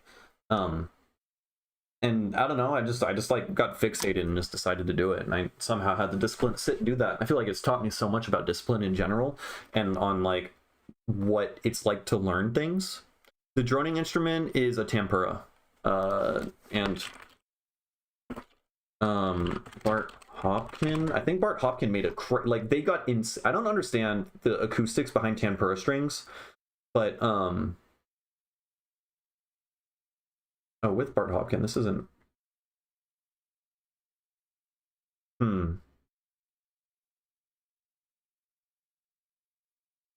Maybe I can't find it. But tempuras are basically like, I don't know, it's just like a giant stringed instrument, and then just someone sits in the back and then just like plucks it slowly. They just pluck it like one at a time, one note at a time, and they just play. I think they just play the root and a fifth just to keep the tonic. Looks like that. They sound awesome. Anyways, yeah. So I learned how to play tabla. Took like courses online and had a couple like lessons with people online. Though I really should start going in person because I live in the Bay Area, and there's a fuck ton of Indian people here, and there's a couple like fucking Zakir Hussain lived in the Bay Area, and there's a bunch of other ustads who live here who teach in towns not too far away from me, but I'm kind of broke right now, and I don't know, playing tabla and learning it is like you have to like dedicate like at least an hour a day to it if you want to improve, which I'm like roughly somewhat doing. I don't know, I'm not taking it too seriously at the moment, but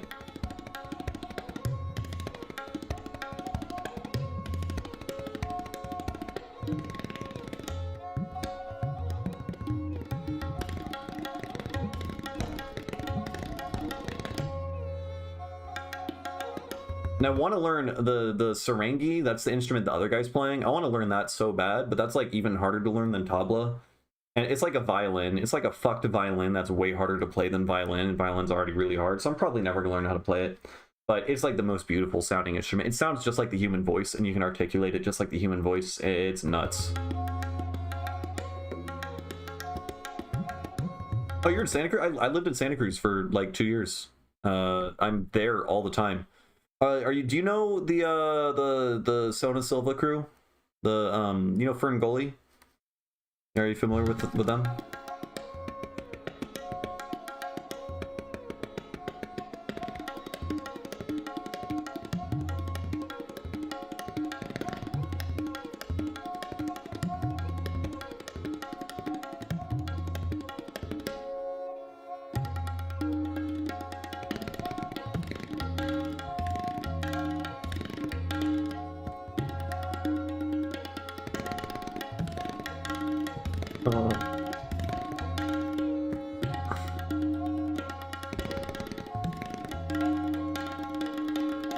Oh, that's sick. Okay, this bit here is cool.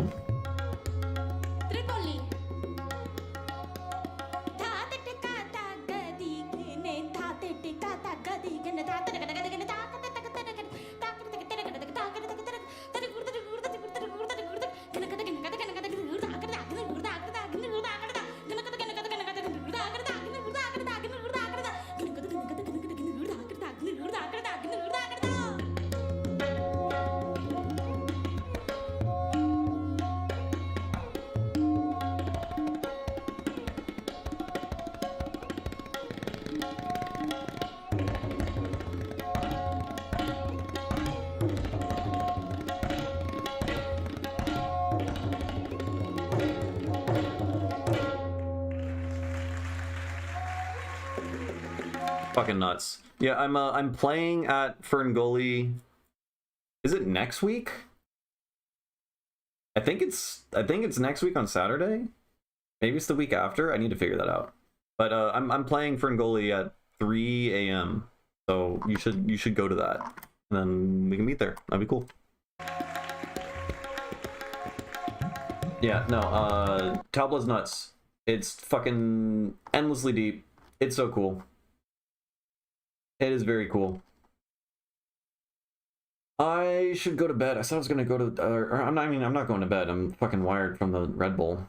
I mean, I'm probably just gonna keep watching Tabla videos, honestly. So I may as well just keep streaming. Another thing I'm very into, and I need to get back into practicing this, is a Tonback. The only problem is there's much less resources for practicing getting good at Tonback. Here, let me find.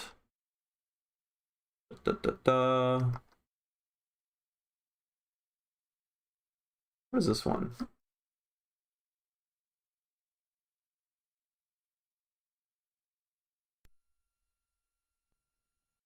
Yeah, this is a different instrument. This is a drum. Also really, really difficult to play. You play it by snapping your fingers against it. Message me on Instagram and I'll try to get you the information either tonight or tomorrow. Yeah, shoot me a message. My Instagram name is just Paliak. Yeah.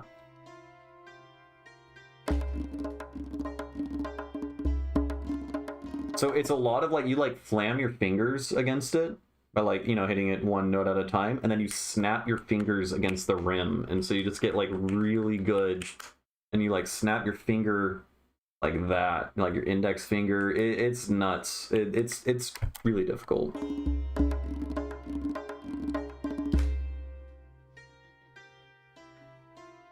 So he's playing it very similar to Tabla with the backing track.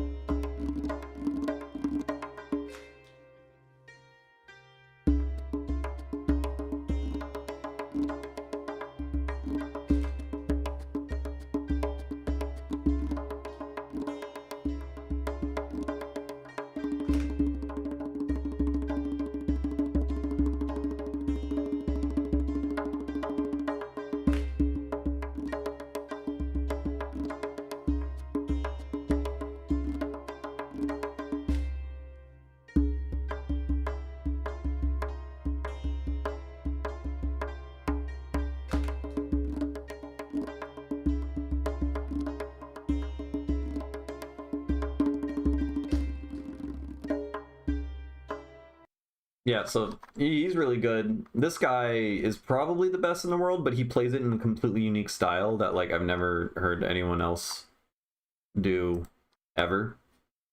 And he's like obviously been playing his like entire life. But he plays it tonally.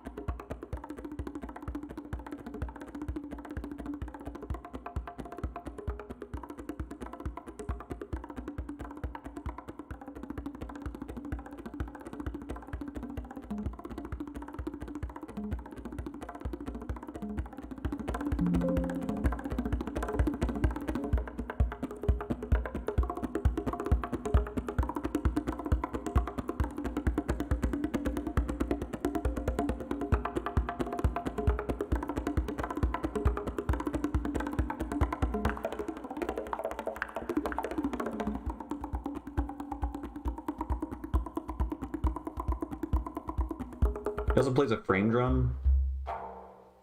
I don't like the frame drum as much.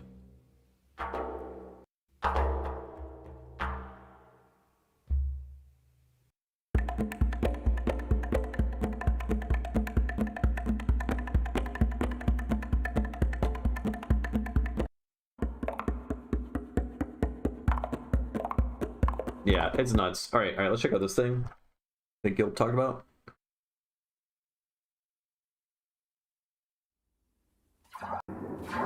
Oh.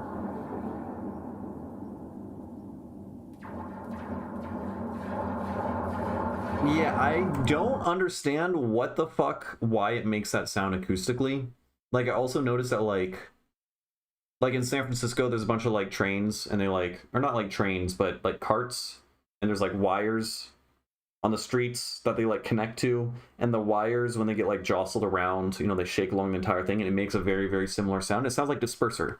It's just a disperser effect. Like, but, like, why, how the fuck, why is it doing that? How?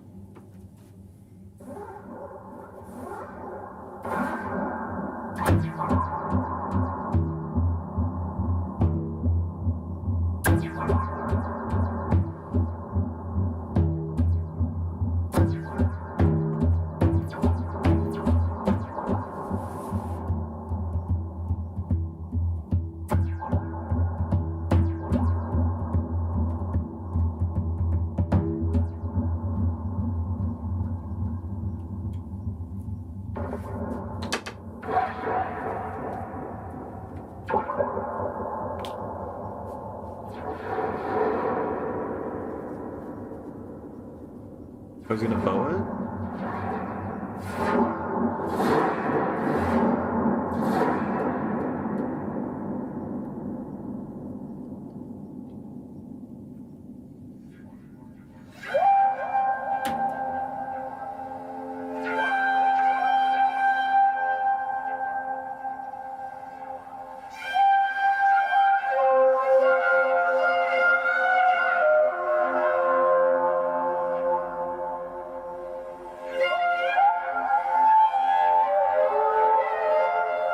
I just wish I knew what it sounded like without delays running through it. Maybe it's long enough physically for multiple waves to ripple into each other and they phase. Like, that's what I was thinking. That's my immediate impression. But I mean, this is like very short, right? Like, the idea is like, okay, it makes a sound, it emits a frequency here, and then it like emits a frequency here, and then they're displaced in time such that they interfere with each other, and that kind of happens throughout the entire. I mean, I guess it would shoot back and forth and keep displacing in time, but I don't know how. I guess I would mess with the phase, but I don't know. I guess, yeah.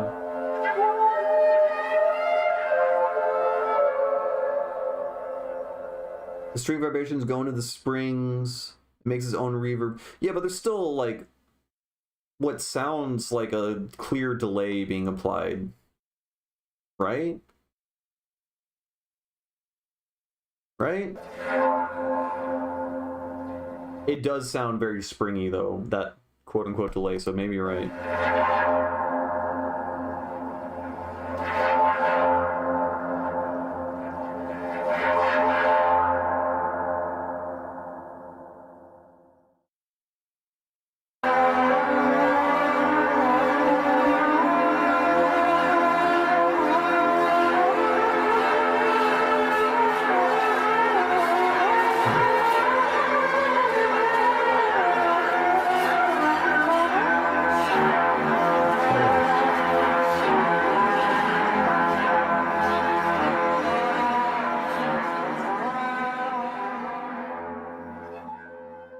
Yeah, no, you're right.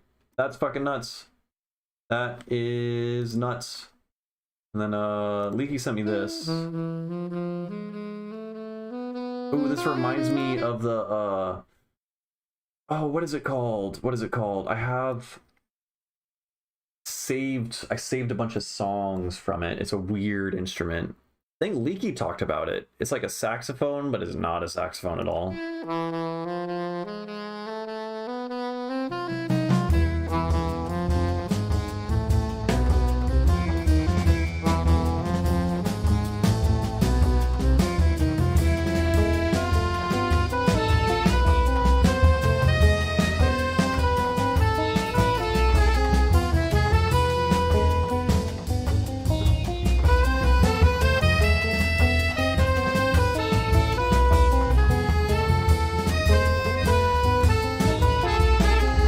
Three listens.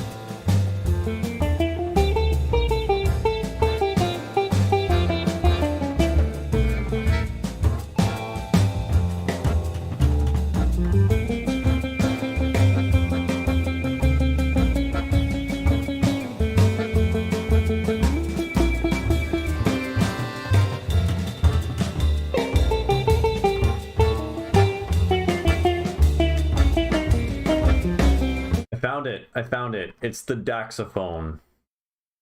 The daxophone. There we go.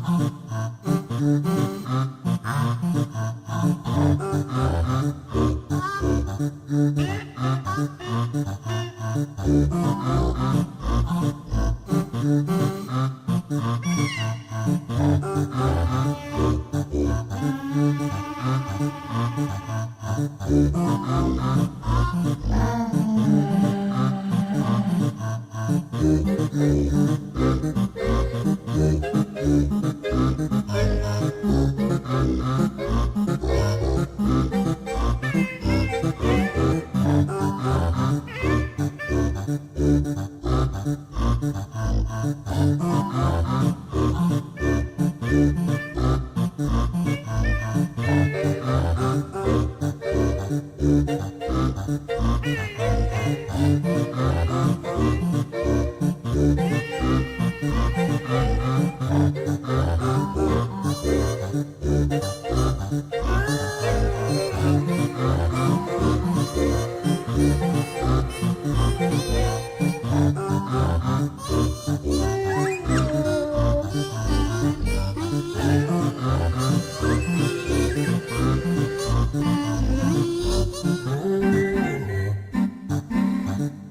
it's nuts. It's so good. What was this one?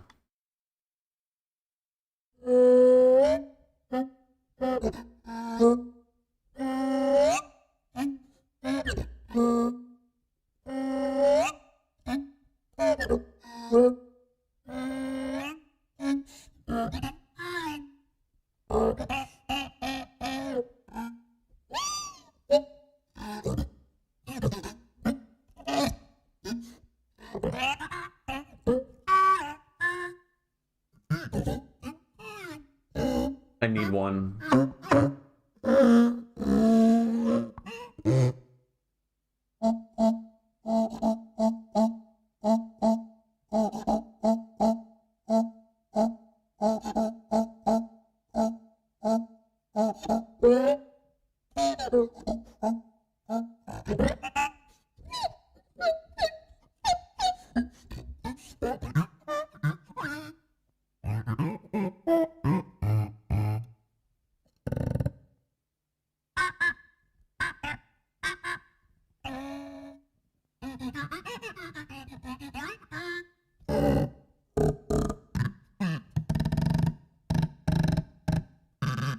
They're all made from one instrument. Is nuts.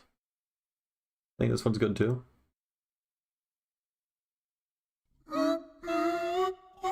I remember I was panic Christmas shopping like right before Christmas, and I was just listening to an album of just daxophone sounds while pandemonium was ensuing around me everywhere as everyone's scrambling to try to buy shit. Yeah.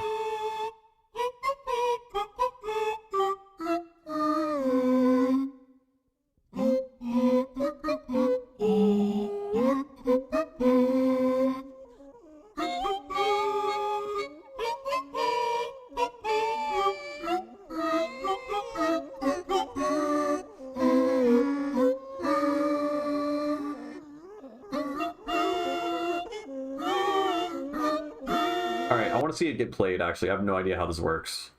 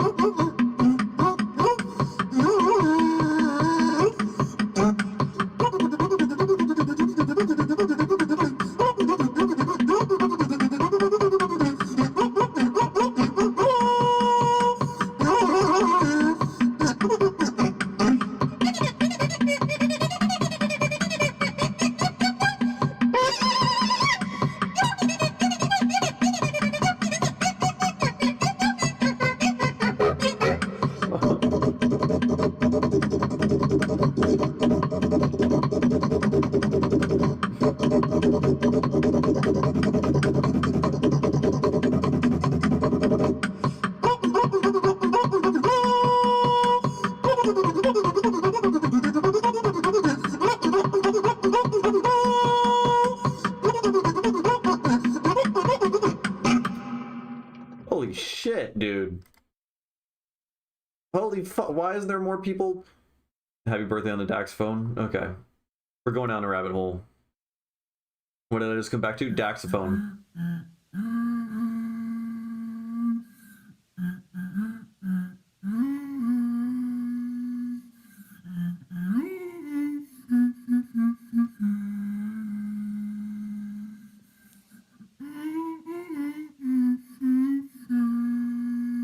That thing looks so fucking difficult to play if you're trying to like actually intone it. Remix it with Toddlin, we have a banger, yeah. Yeah. Playing Daxophone.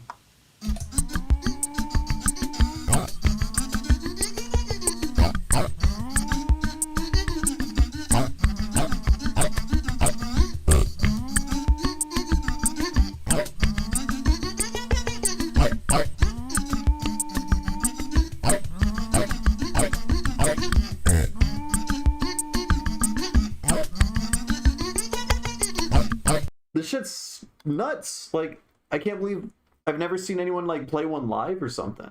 Like, I feel like just rhythmically, it's really, really powerful. I don't know. I mean, I guess the music I listen to consists of like fart sounds and animal noises already, so nothing special.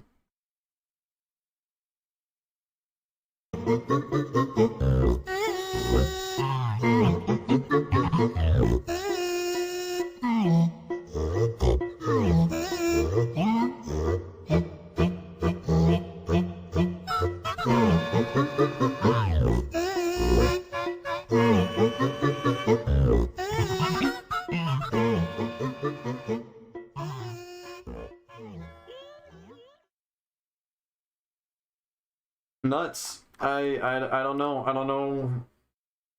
I don't have any words. I'm running out of things to say or think, frankly. I really want one. How hard is it to learn? How hard is... I can't spell. How hard is it to learn to play the daxophone? No, don't tell me about the saxophone. Why is it called a daxophone? It doesn't resemble a saxophone in the slightest.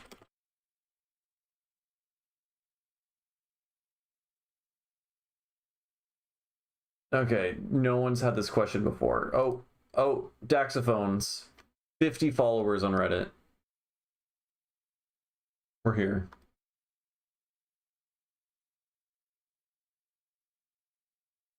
All right, well, I'll see something if something ever gets posted there. Well, all right, that's that, I suppose. This is my brain on caffeine. Yep. All right, I think I'm for realsies, actually gonna end the stream. I think I'm gonna do it because I've run out of things to think or say.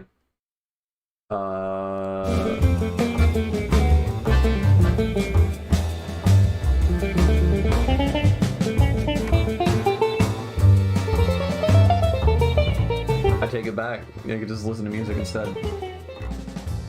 All right, for real. All right, I'm ending the stream. Thanks everyone for hanging out. Twas a hoot. We accomplished some things.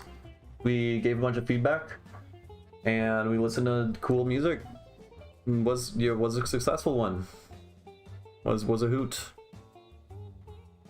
Yeah. 5-hour stream. Yeah, I know. I could make it 6 hours, but no, I'll just like play Go or something, and then everyone would be confused. But yeah, no, I need to like eat food.